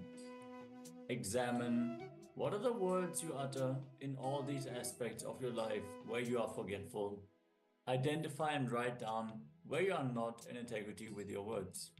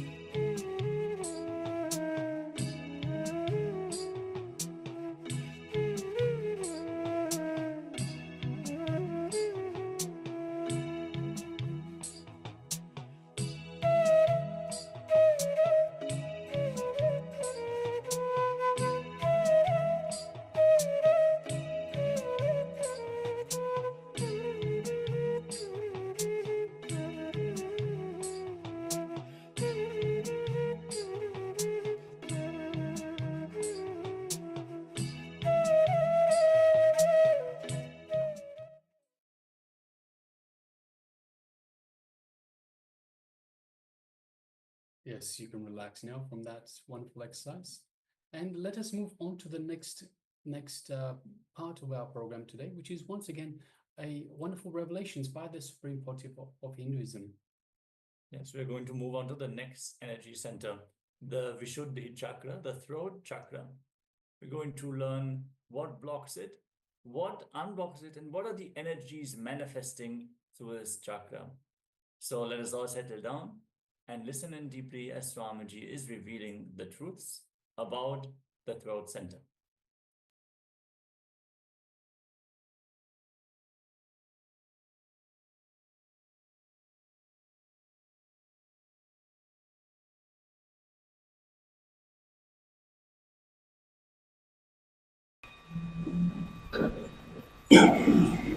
Chakra is centered in thought. We should think. This chakra blocked because of comparison and jealousy. Opens when you find out your uniqueness, your own creativity. You are unique by yourself. When you understand yourself, this chakra opens. The very word means when you grasp this chakra, you won't come back. Teaching beyond purity. Money, name and fame, beauty, intelligence, and relationship. Relationship means power.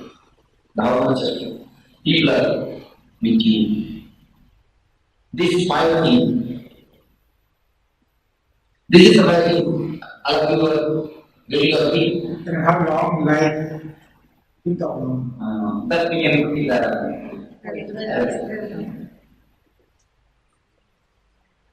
any other things to be told on this subject? It's a mainly outward, the basic things. Now, anything else you consider on this subject? Now let us have a deep look into these 5 things. Can you say you are richest man? Can you say you are rich man? Yes, I mean you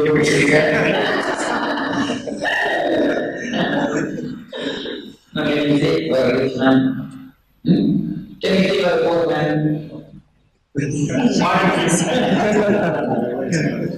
We are continuously only either telling that I am poor or I am rich. Telling that I am rich also, we create some more worries that I am not richest. Anyway, what is it? You are either rich man or poor man.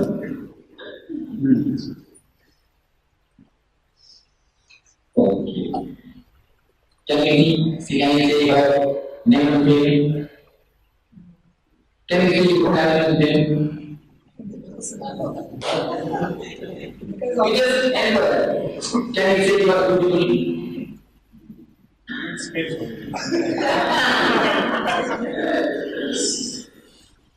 Can you say any of us that I am beautiful?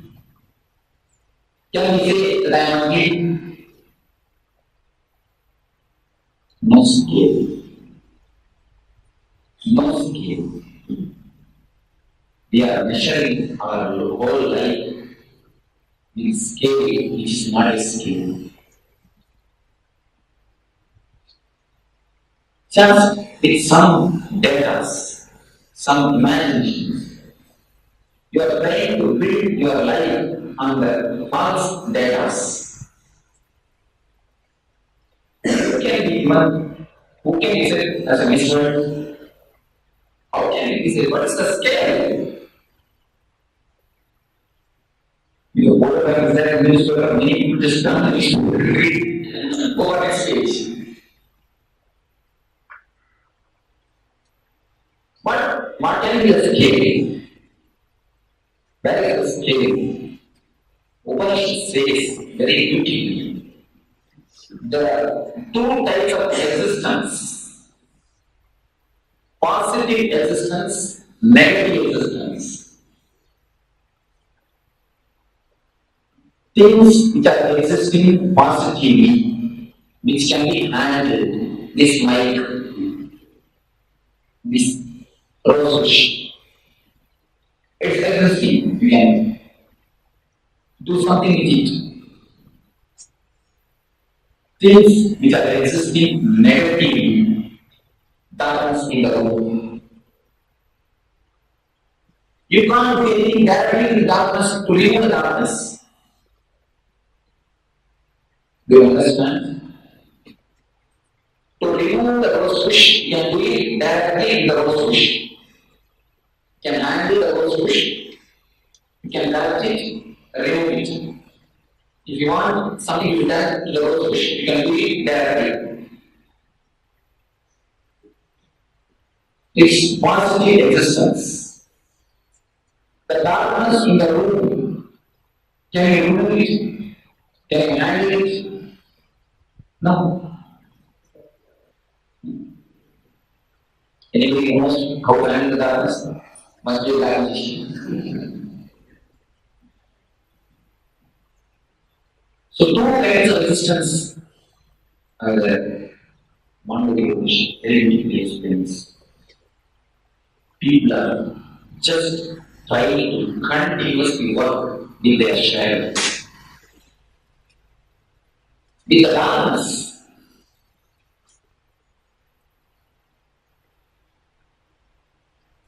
You can't do anything directly with darkness.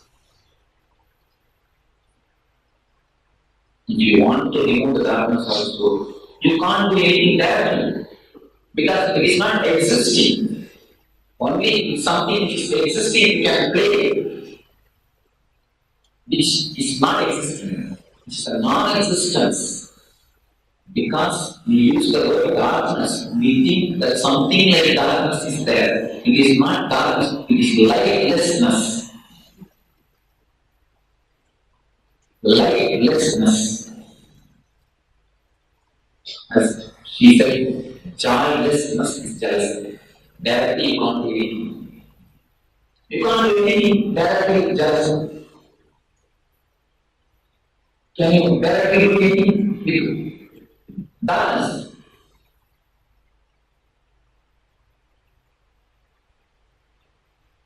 Then if you want to catch your shadow, how long you run? Run and run and run, you won't be able to catch. If you don't bother, just walk in the way, you'll be following. You can't do anything directly with your shadow, with the darkness, because it is not existing positive. So all these problems of comparison, they don't have positive existence. You say, you can't say that you are rich man.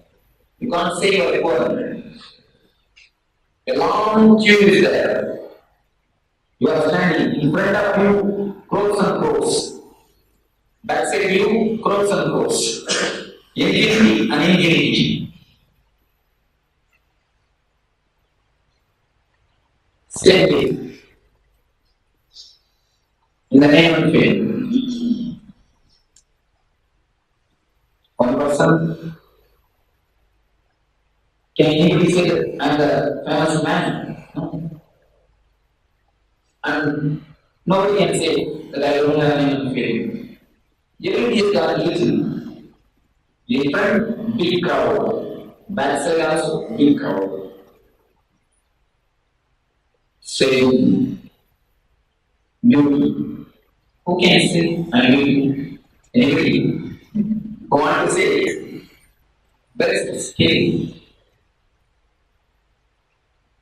This side will beat you, this side will beat you. Next.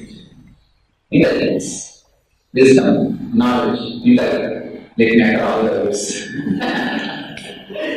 It's very difficult to live intellectual people. Even for viewers. But we need to be very cautious and careful. In the story of Thriller, you can say that I am a fool. I don't have evidence. Nobody. That is the scale. There are two types of reality. Reality, comparative reality. Comparative reality is non-existential.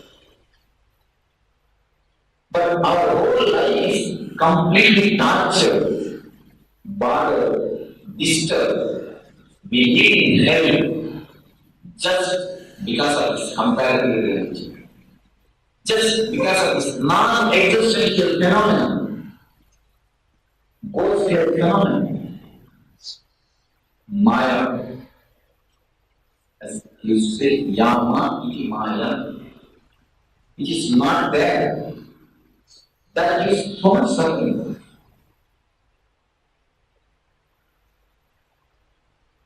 Continuously compare. Anything, any step, compare. Mahavira says beautifully, when somebody is sent to this world, whatever quantity he takes is also sent to the world. Anybody James? Mahavira's idea.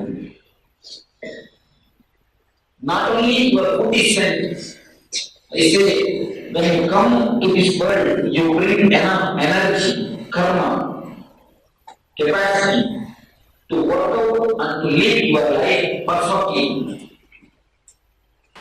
But as soon as you come here, instead of living your life, you started living others' life also by comparing. You have been sent with 10,000 rupees to NGO to bring a team.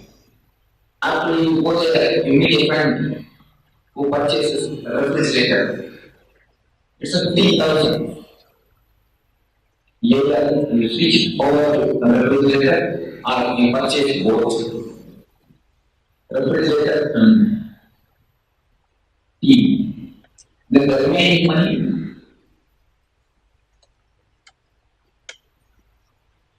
then suffering.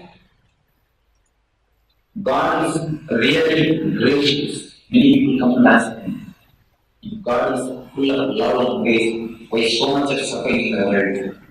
No, He never sends anybody in empty hand.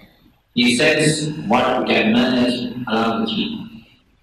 When you come, you are deciding how much I will be able to manage with my capacity. How much I will be able to play balanced way. You bring the energy to create all those things along with you. After coming here, you will forget. You look at the neighbor. If she puts AC, you need immediately AC. Otherwise, the house temperature will increase.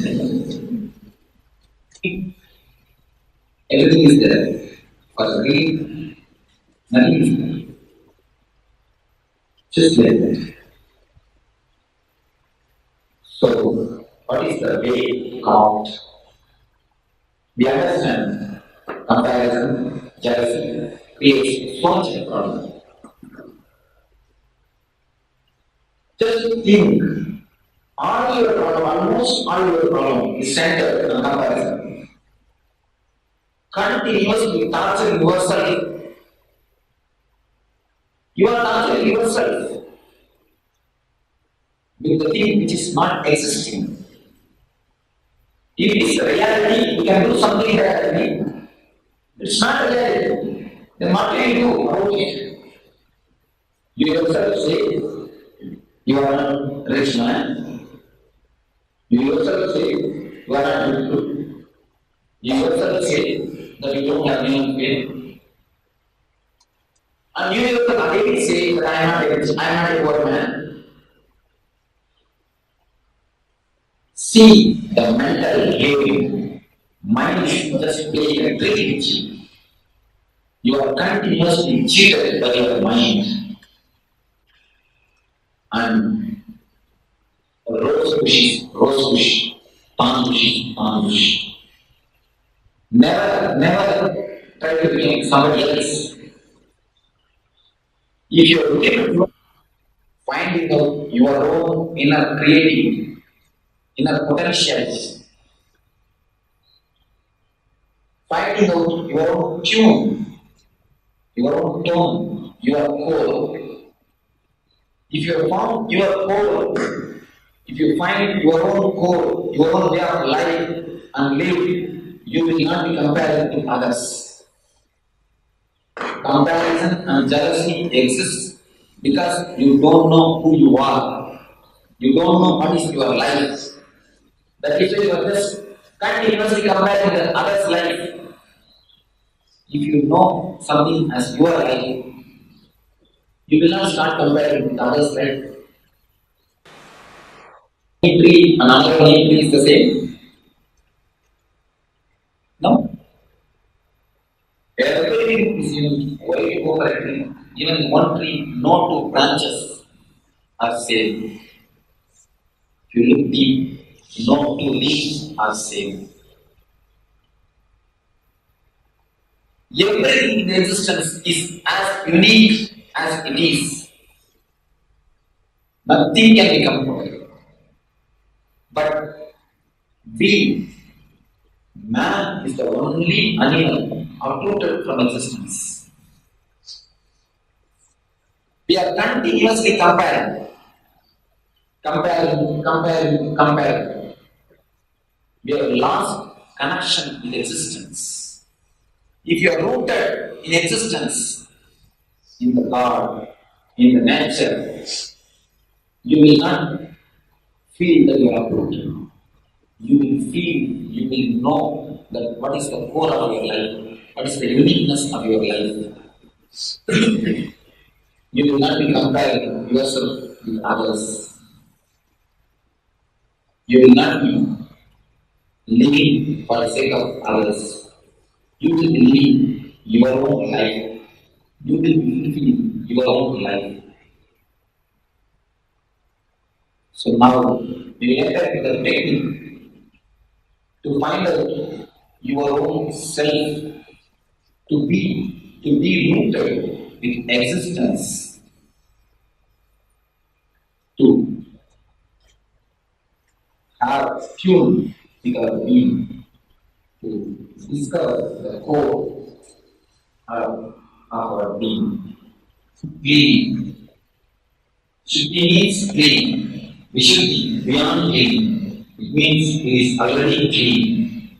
Only I have made you, I ask you to try not to contaminate for 20 minutes. What is it? Nothing, just sit. I had a few words for ladies. For gents, I will only sit. Sit, that's all. Because it is already completely clean. It is beyond clean. Clean. Try to be that clean. And you can see that this chakra is not at all disturbed. Comparison is not as a positive thing which is existing very remote. It's a negative existence. So if you stop, if you drop, contaminate, unity is chakra. It's Vishuddhi. Ever pure. Karma, akarma, vikarma. Karma means doing. Akarma means not doing. Vikarma means beyond doing and not doing. Shuddhi, ashuddhi, vishuddhi. Shuddhi means clean. Ashuddhi means contaminate. Vishuddhi means beyond clean and contaminate. This chakra is eternally pure. Only we are trying to train our best to contaminate it. I ask you to keep quiet this for 20 minutes, nothing else. This is the simplest meditation technique. That is why it's so much complicated. It's a very simple thing. Oh, so easy. As I told you, it's a very simple technique. That's why too much. There's been too much complication. Okay. Anyway, but you need to put your sincerity much. Yesterday you were shouting, screaming, you may do many things. But today techniques, very silent, very different rhythm. For that, don't think that these techniques are much less, these techniques are real techniques. You need to put your sincerity. Yesterday you are prepared to put your sincerity. Only today you are putting your sincerity. So this technique is something to do with singing. Yes, you don't have to take seriously, but put sincere effort. This technique is something to do with singing. Singing means finding the original source in you. Singing means not expressing, but experiencing. We have come to the Crown Chakra, Sahasrara, which is placed on the top of the head. The Sahasrara means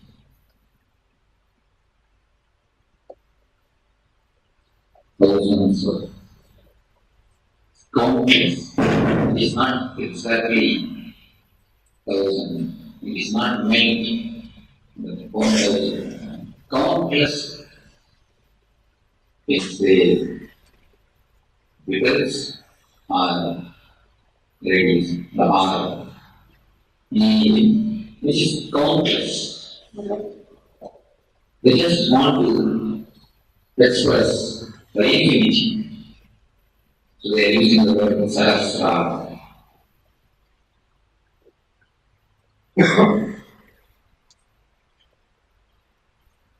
This chakra is open. This chakra opens by gratitude. When you live with gratitude, when you feel that you are showered enough by existence, God has given you more than your vibration. When you feel the deep satisfaction and gratitude, this chakra opens.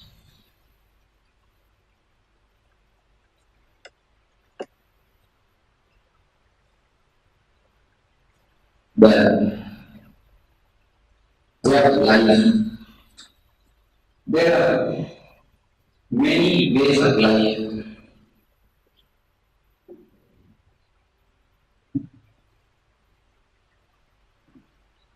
And many religions. If you list out things which you don't have, you can make a big list. You can make a very big list, which is infinite. You can make a long list, which can go beyond the years. The same way, if you make things which you have, you make a list, the things which you have, that also you can make a long list. You can start with your have, because many people don't have. Start with have. You can make a very big list. Decide the big list. And decide another big list.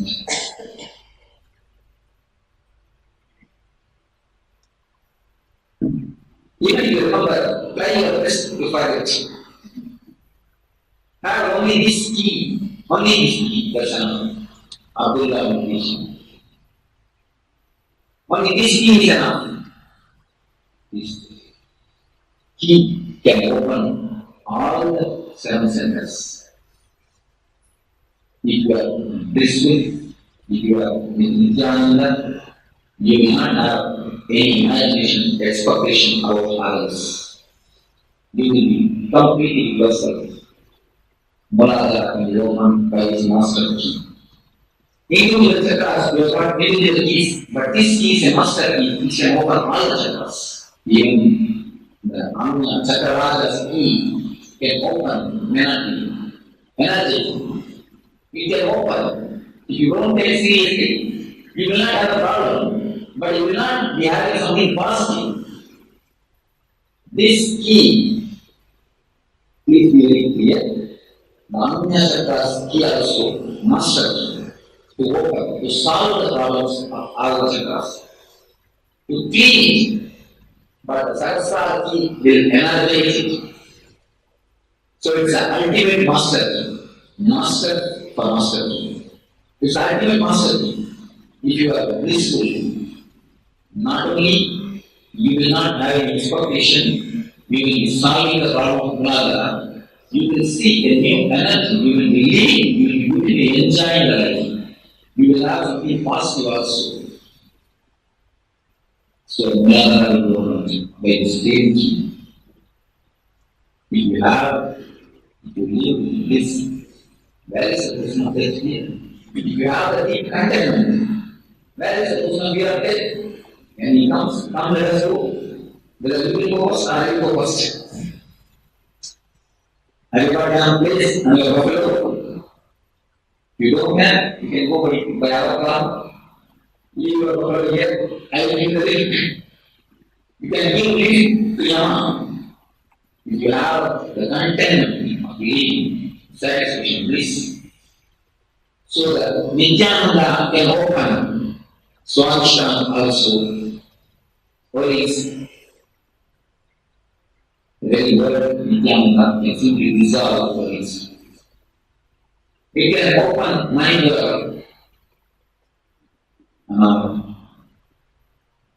when you are full of ananda, you will not ask any attention from others. You will just give attention, love.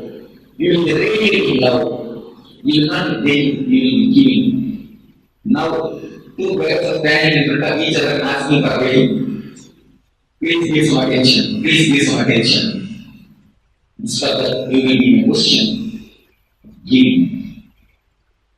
You should be your blissful. That is a question of comparison. Compare with others. Only they will tell something, not you will tell. So, you should be also involved by his master key, the energies. And you are blissful, you cannot take anything seriously. You will not take anything seriously. Your intelligence will be in an ultimate state if you are blissful. Any problem, if you want to solve, most of us have got an idea. Before solving some problems, we go to some temple, do some prayer, do something. Some rituals will be having. I give you a new ritual. Just close your eyes for a few moments and be in a mood of bliss. Just feel that your whole being is smiling. If you feel that your whole being is smiling, you will be really in the mood of bliss. That will awaken your intelligence completely. You will be able to solve any problem with this bliss. So the Anya also can be opened by his master key. One key which can unlock and give all the treasures of all the chakras. If you go back to your house, naturally you will be giving a big discourse about this class.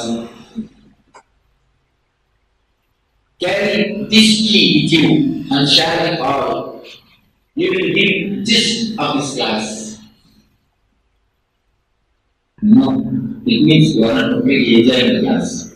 Just visualize enough. You will not hear the ananda. You see, from this moment only next moment takes power. If you visualize this moment completely, the next moment will be ananda. If you enjoy Nityananda, you will be in Nityananda. You just enjoy the presence of Nityananda. You will enjoy continuously Nityananda. So, you will never be missing it. Because from this moment only, next moment takes birth.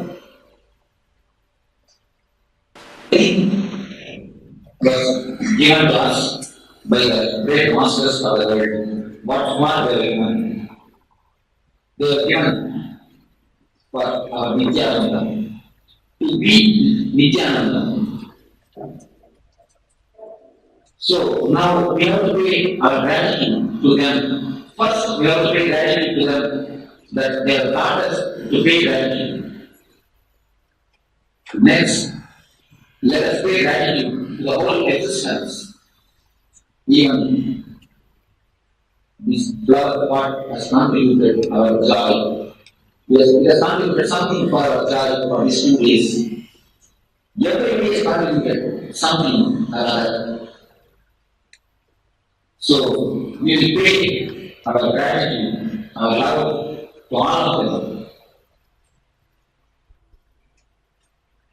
What is the way to pay the gratitude to the all masters, great masters?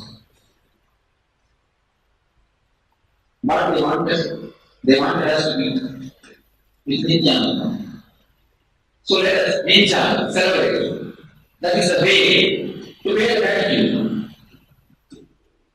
You feel it sitting and meditating, do that. If you feel it singing, do that. If you feel it dancing, do that. If you feel it jumping, do that. Whatever you want, how you will feel blissful, how you will feel Nityananda without touching the other's freedom, without touching the other. Whatever way you want, you express your love and gratitude to the masters. By dancing or drilling or whatever way you want. This is the last technique, ultimate technique to make your life happy. Today, we have got a new LSD, laughing dance. For Anya laughter, for we should be singing, for sons are dancing. Today morning we see we have got a new LSD to be continuously in the Ananda Bodhi. In the state of bliss, love, sing, and dance. The worship isn't many difference, but nothing compared to this different. I listened to many differences, many sects. It's nothing compared to the music, the worship. Don't bother about who, what, when, why. Osho means Sadhu in Japanese language. This Kirtan is singing out Sadhu. Have your own Sadhu with your mind and pay gratitude to him. Just rejoice this music. By rejoicing this music, surely you will not be contaminated. Don't bother about it. So, it will be a 40 minutes music. A nice music. And good Shruti. Words are also very good. It starts with the good Shruti, one song, and there will be 5 minutes gap. In that 5 minutes gap, silently sit. And again, one song, the results. It's a beautiful music. They have selected at least from 100 places. 100 places I have selected this music for this celebration. Many places are listening, but slowly taking to the up move. This place is very nice move.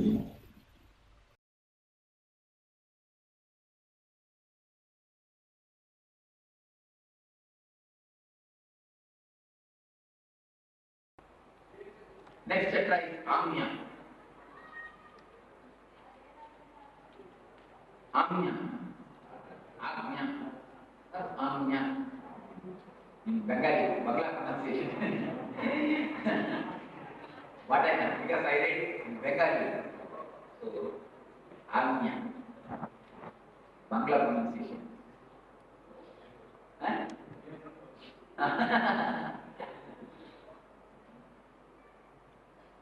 So, how this chakra gets blocked? This chakra gets blocked because of the seriousness.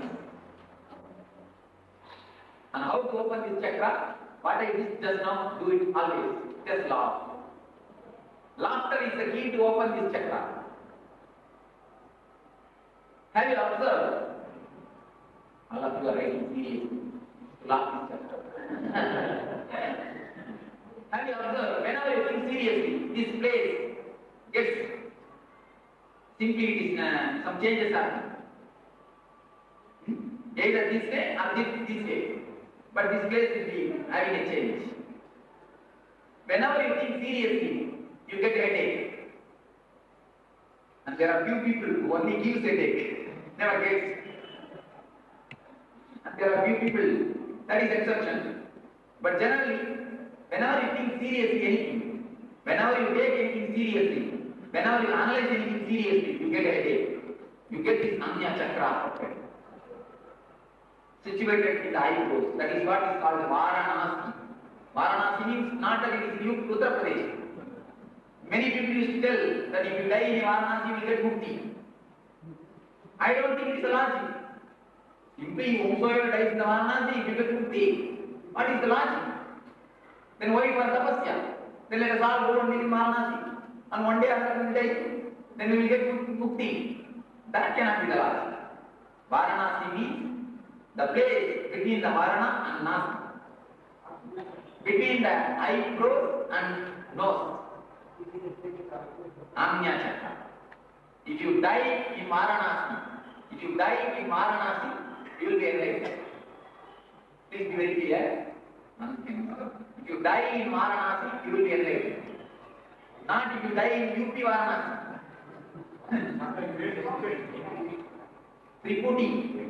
Tripudi is a different word. They use the Tripudi word to explain Vedantic techniques. Yes, you can use any word also. You can use any word, but the same thing. The place which is centered between the eyebrows and nose. That is what? If you are living in the key to open this chakra is happiness. Just now I am telling you, laughter, happiness. If you are happy, this chakra will be opened. If you die in Varanasi, if you die in happiness, you will be enlightened, you will be mukti, you will be attaining them. Not that if you die in Varanasi, you will get mukti. Of course, Ramakrishna says authoritatively that he has seen that when the people die in UP Varanasi, they get enlightened, they get mukti. So according to the authority of Ramakrishna, I accept and bow down to his words. But logically, I think this can be much more developed interpretation of that word. Because if you simply give this type of music, this type of lazy keys, the people will all go and stay in Varanasi and be lazy and do whatever they want. Yes. Yes, there is every chance in that way also you can improve. Anyhow, the Varanasi. The meditation. I will tell you. So, how this chakra gets locked? By seriousness. All our seriousness is just about sand castles. Sand castles. Is it not? Sand castles. Sand castles. Our whole life, do you think, is there any more value than sand castles? I think even sand castles has got some value. If I compare our whole life with sand castles may go to court and make me condemnation. Huh? Yes, nothing is left. If we compare our life with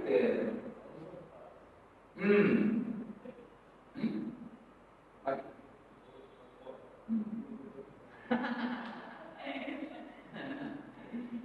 go to God's court and tell these human beings, they are claiming their right to be equal to me. How can they be equal to me? All our life, all our worries, all our seriousness is nothing but about sandcastles. And one more key word you please write down. The key to unlock this chakra. Whenever you remember, just use this key. All seriousness is sickness. Write down. All seriousness. When I say all, I mean all.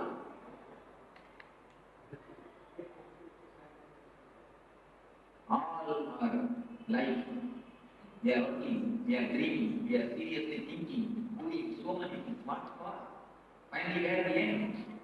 Where we end? What happens? What is the final conclusion? Result? What is it? What is the result? Anyone tell? Anyone to tell? Huh? No enlightenment. Nothing but sandcastles.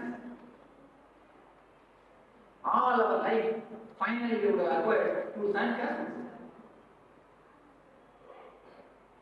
That is the result. Whenever you take anything serious, just remember, through seriousness, nothing can be solved. Yesterday I told you a small incident that when you two play chess, somebody is a witnesser. Somebody is from outside, you play chess, somebody is witnessing, can give a right solution. Why? Because you are serious. When you are serious, you are sick. So all your sickness originates from seriousness. Now,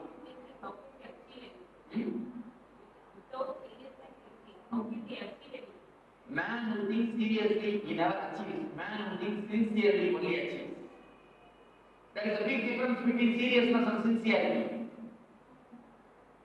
Sincerity, if you have planned sincerely, even if it fails, already I told you, even if it fails, you will not feel that you are cheated. You will not feel you are dejected. You will feel you have done your best.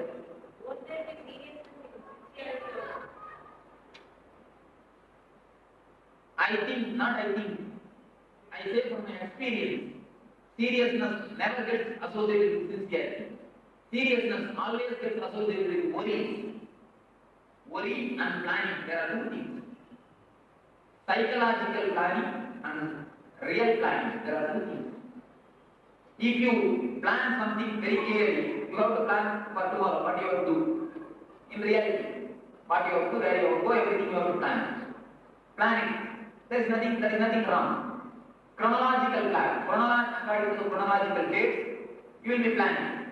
There is nothing wrong in it. That is called sincerity. But something inside you see. Postponing the happiness. If I get one house, then I will be happy. When you get the house, you will not be happy as you immediately. If I get tomorrow one refrigerator, I will be happy. When you get the fridge, if I get tomorrow such and such a thing, I will be happy. Just postponing your time, postponing your happiness, postponing your life. Just at present, I will worry and work, be serious. When I get all these things, I will simply relax and I will be happy. The psychological postponement, the psychological worry, the psychological planning, that is what is always associated with seriousness. And sincerity means even when you are working, you will be happy. When the thing comes, you will be more happy. When something else comes, you will be more happy. From ananda to ananda is what called sincerity. From dukkha to dukkha is what called seriousness. Seriousness generates from sickness. Sickness generates from seriousness. Both are father of each other. Seriousness begets sickness begets seriousness. What do you think? You can say that here. Yes. Silence is understood as seriousness. So all seriousness is sickness. How to open the chakra? Just laugh whenever you feel even though it is empty. Don't be afraid, you will put it aside. No, there is no need to be afraid at all. Aside and there are some people.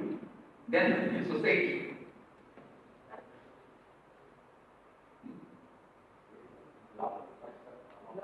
Yes.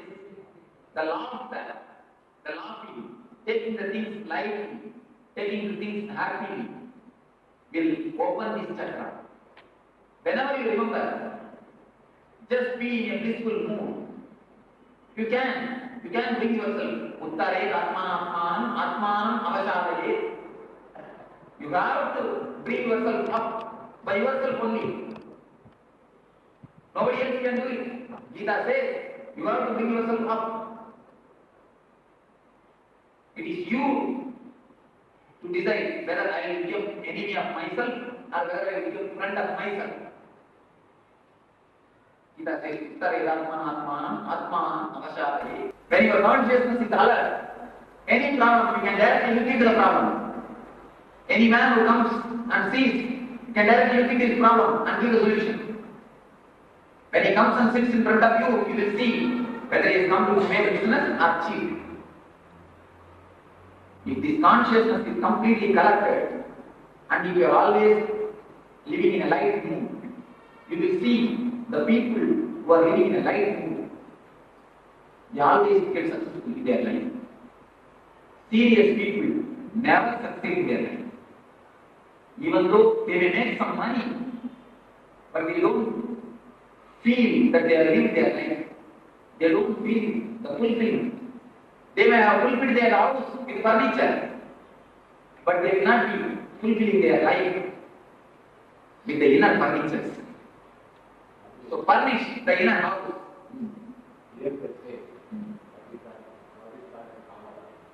Kamana, yes.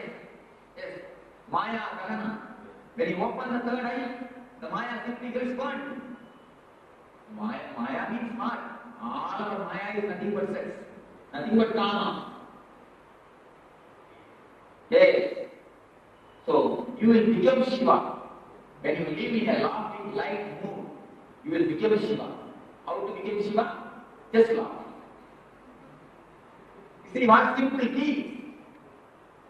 Really, how to become Shiva? There are many so-called Vedantis continuously chant Shivoham, Shivoham, I am Shiva, I am Shiva. Do you think they will become Shiva? At the most they can become Sava. And they will be like a Shava. That is becoming, they are already being, their being itself is Shava. How will they become Shiva? If you remember, if you look like Shiva, the real Shiva, the concept of Shiva, so beautifully danced. A continuous dance master, not a Raja, in full Ananda. If you look into the real concept of Shiva, especially in Shankara explains about Shiva, so beautifully enchanting expression, enchanting description given about Shiva. But the so-called Vedantist, somehow made him a sannyasi and not a living sannyasi. They have made him such a concept has been made. Shiva looks like almost Shiva.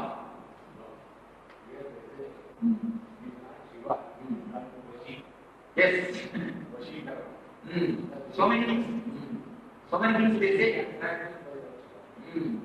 So many things they say. But a real Shiva will be loving, laughing, light, always full and filled, full of bliss. Anandamaya. Satchidanandamaya. So, if you want to become Shiva, just start laughing. That is the only key to open Anya Chakra. Be in a light mood and start laughing. In Zen Buddhism, anybody comes to the monastery, the first training is they should laugh 3 hours per day. And that's a beautiful story which I would like to tell you. There was a conference of Zen Buddhist monks, a big conference about how to get enlightened, how to get enlightened. There are so many research papers submitted, boring lectures occurred, small fail. One person started giving delivering lecture. Delivered, delivered, delivered, delivered. It is continuously happening. Slowly, one by one, started sleeping. Finally, one man was sitting. Then after finishing his lecture, he told that man, I thank you. That I am happy very much that you are sitting and listening my lecture so many hours, so much you heard. I am very happy.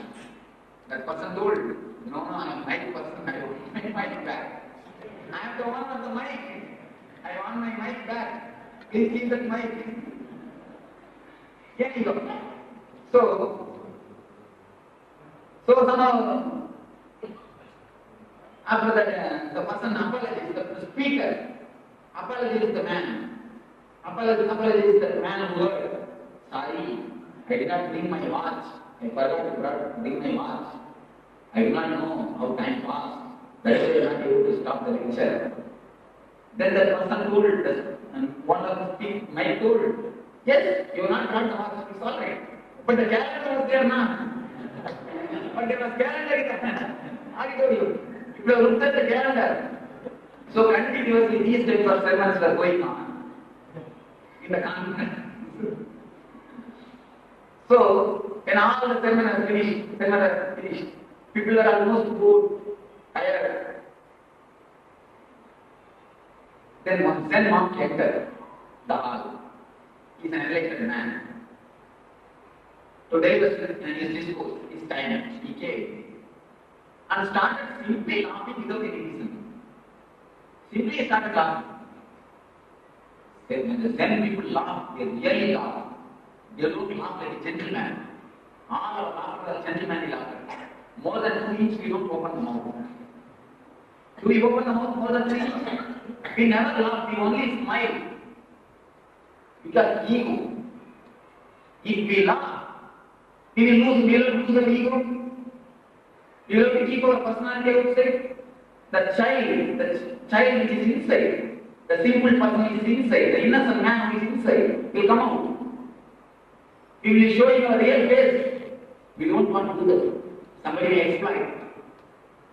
We never want to be simple. We always want to show that I am a big intellectual, knowledgeable man. I am so and so.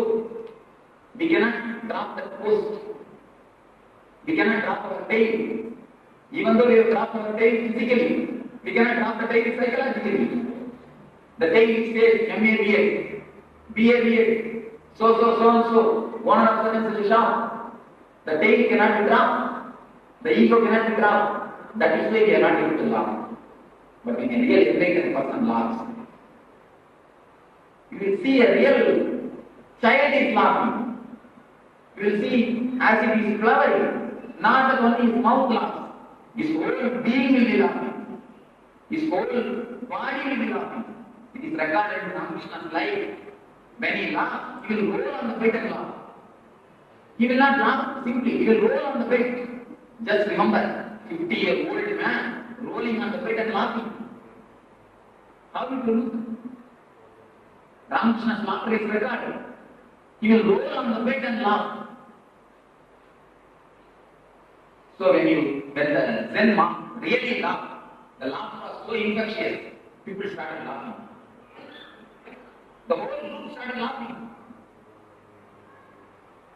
The whole group simply because already they were tuned to laughter. When the laughter started, nobody was able to control. Do you think laughter can be controlled? No. It is so infectious. Now simply I am controlling it. Just to finish the discourse. Just to finish this idea. When the whole people started laughing, the whole group felt a new energy. When the master got down from the pedestal, he said, this is my lecture. Really, this is the most helpful lecture. This is the best way to help the people. And there is another thing. Whatever you do will be totally different from whatever enlightened master does. If an enlightened man plucks the flower, that will be totally different. If you pluck the flower, that will be totally different. But in one place, in one thing, an enlightened man and common man meet and merge together, merge with each other, that is laughter. In laughter, there is no difference. Laughter is the highest spiritual quality from my experience. Highest spiritual value is laughter. If you know how to laugh without holding yourself, just laugh with a belly. Don't laugh with mouth, laugh with belly. The great experience. You will feel that you are tremendously elevated. You will feel you are completely whole. You are completely become whole. You are transported to some other planet. The 1 minute there will be no mind. You will be in a state of no mind. In that moment you are enlightened. If you want to be enlightened, just laugh. The moment which you are laughing, you are enlightened. You cannot think. You will have no mind. What is meant by enlightenment? The man who has no mind. If you laugh, you will have no mind. You will be enlightened. Laughter, the greatest way, the Rajapati, which you call the royal road to enlightenment. Laughter, the great key to the enlightenment. If you laugh, even your sickness will fly. You will become healthier. If you don't laugh, even your health will become. You will fall in sickness, the prevention existence. Shall we laugh for 2 quick minutes? Yes, somebody who can give a good laughter can start. And I think electricity can laugh. So, I don't know, nobody will laugh. What do you think?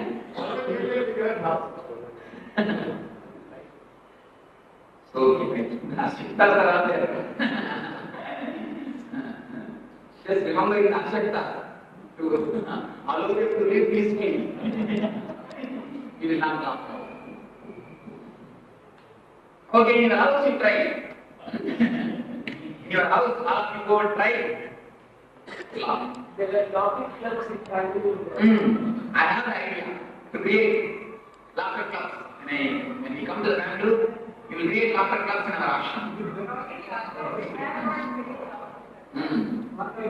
In our ashram, that Level ashram, all my 5 brothers, the first day routine. Routine starts with the morning laughter. There is a music. Just as if the 10-20 persons are laughing, the cassette is there. Just we play the cassette. Early morning, as soon as we get up. First 10 minutes laughter.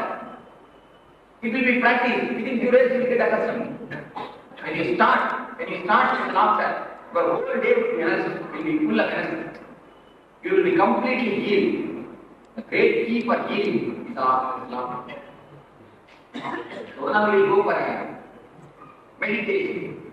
Now you have seen the idea, the maturity about these 6 chakras. The key is to open these 6 chakras.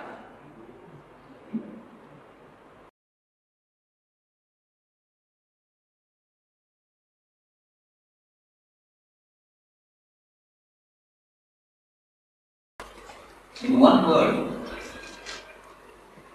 somebody asked me, what's your message? Only one word, Anandamani. I mean, Anandamani. That's the only thing. We should be blissful. You start living in Ananda. You start living in bliss. That's more than enough.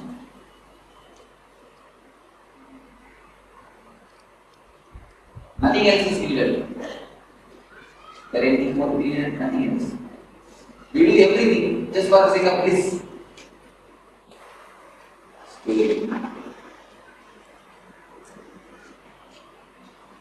Great King Alexander the Great, came to India.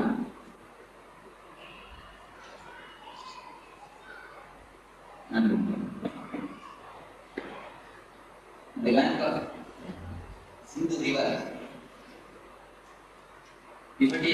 sannyasi, an old sannyasi. The king actually wanted that someone Hindu sannyasi should come along with him to his place, his kingdom, his country. So, someone sannyasi was resting on the bank of the river. The king came and first asked, please you come with me to my country. Sannyasi said, no, I don't know here. I don't want to go. The king knows only his language. He removed the sword from the shield. He showed the sword and then told, Bhagavad said, kill you. Then the sannyasi started laughing like anything. He simply laughed. He gave a good belly laughter and then told, you are a great liar.